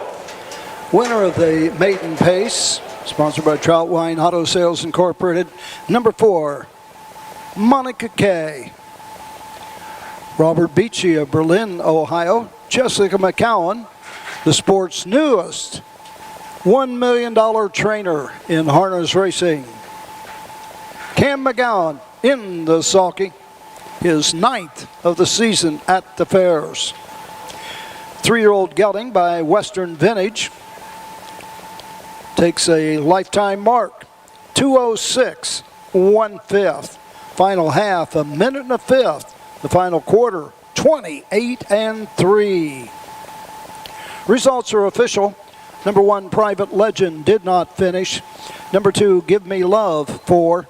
The 3, YB Normal, 2. The 4, Monica K, the winner. The 5, Stop the Clock, 3. Top down, DNF 4, 2-1-3. Quarter 33-3. The half 1:06. 3/4 1:37.3. The mile 2:06, 1/5. Once again, trackside, Tim Harlett. Thank you, Roger. Okay, well that was the 13th race here at Greenville, the second division of the maiden race. Most of you have seen his backside a lot, but I just did want to make a plug here for Brad Conrad, our winner's circle photographer, who does amazing photos. But you can go, anybody, you don't have to be associated with the horse to view and purchase any of his photos. You can actually go to his website, conradphoto.net, and you can view proofs and then place orders directly on there. But of course, you can always see him at so many of the fairs. He says he does 28 county fairs. He also does the Delaware County Fair, Scioto Downs, Dayton, and Miami Valley. For those of you that are interested in thoroughbred racing, they also do Mahoning Valley. So Brad and his company definitely do a lot of races. So even if you're interested in races and winter circle photos from like the old Lebanon Raceway, they have the archives because his dad was also a great track photographer, Barry. So just want to put a little plug out there. Everybody sees him a lot of times on the live streams. You can see him doing all the winter circle photos. He's very good about getting, if there's a big group, making sure everybody can be seen. Sometimes the groups are just so big it's like impossible, but he does a really good job of trying to get everybody in there and get good photos, both for the owners and for the race sponsors. Interesting comment that Roger Houston made that Jessica McCowan just went over the $1 million earnings as a trainer. That's a huge accomplishment. That's awesome. Congratulations to her. Really great. Yes. Our congratulations go to Jessica McCowan. So the 14th is the second division of the non-winners of 1,000 last 4 starts, also eligible 6,000 claimers. Looks like there is one in here to be claimed, the 7 horse. Do we have any driver? I don't think we have. Oh yes, 2 driver changes that I know of. Dark Side of the Moon, Brandon Bates will drive. That's from the rail. And the 3-horse Lions Ginger Ninja, Scott Sisko up. So we'll take a short break and be right back.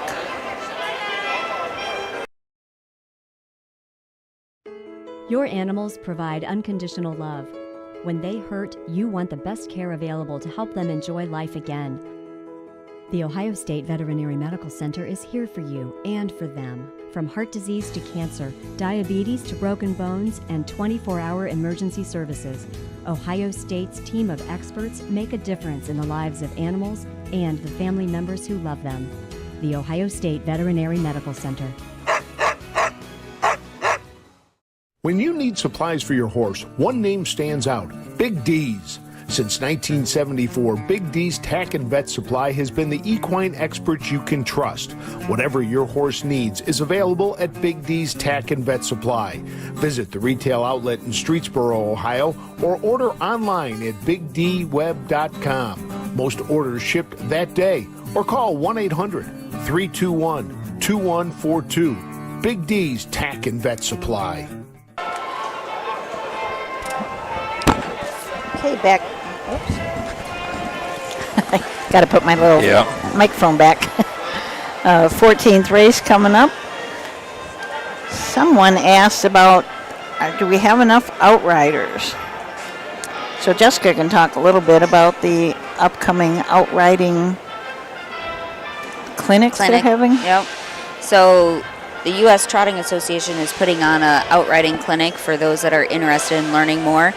You do have to provide your own horse, so that kind of narrows the field a little bit because you have to have a horse that has a little bit of experience with riding and, possibly being in those situations. But it is a combination of classroom and practical. It's going to be going over 3 days, so the horses are going to be stabled at Scioto Downs, and they're going to do classroom sessions there. Then they're going to ship down over to the Virgil Morgan Jr. Training Center, Winter Circle Training Center, just 12 minutes south of Scioto. And so they're going to do a combination of classroom sessions and practical. They're bringing in outriders from all different areas, so Ashley Holiday. So she's going to be coming in. Missy Rothfuss is coming in. So they're going to be learning from a lot of people that, have a lot of experience, get to know, what it takes to be an outrider. So hopefully that we will have some more, because there is a lot of racing going on, and sometimes when there's fairs going on, you don't have outriders for that. So, that might be a great place for somebody to get started who might be interested.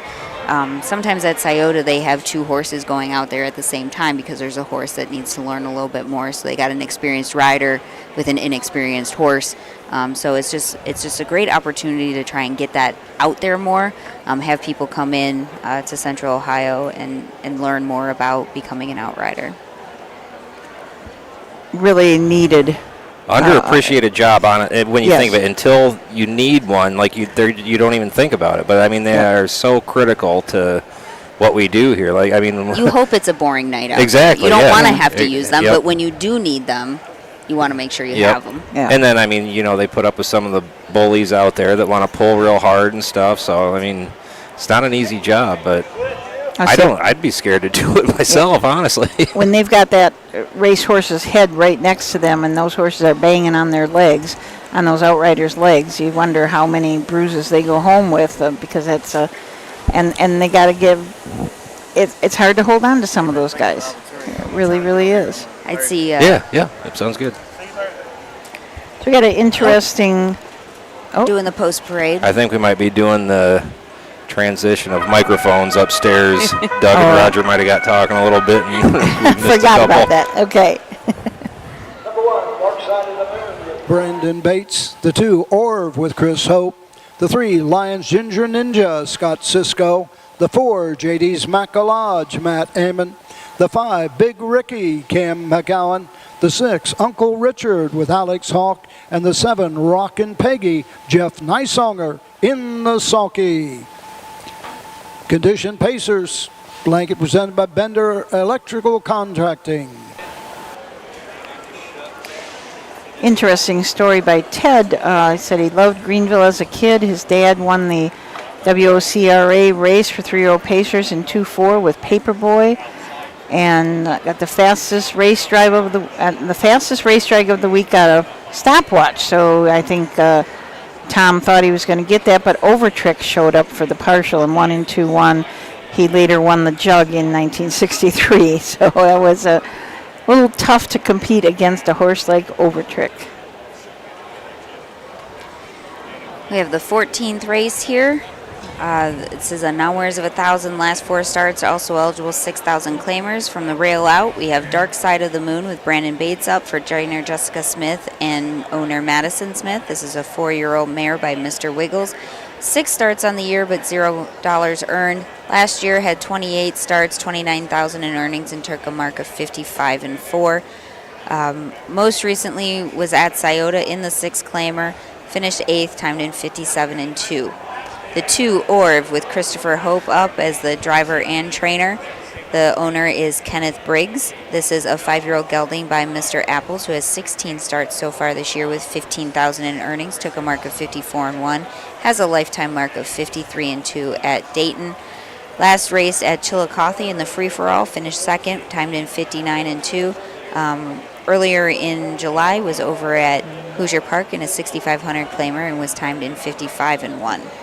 The 3, Lions Ginger Ninja with Scott Cisco up for trainer Rhonda Patrick, who is also the owner. This is a 10-year-old mare by Santana Blue Chip, who's got 3 starts so far this year, but 138 lifetime starts with 11 wins and 28,000 in earnings. Most recently raced at Urbana, finishing 4th, timed in 59-3. But it has been timed up at Northfield last year, their last start on the lines at 56-2. JD's Macalodge is the number 4 with driver Matt Amon for trainer Todd Luther and owner Greg Luther Racing. This is an 11-year-old gelding by Pan's Pacific Flight. This horse so far has 23 starts on the year with 1 win, 3 seconds, and a third. Earnings of $13,255. This horse was racing at Buffalo and Batavia. So first start in Ohio was in Urbana in the Terry Holton Youth Series. Finished 4th with Waylon Eubank up, timed in 2-2-2. The 5, Big Ricky with Cam McCowan up for Jessica McCowan and Scott Lowe from Springfield. This is a 10-year-old gelding by Big Jim. Most recently raced back in May, so coming back off of a little break here, was in a 15 claimer. Finished 6th, timed in 53-2. Has 15 starts so far on the year with 14,000 in earnings, looking for that first victory of 2023. But last year in 22 starts had 5 wins with 30,000 in earnings and took a mark of 53-3. The 6, Uncle Richard with Alex Hawk up from LB Ober Jr. and owner Matt Rowe. This is a 5-year-old gelding by Pet Rock. 13 starts so far this year with 1 win, 2 seconds, and a third. 11,000 in earnings and has a mark of 55 so far this year at Miami Valley. Last year took a mark of 52-4 at Scioto. Most recently raced at Troy in an overnight, finishing 2nd, timed in 2-2-2, but has been timed in 53 back in May at Scioto. Finished 8th, timed in 53-3, last quarter in 28-2. The 7 horse will start from the second tier. This is Rockin' Peggy with Jeff Nysonger up for trainer Trent Tharps Jr. and owner Jasmine Tharps. This is a 10-year-old mare by World of Rock and Roll. 9 starts so far this year with $3,500 in earnings. Raced in February, then took a few months off, and then came back to race at Xenia and Troy. Was timed in 2-3-1 and 2-2-4, finishing third at Troy most recently. So the horses are starting to line up behind the gate. So these are 7 horses that are now winners of 1,000 in their last 4 starts, also eligible 6 claimers. Again, from the rail out, we have Dark Side of the Moon and Brandon Bates, Orv with Christopher Hope, Lions Ginger Ninja with Scott Cisco, JD's Macalodge with Matt Amon, Big Ricky with Cam McCowan, Uncle Richard with Alex Hawk, Rockin' Peggy with Jeff Nysonger will start from the second tier. We will send it up to Roger Houston for the call of the 14th race. Pacers are all moving in behind the Wupkenberg starting gate on the upper turn. The gate swings into the stretch, and here they come.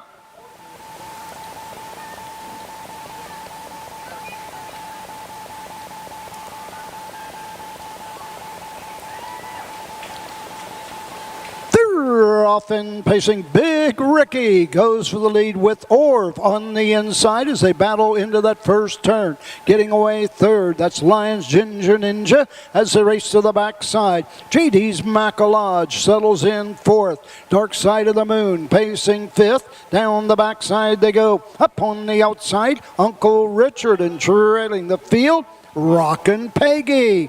Go on to the first quarter mark. On top of the field, it's Cam McGowan and Big Ricky by a length and a quarter as they race by the quarter and go into the turn. Opening panel in 30 2/5. Big Ricky has the lead by a length and a half. On the inside, Orv is there second. Now challenging on the outside and coming on. That's Uncle Richard and Alex Hawk.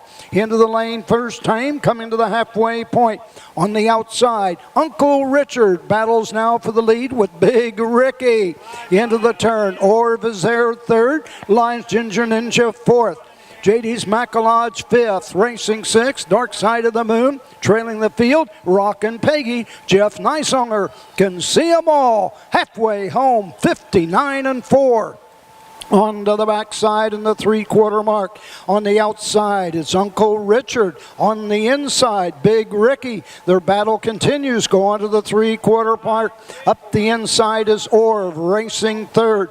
Gapped out fourth is Lions Ginger Ninja at the three quarters in 129. 29-1, third panel. Midway around the final turn.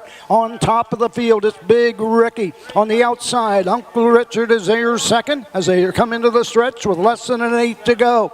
Uncle Richard on the outside, Big Ricky on the inside, drawing away as they please. Late pace from Orv. It's all Big Ricky, Orv, Uncle Richard, Lions Ginger Ninja. The mile, 156, 4/5.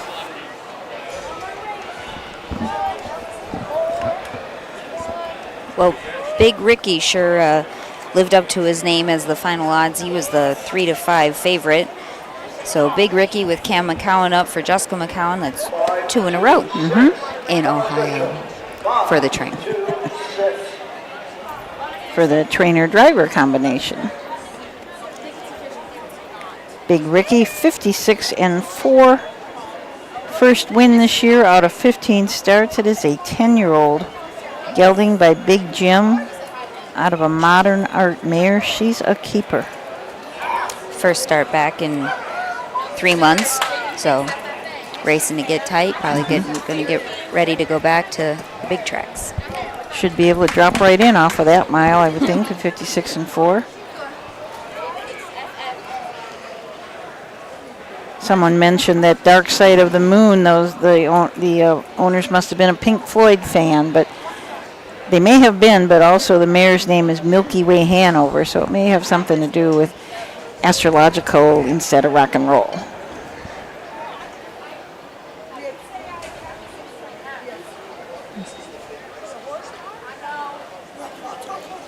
And here comes your winner, Big Ricky, back to the winner's circle.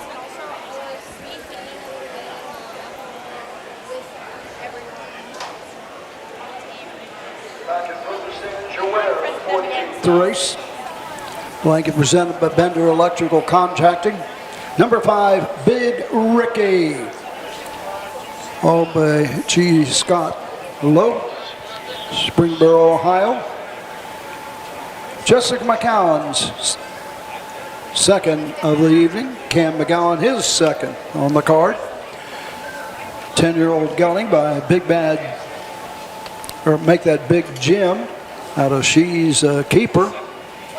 Home a winner in 156, 4/5 for Cam McGowan and wife Jessica McGowan. How about 2 in a row in Ohio?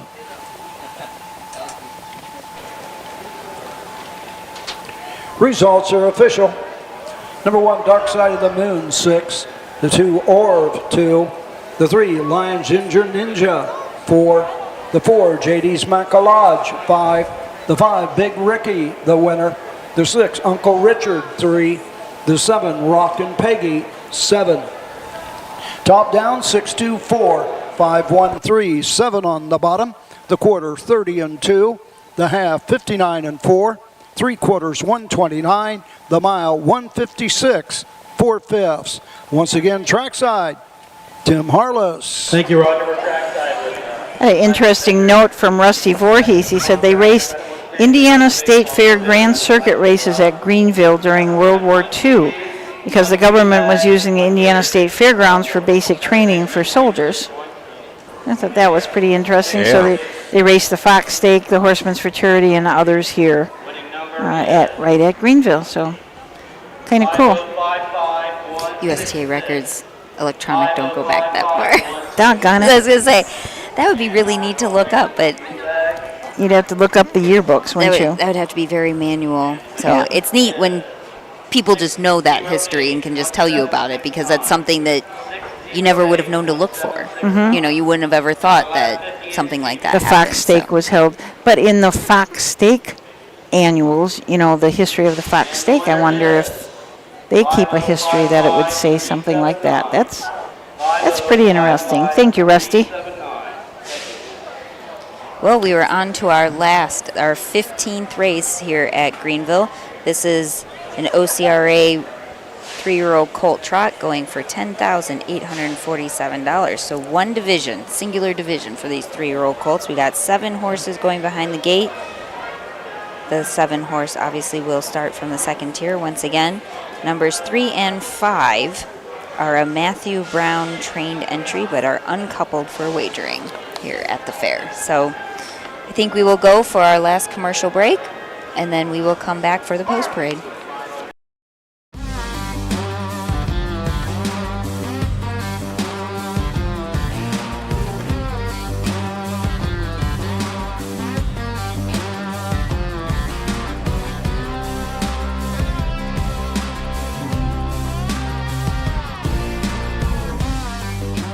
Do you want your horse to shine in the winner's circle?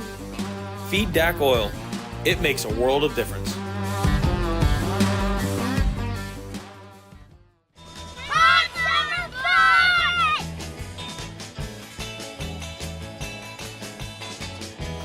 Sun's out, guns out, hot summer fun.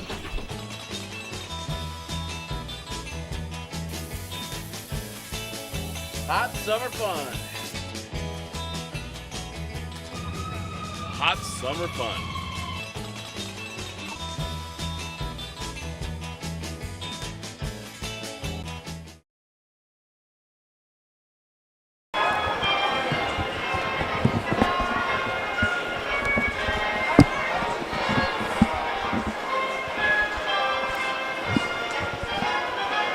So we are back for the last race of the Darke County Fair tonight for the second night of racing. They've been playing all night the John Philip Sousa kind of band music through, you know, the kind that you used to hear years and years ago at the county fair. So been kind of enjoyable. I just turned to the back page of the program and I see Old Nellie's Bake Shop, and it says that they have hand-dipped ice cream. So I wonder if that is the ice cream that I saw coming up I'll here. bet it is. And it's kind of neat underneath this grandstand. They have like all these little it's almost like little vendor spots where there's a different food vendor under there, so you can use a lot of different types of food. So you obviously got the subs and the pizza, but now here you got this bake shop too. So it's a good thing I didn't bring too much money in tonight, because otherwise I'd go and get some apple dumplings, fruit cobbler. Man, everything sounds good. I'm hungry.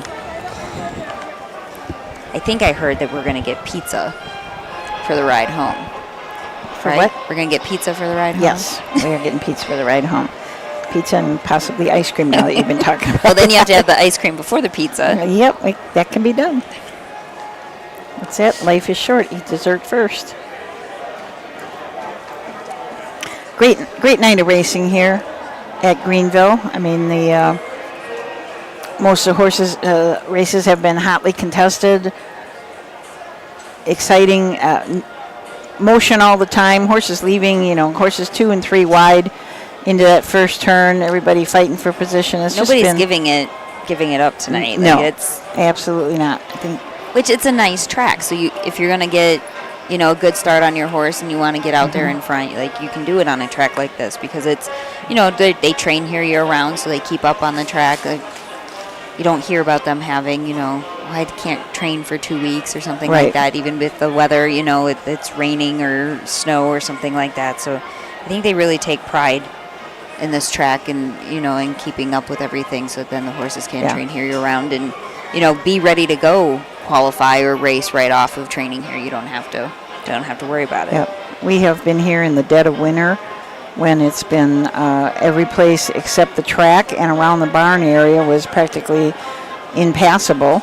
But the horsemen around here keep everything between the barns. There was no ice, there was no anything. You could get up to the track from your barn just perfectly. But I got stuck here at the fair trying to move the truck around. I got stuck in the backside. You didn't know I got stuck because I didn't tell you, but I got stuck really bad back there until I finally figured to get it in four-wheel drive low before I could get out. So it's they do take a lot of pride in this fairgrounds, and especially the horsemen on this track.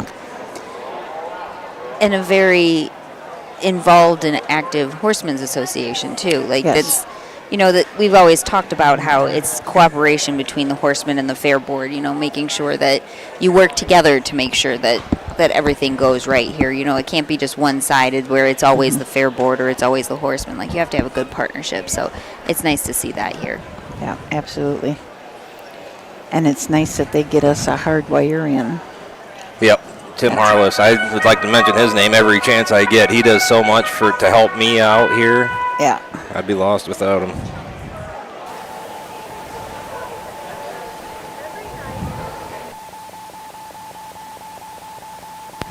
Horses coming to the track for the 15th race.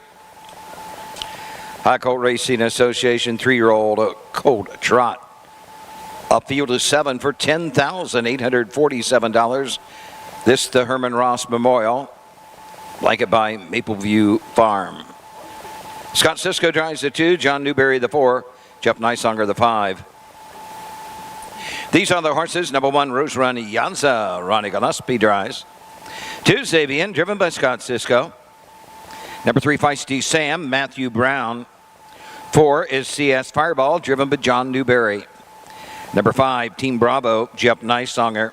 6 is Amaretto's Andy, Kevin Snyder.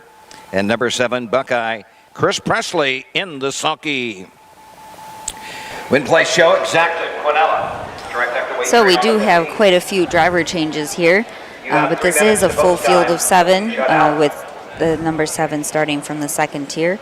We got Rose Run Yowza with Ronnie Gillespie up for Todd Luther and Greg Luther Racing. This is a 3-year-old colt by Long Tom, looking for his maiden victory. However, has 18 starts and over 40,000 earned lifetime. Most recently raced at Northfield in the Buckeye Stallion Series, finishing 6th, timed in 57-1. Pretty consistent racing at the pari-mutuel tracks, timed in 57 and 58. The 2, Xavier, with Scott Cisco up for Jason Brewer and owner Kathy and Sherry Gorby. This horse also is a maiden, has 25 starts with 15,000 in earnings. Most recently raced at Salina, finished 3rd, timed in 2, 6, and 3, but has been timed at Scioto and now winners a 1 back in July, timed in 2 minutes and a fifth. The 3, Feisty Sam with Matthew Brown up.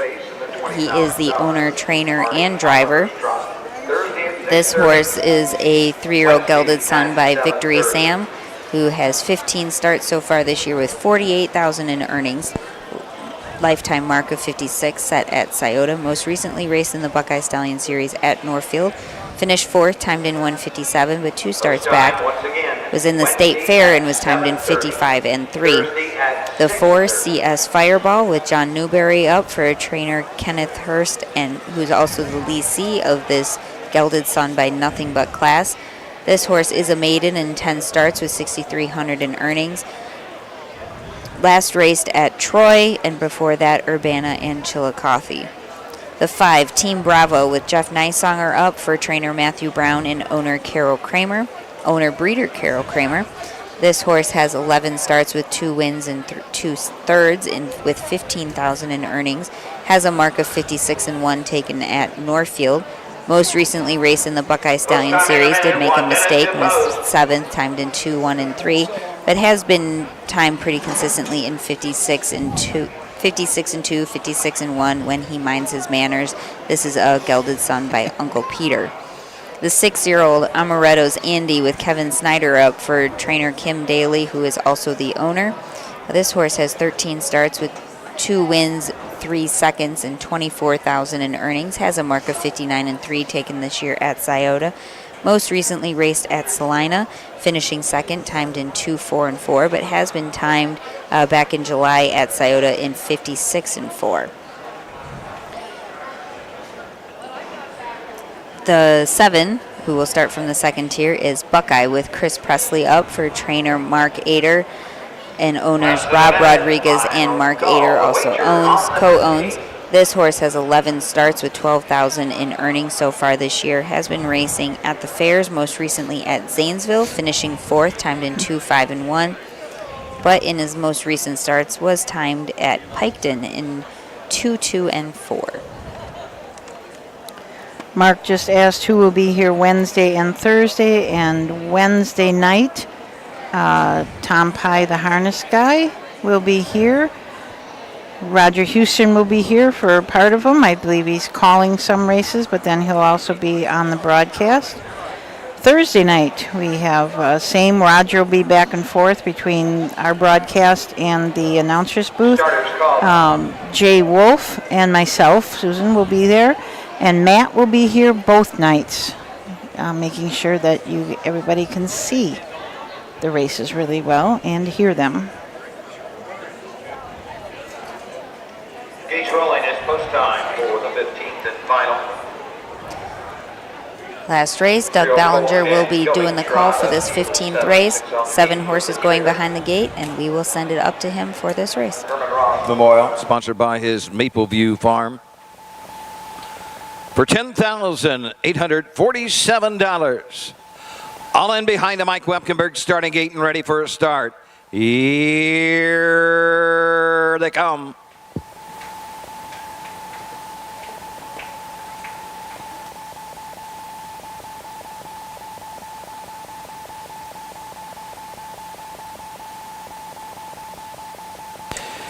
They were off then trotting. That's Feisty Sam for the lead. Rose Run Yaza from the inside. Coming out in 3rd, CS Fireball racing 4th on the outside. Team Bravo as they move into the turn. Trotting 5th around the turn is Buckeye. Racing 6th is Amaretto's Andy, and the early trader up the backside, Xavier. Field of Trotters, straight alignment. Field being led by Rose Run Zaza and Ronnie Gillespie. They lead it by 2. Feisty Sam sits the pocket 2nd. CS Fireball 3rd. 2 back to Team Bravo in 4th. Racing next in 5th is Buckeye as they race around the turn. Racing 6th around the turn, and racing on over to the 3/8 is Amaretto's Andy, and trailing the field, Xavier through a quarter and 30 and 2/5. Field of Trotters at the 3/8 mark. They come into the lane for the first time. They're in straight alignment, but not for long. First to move from way back. Moving up on the Field of Trotters is Amaretto's Andy. Racing 6, 5th, 4th, 3rd on the outside. That brings Feisty Sam to the outside. Rose Run Yaza to the inside. Feisty Sam the outside. Amaretto's Andy is 3rd on the inside. Racing 4th. That is CS Fireball. 1:04 for the half. They're at the 5/8 and up the backside. Rose Run Yaza by 3 parts of a length to the outside. Feisty Sam 2nd. 3 back to Amaretto's Andy 3rd. Here comes Jeff Nicesunger on the move with Team Bravo. Racing 4th, now 3rd, now 2nd, and closing in on the leaders around the far turn. Feisty Sam to get the lead. Rose Run Yaza on the outside. Team Bravo will come 3 wide. Amaretto's Andy, 3/4, 1:30 and 2/5. They're at the top of the stretch into Herman Ross. They're off the turn. They're on their way home. Feisty Sam clinging to that lead with an 1/8 of a mile to trot. Bracing for the challenge of Team Bravo. Feisty Sam, Team Bravo keeps on coming. Team Bravo and Feisty Sam on the line together. It will be a picture all the way. Photo for win. 2 minutes, 2/5. What a race for our last race here from Greenville, going for a purse of $10,847. Everybody wanted a piece of that. And you are right, Matt, that Xavier He can trot a ton. He just, I don't know what his problem is. Something about the gate there. What a fantastic finish. I can't call that. Roger calls the 3. Roger calls the 3. Feisty Sam. And they weren't really battling for that win spot because it's the entry, really, the 3 and the 5, right? So, yeah. But happy to get 1st and 2nd in there, I'd say. Absolutely. No matter which one. Yep, Eric said the 3-1. Tim says dead heat, perhaps. I love dead heats. I don't know. I just think that they're cool. 5 over the 3. Oh, Wow. 5 over the 3. Feisty Sam. I didn't see the whole finish. I don't know who's 3rd, 4th, and 5th in there. I was just watching those 2. Yep. I think Kevin Snyder got up for 3rd. Got up for 3rd. And then Ronnie was 4th. Yeah, unofficial. Unofficial. I was watching Xavier too. The other 2, after the first 2 went by, I said, where is that colt? So Jeff Nicesunger and Team Bravo coming back to the winner's circle for Matthew Brown and Carol Kramer. Toronto High Colt Racing Association for $10,847. Herman Ross Memorial, sponsored by his Mapleview Farm. Number 5, Team Bravo. 3-year-old Bay go to the son of Uncle Peter. Out of the John Bro mare, I Like Purple. 3rd of the season. Matthew Brown trains. Owned by Carol Kramer, Bloomingburg, Ohio. Jeff Nicesunger drives the winner. 2 minutes, 2/5 for Team Bravo as they take the Herman Ross. Like it by Mapleview Farm. It's official. Number 1, Rose Run Yaza 4, 2 Xavier 5, 3 Feisty Sam 2, number 4 CS Fireball 7, 5 Team Bravo the winner, 6 Amaretto's Andy 3, 7 Buckeye 6. 2 minutes, 2/5, 30 and 2/5 for the quarter. 1:04, 1:37 and 2, 4:52, 7:13, 6 on the bottom. $13 for the winner. I think that's 30 and 2. Well, that 5 horse was 5-1 with the final odds, so paid $13 to win. The exacta 5-3 paid $97.60. The trifecta paid $317. For a good night at the fair, wasn't it? $300 winner. Yes. Yeah, the 3 horse that finished second was the 4 to 5 favorite. So the Matthew Brown barn took home 1st and 2nd in the biggest purse of the night, $10,847. So that's it for us. We had a great night here at Greenville. Thanks to Roger Houston for helping us out the first part of the night. We had Kent Saunders here, Jessica Schroeder, Matt Clark, and myself. We wish everybody have a great night, and we will see you at a fair real soon.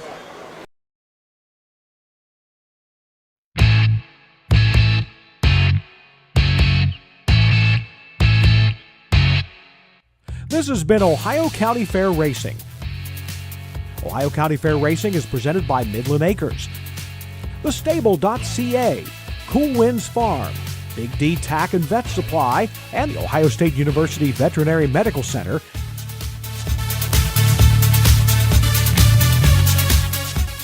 Ohio County Fair Racing is a presentation of the Ohio Harness Horsemen's Association.